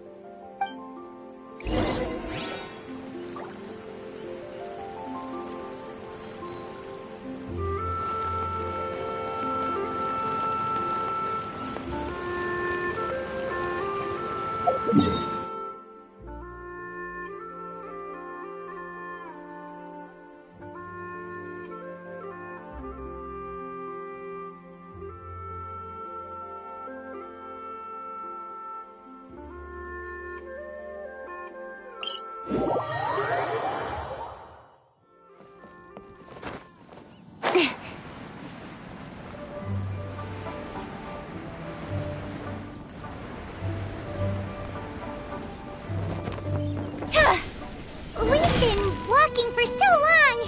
Is anyone tired? How about we stop and rest for a bit? I'm fine. Gaming, don't you usually have some delicious snacks on you? Come on, bring them out so we can share them. I'm fine. Thank you. But the winter melon cake he gave us last time was so delicious. Have you ever tried it before, Mr. Ip? Paimon.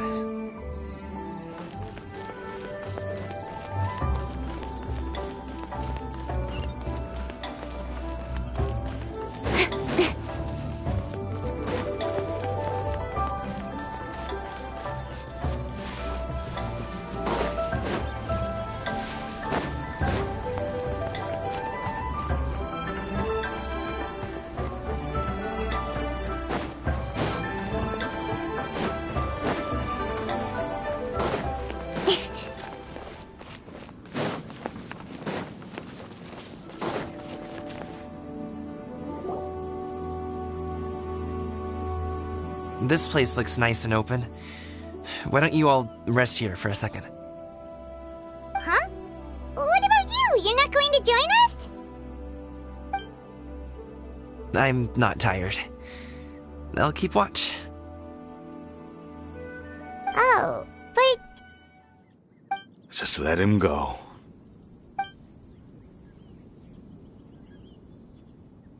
Okay, we'll just share amongst ourselves then. Did you know, Uncle Ip, that the flavor of these cakes changes depending on... Halt! Who goes there? It appears that one's movements were overly conspicuous. Enough of your musings. Focus. Focus on the matter at hand. Present your exquisite ornaments at once. Indeed. Bring them forth readily and without protest. Ah! What do we do? It seems as if these two are acting alone. It won't be difficult to subdue them, but they might have something else waiting in store for Dad. The best way to keep him safe is... Leave this to me. I'll handle them. Traveler, Paimon, take my dad and the goods away from here. No, Gaming. It's too dangerous. This is what I do.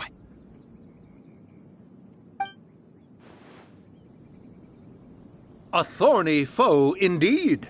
Let us depart and seek a target softer in blows and disposition. Don't think I'm gonna let you off so easily. Away! Let us away! Coming! Don't worry, he's a great fighter. Paimon's even seen him take down a dozen or so treasure hoarders all by himself. But coming, If he had just stayed by my side and learned the family trade, he wouldn't have to put himself in such dangerous situations. We just have to trust him. Let's go on ahead. We'd best get away from here, in case there are other bandits in the area waiting in ambush. All is going to plan.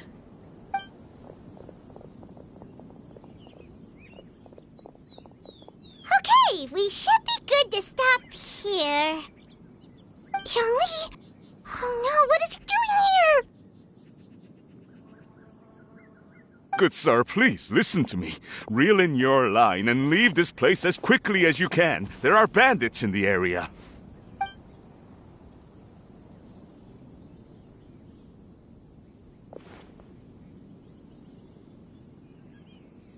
Bandits? Acting in broad daylight?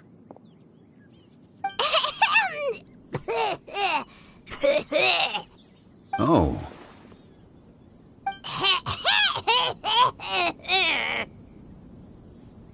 Ah, I see. It appears many people are catching a chill as of late.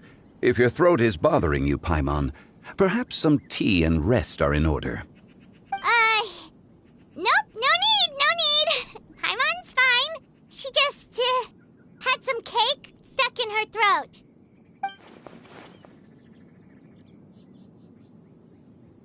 If there are indeed bandits in the area, then we should inform the Millelith at once. Oh? Well, if that's the case. Such matters are best left to those with the necessary expertise, wouldn't you agree?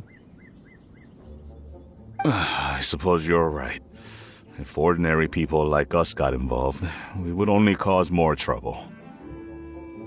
Since we find ourselves otherwise unoccupied in this beautiful area, why don't we find a quiet place to relax while we wait for good news? That would be lovely.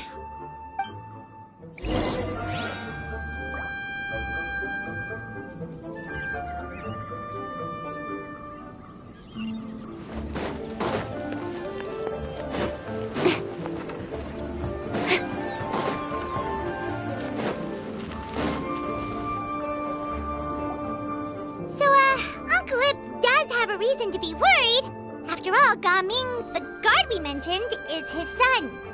Gaming. The name sounds somewhat familiar. Ah, yes. That is the name of the Wushu dancer who has been performing around Liyue Harbor recently, is it not? Oh, have you seen him perform? Indeed. I cannot help but admire his skill. He truly encapsulates the spirit of the Suani.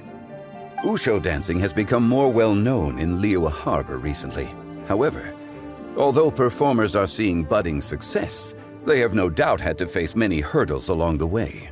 Ones not so easily understood by spectators such as ourselves.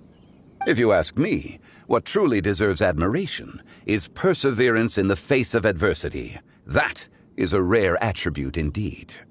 I have heard many of my acquaintances praise Gaming for his kind, selfless, and courageous disposition.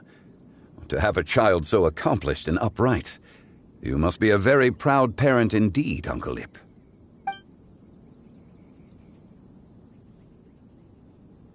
Seems like Xianyun has decided to skip the formalities. Well, he's a hard worker.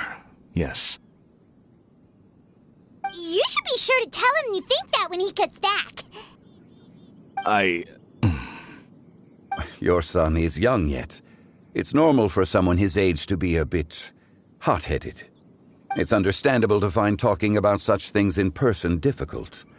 If there's a particular sentiment you wish to convey, perhaps we could pass it along for you. No. It wouldn't be right to ask that of you. This thing between us has festered for many years now. In truth, there are some things that simply aren't easy for us to talk through. I've been in the tea business for most of my life, and I always hoped my child would do the same. Otherwise, how would he support himself? Over the past few years, I heard how well he was doing for himself as a guard. How his work was taking him to farther and farther off places. I also heard that he never gave up on Wushu dancing. It made me happy. But I was also worried. When you're young, you can handle all that physically taxing work and manual labor. What young person isn't capable of making a living that way?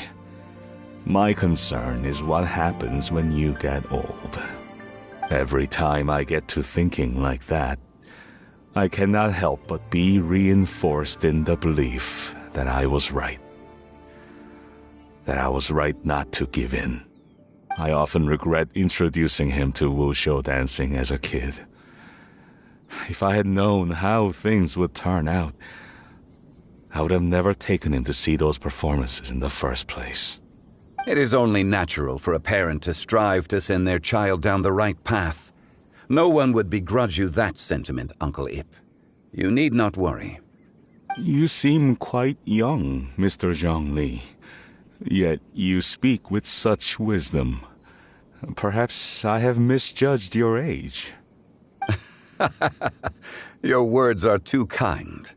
Truth be told, one of my old friends has several grown daughters. Rather than fretting about their future, however, she prefers to let them find their own way. Then she's more easygoing than I could ever be. I fear I lack such an open mind. I meant to say earlier, there is no need to be so polite. Feel free to call me by my name, Iptak. Sure. So, do you also think I fret too much, Mr. Zhongli? That's not exactly what I was hoping to convey. Only a fool would ask a parent not to worry about their child. But think of it this way. Raising a child is not unlike flying a kite. Hold the string too tight, and it can no longer soar. As my friend once said, if your children are aiming for the stars, clipping their wings will only cause them to come crashing down. You need to let out the line for a kite to soar. It seems I was too stuck in my ways. You need not reproach your heart for caring. You simply need to loosen your hold a little. Indeed, with such a big heart, why not allocate the time you usually spend worrying about Gaming to the pursuit of other things, like going for a stroll, drinking tea, or taking in the scenery. You never know what surprises could be in store. Things can change in the blink of an eye. The blink of an eye, you say? Do things change so quickly? Children grow up in quite the same way, do they not? Day after day, year after year, sometimes in the blink of an eye, but always when you least expect it. As a father, I'm sure you know that best. Yes, you can say that again. 1 second, Gaming was a kid. The next thing I knew, he was ready to fly the nest. Zhongli certainly has a way with words.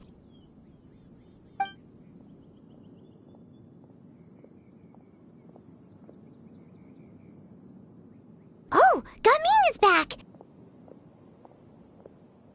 Hey, Gaming, we're over here! Dad, Traveler, Paimon. Good, you're all here. Oh, and Mr. Zhongli from the Wangsheng Funeral Parlor? You're here too? A fated meeting indeed. We were just enjoying some pleasant conversation.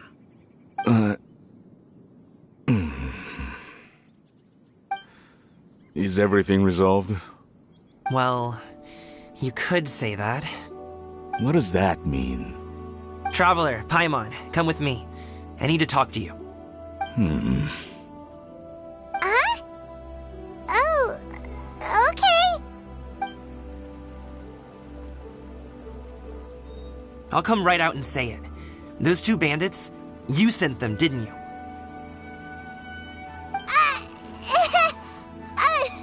So, that's how we're starting off? Can't look me in the eye, huh?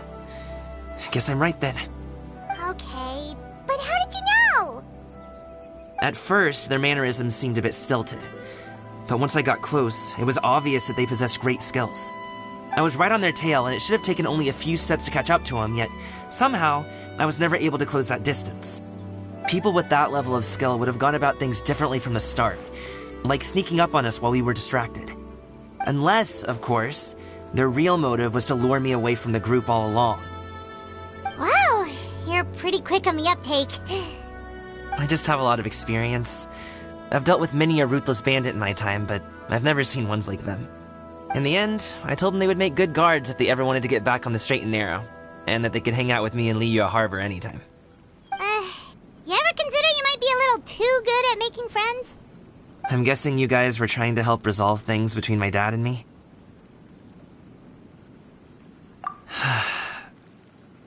I appreciate it, I really do. But this conflict between us has been going on for a long time. Even if those two were real bandits, and I was able to subdue them and show him what I was capable of, it wouldn't change anything. You've seen the way he talks to me. It's not like that at all! Your dad really cares about you. You should see the way he talks about you when you're not around.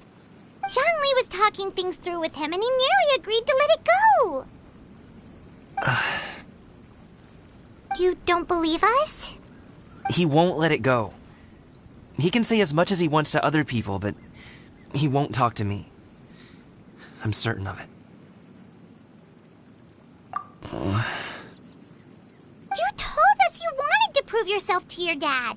Why don't you tell him about all the hard work you've done these past few years? Will that even do anything? I'm not sure talking is enough. You won't know unless you try. Just like how you won't know if something is delicious unless you taste it. Listen to us. It's time to put these people skills to good use. You can make friends with anyone, so why not your dad?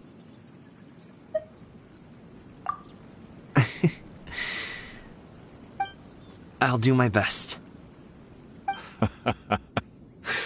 You are very knowledgeable, Mr. Zhongli. I'm impressed. Despite my being in the tea industry for several decades, it seems I still have much to learn about the art of tea tasting. You flatter me. It was nothing but a few humble musings. How much tea have you drank since we've been gone? Ipdak and I have found many a common interest. Our friendship, much like a cup of tea, seems to grow stronger the longer it has to steep. Well said, Mr. Zhongli. Gaming, Mr. Zhongli is very knowledgeable. You should take the opportunity to learn from people like him when you're in the city. Huh? Oh, of course. Zhongli? I have very much enjoyed our conversation, Ipdak, but I, unfortunately, have some unfinished funeral parlor business to attend to. Oh, I hope I didn't keep you. My apologies for taking up so much of your time, Mr. Zhongli. No need to stay on my account. When you're less busy, let's find a time to meet. I'll treat you to dim sum. It would be an honor. We'll see you off, Zhongli. You two have a nice chat, all right?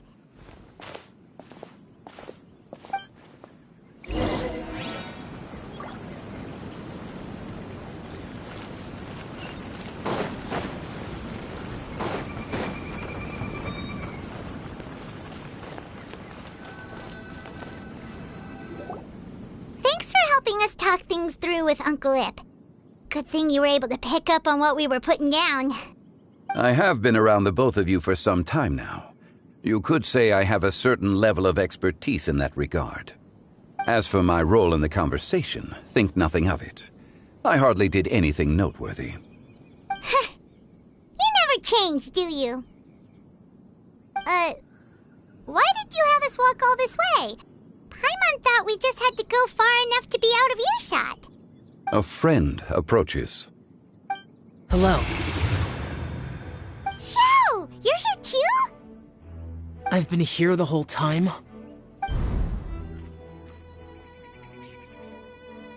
A ghostly kite. Could that elusive Director Hu be coming to Wangshu Inn once again? What is she doing here? I suppose it matters not. Given her relationship with Rex, well, Zhongli, I might as well go pay my respects.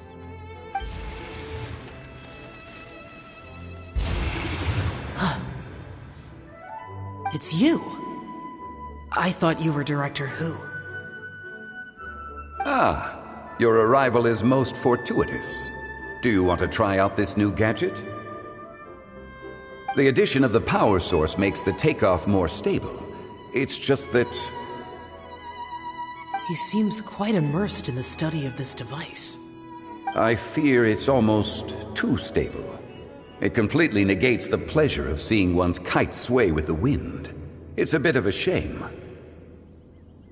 In truth, I'm here because Director Hu dispatched me to purchase some items in preparation for Lantern Rite. I see. Much like she does every year. Much like she'll do next year, I would imagine.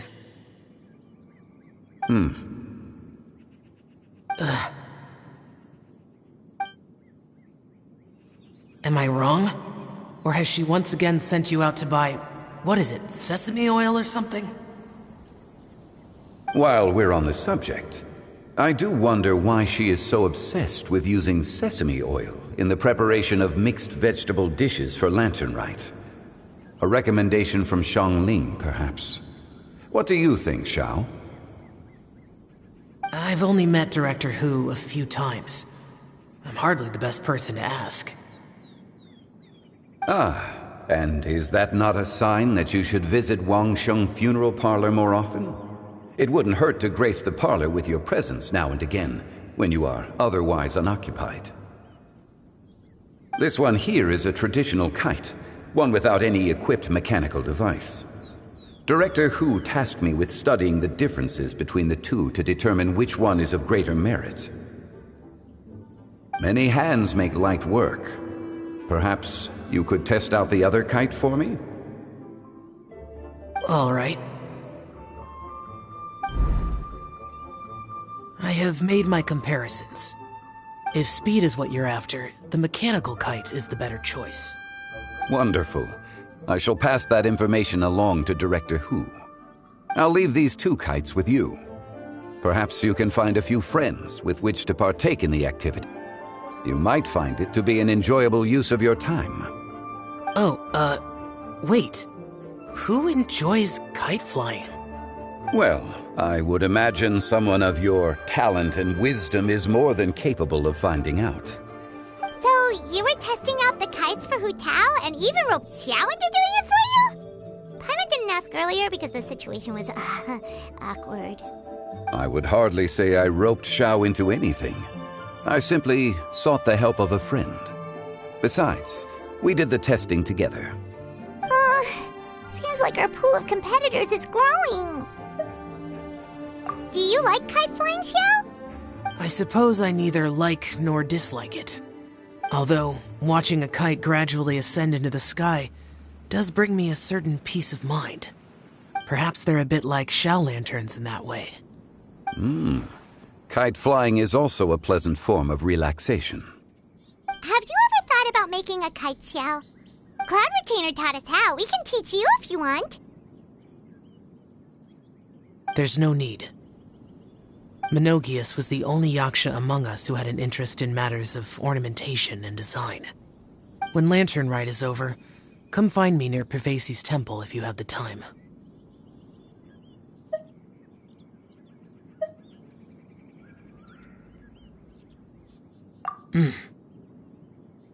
It's getting late. I should go inform Director Hu of our findings. How's she been, by the way? Be sure to say hi to her for us. The last time I spoke to her, she mentioned that she would be visiting Xiaoying village in a few days. If you have the time, perhaps you could also make the trip. If you happen to run into her, you can pass along your regards in person.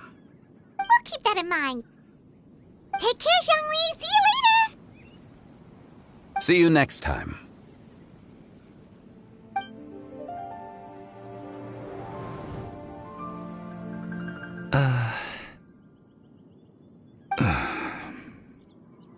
Dad. You can go first. I don't have anything to say. Then I'll go. I still don't want to leave Liyue Harbor. Oh. I can't say I support that decision, but... Hey, let me finish before you get all worked up. Sit, Shenhe, sit. You must be tired from your journey. Shall I pour you a cup of tea, or would you prefer something else to drink? No need. I'm not tired. They're gone, Master. Perfect. The time is nigh for us to make an appearance. Do you remember the plan when recounted to you? Yes, Master. We aim to give them a demonstration of familial love.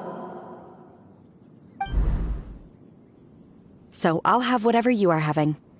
All right. What are Auntie Xianyun and Shenhe doing here? Just how many people are involved in this scheme? I suppose all I can do is just take a seat and see what happens. Perfect. I just so happen to have bought some Sunglow tea recently. It's quite the delectable variety. Or it would be if one has not been forced to drink it every day in the hopes of whittling down one's considerable stash. One has more than had one's fill already. Oh, forget it. Such thoughts detract from the present need to keep up the conversation. Has work been busy during the holiday season? Do you need my help with anything?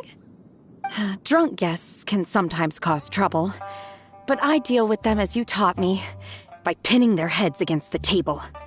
Are Auntie Xianyun and Shenhe serious right now?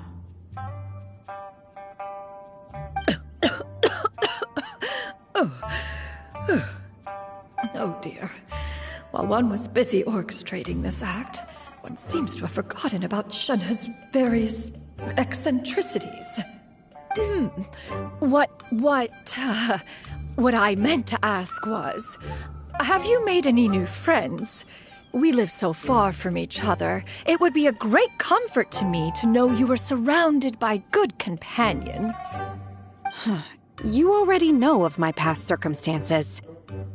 Recently, I've been conversing with Guoba in the kitchen at night.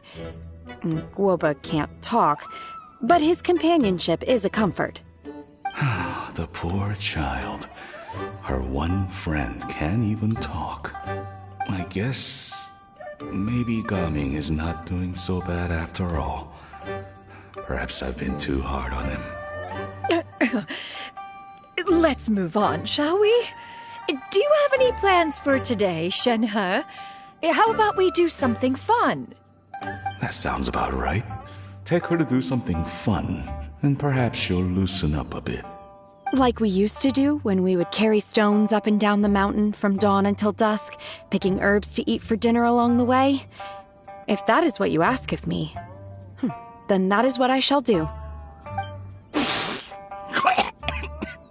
Dad, here, have some tea. Or no, wait, best not have any just yet. Yeah. I simply can't listen to that any longer. Coming. I'd like to finish what I was trying to say before. I don't support your decision to stay in Liyue Harbor, because living there is too hard on you. If you come home, there will be people to help you. I'm not saying we have to live under the same roof. I know our personalities are too similar to avoid butting heads. But you'll have your entire family around you. Your aunts, uncles, they'll all do whatever they can to help.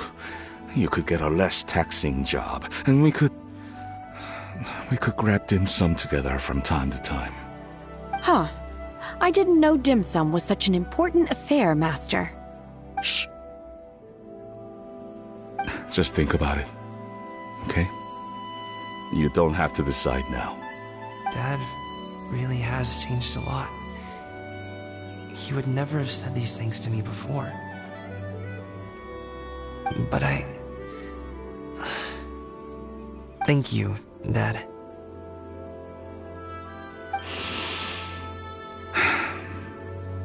It's been long enough, don't you think? Oh, Paimon sure hopes they've made up by now. Oh, they're drinking tea in silence. That's not a good sign. Did Xianyun's plan not work after all? Hey, you two! Paimon's sorry we were gone for so long. We got to chatting with some friends and didn't realize how much time had passed. Perfect timing, actually. We seem to be just about done here. Yep, let's go. I'll get the bags.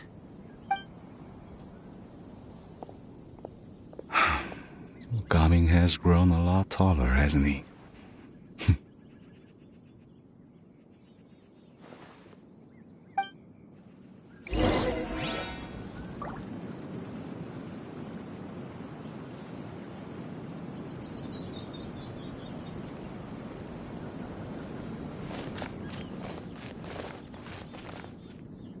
Master, did I say something wrong earlier?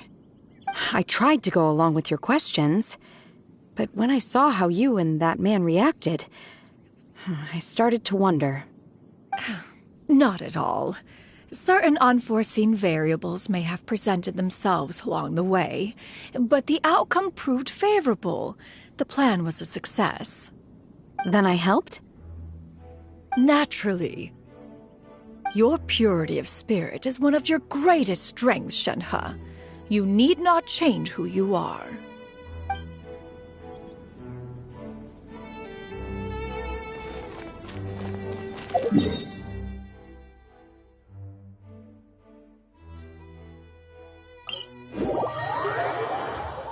Wait a downpour.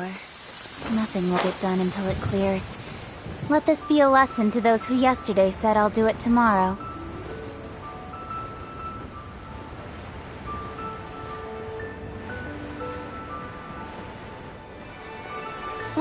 The sun is out. Our work's done for the day. Shall we take a stroll?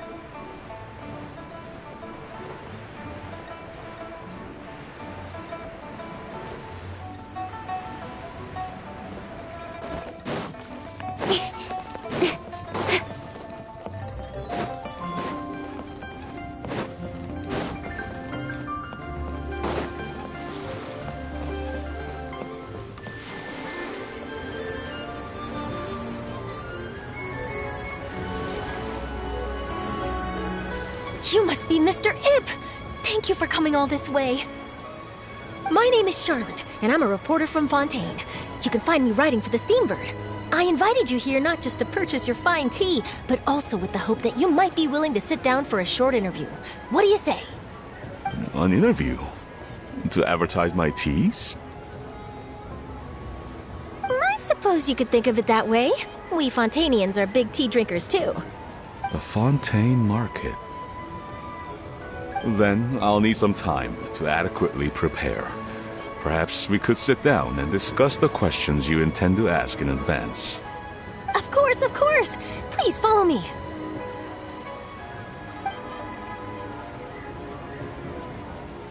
Is this person also involved in your plan? And here I thought I had lots of connections. I suppose I've been humbled. You sure know all kinds of cool and important people. Over here! Yoo-hoo! Over here! Huh? What? Auntie Xianyun? She probably wants to talk about the next phase of the plan. Let's go while your dad is still distracted.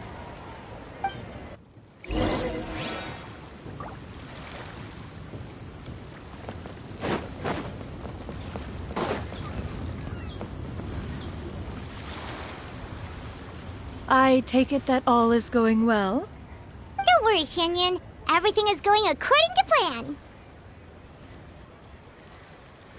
I knew it. I knew that was all an act earlier. Auntie Xianyun is really something.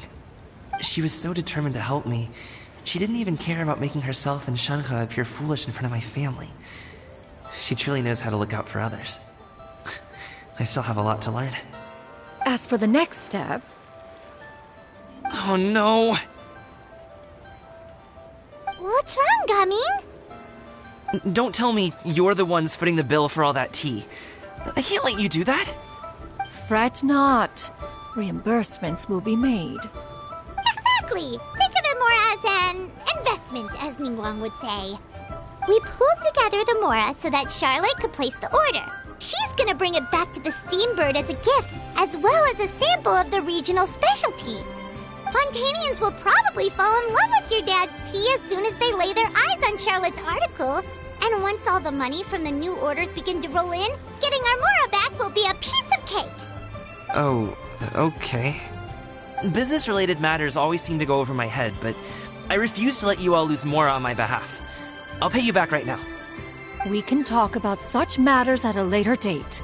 There are more important matters for you to consider at the moment, are there not? Yes. I've been thinking about it the whole way here.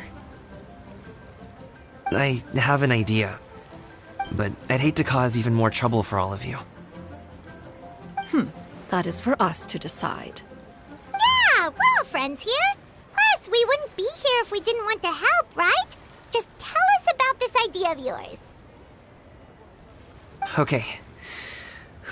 So, it's like this.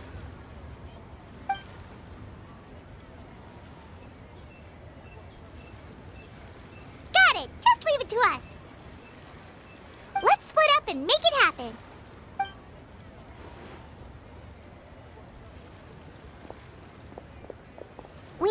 those things we talked about, but we also still have the kite flying competition.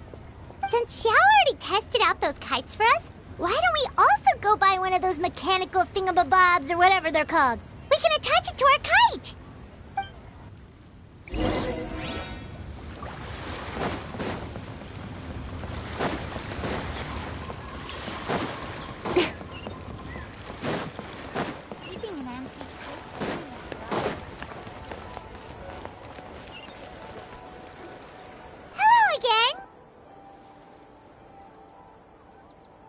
Welcome back! I see you returned from your trip.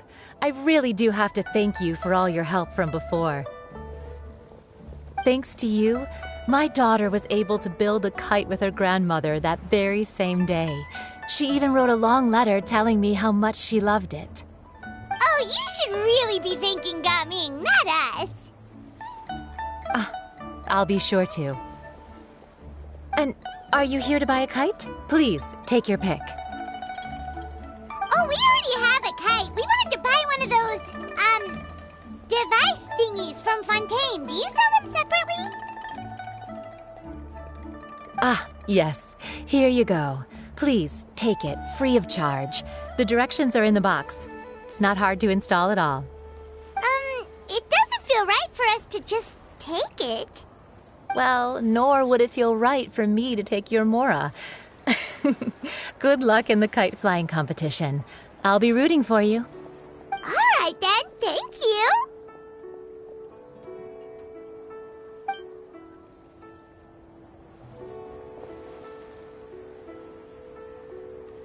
Phew, it's done. Let's get down to business.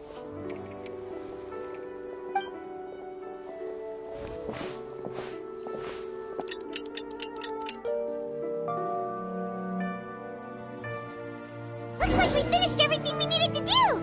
Let's find a good place and put this thing into the sky.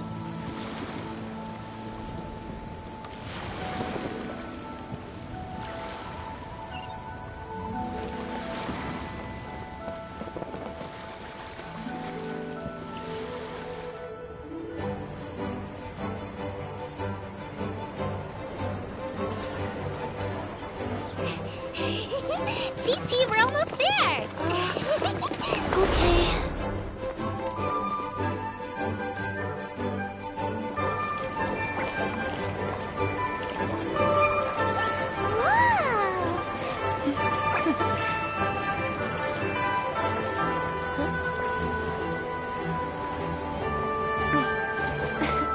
Come here. Allow me.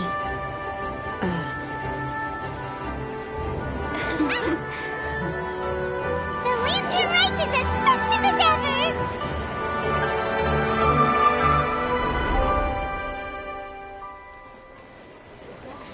Huh? Oh, what's going on?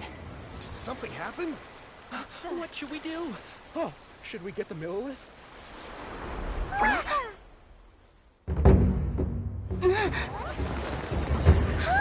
What's that?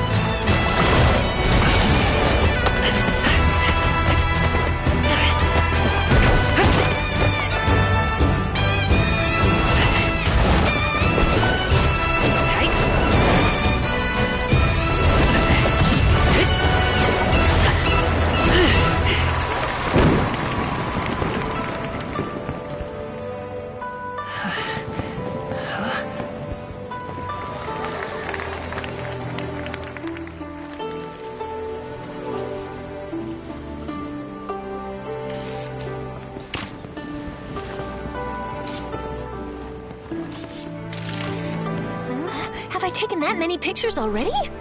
I need to load more film.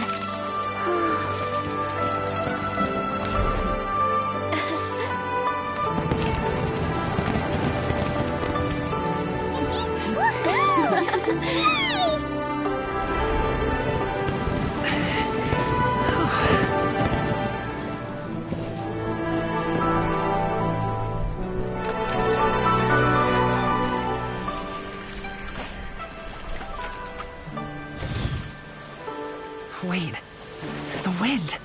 Oh my gosh! Mommy, I want a big kite like that too! Do you see that kite way out in front? It's so beautiful!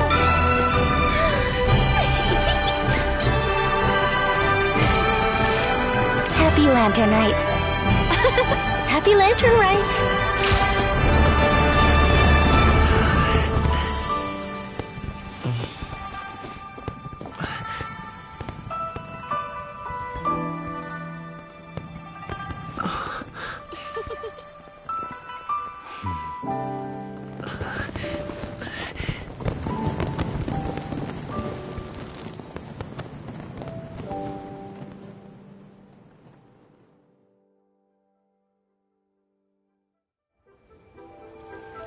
Gaming's performance was so cool, Paimon almost wanted to join in! You saw that, right, Traveler? Let's go find him! Oh! He's over there! Talking to his dad!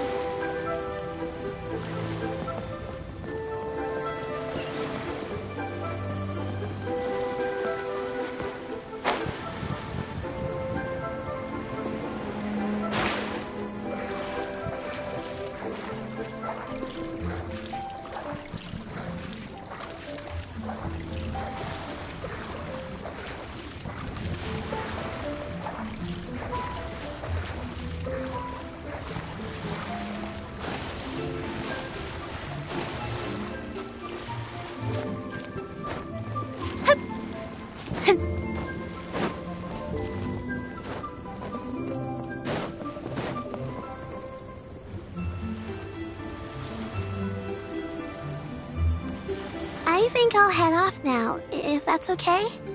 Thank you, little girl. Do you want us to walk you back? No need, no need. Master is waiting for me right over there.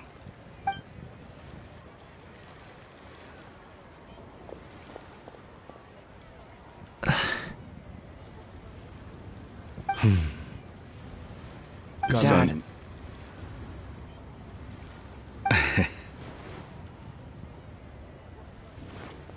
I suppose I'll go first this time.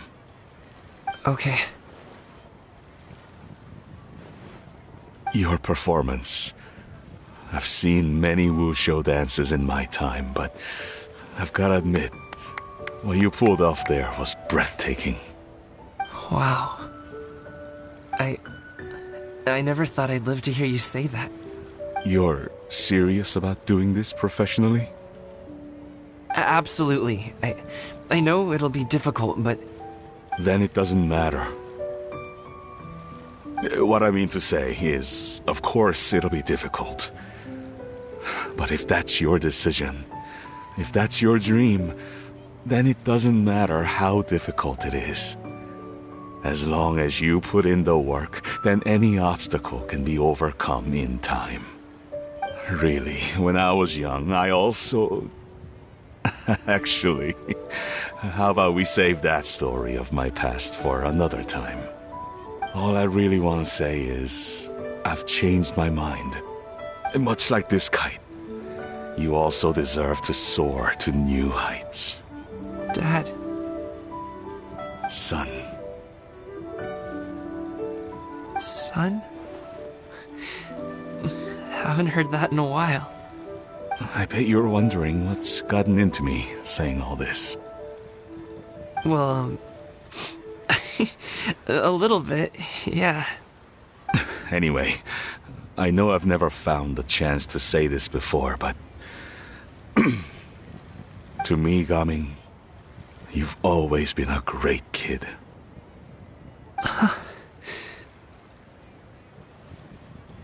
All right, That's everything I've got.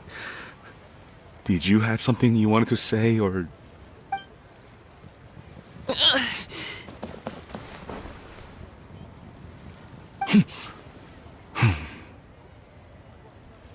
the two of them talk things through like this really gives Paimon a sense of accomplishment. Now go. Over there. Your friends are still waiting for you. Huh? But you came all this way. I'll be staying in Liyue Harbor for a bit longer. When you have time, we can grab dim sum together. Your treat, right? Dad, honestly. Go. Okay, then I'm off. See you soon.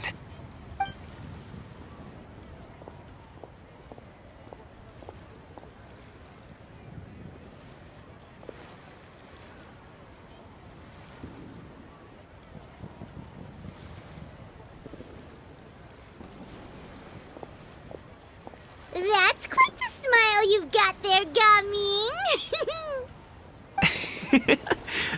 Really? It's nothing to be embarrassed about. I'd like to find and thank Auntie Xianyun, as well as everyone else who's helped me out. If everyone has time, maybe we could all get together and go fly a kite.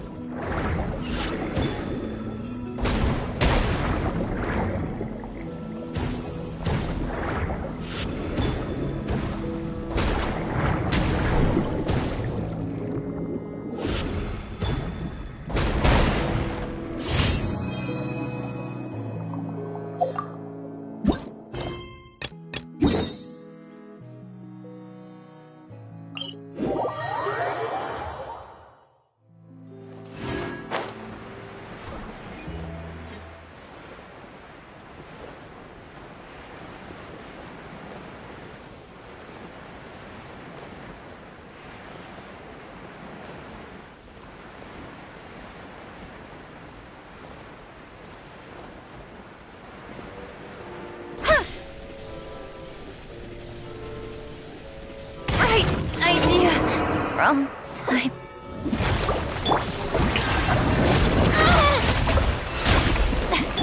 Incoming! Roll! Fire hazard!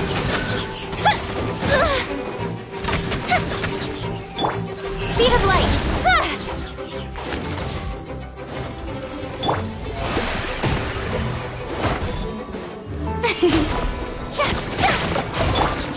Incoming!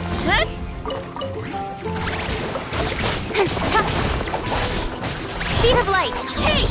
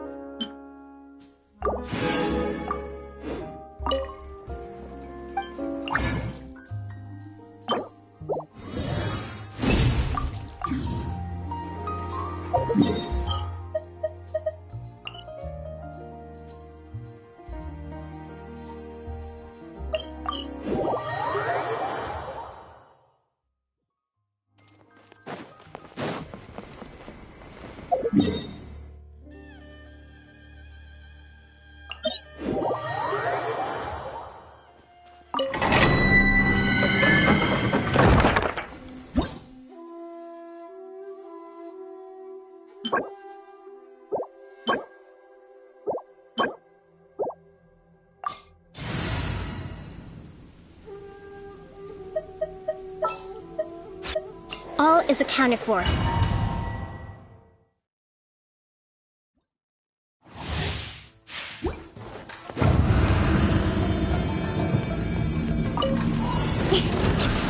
Let me try. Shower me with praise! One strike will suffice. Sharing my knowledge! Time to shine! Cut to the chase! Don't blink!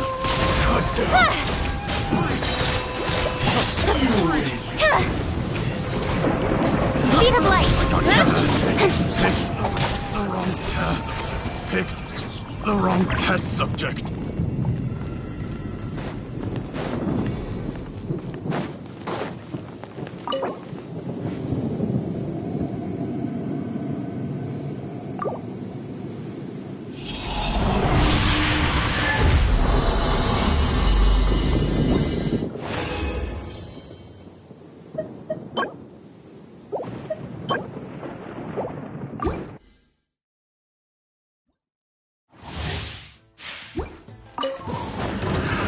Another test.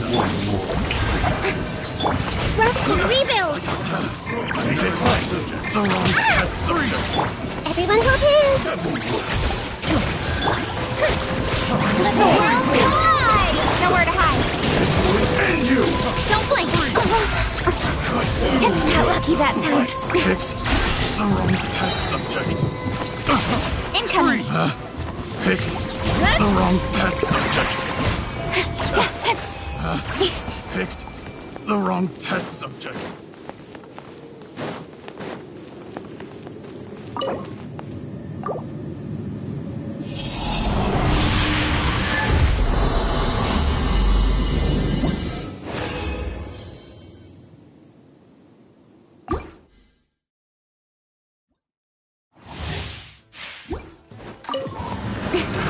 Another Strike up! Hold the line! I see everything! Yes, suffice. It's my scar! Time to shine! Billowing surge!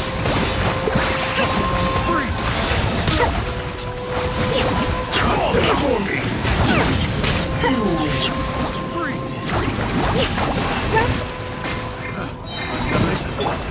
Speed of light! Yoo-hoo! Picked the wrong test subject. Picked the wrong test subject.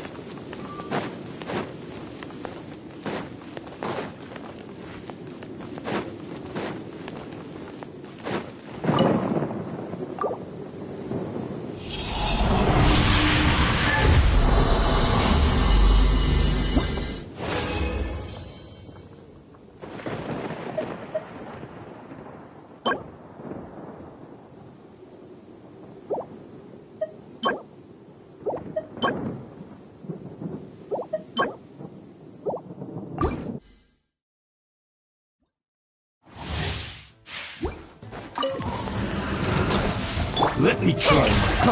Free! Hey! Another test. Allow Free!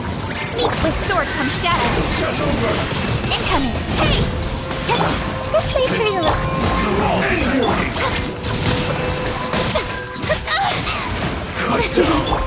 Don't blink! Covenant of the Deep! Fatigue is setting in. A minute to memory. Shower me with... Stop that! You win.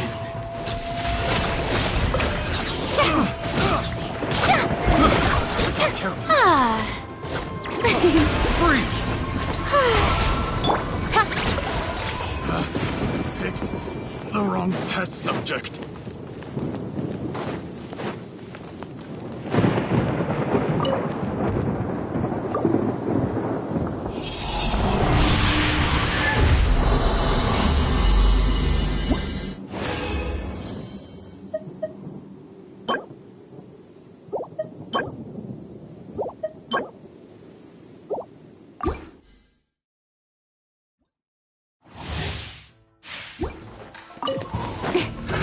Another test subject. I see everything. Let my name echo in song! Make yourselves a room. Cut to the chase! Speed of light! This will do. Don't Cut down. Hey! Yes.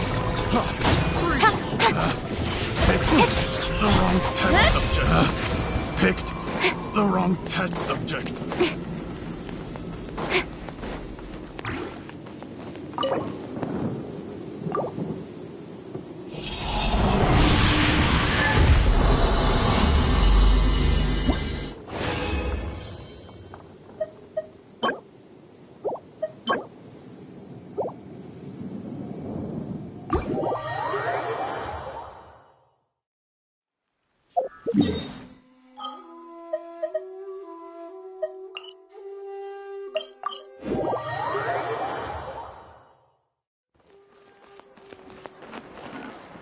Ad Astra. Thank you for completing. Ad Astra.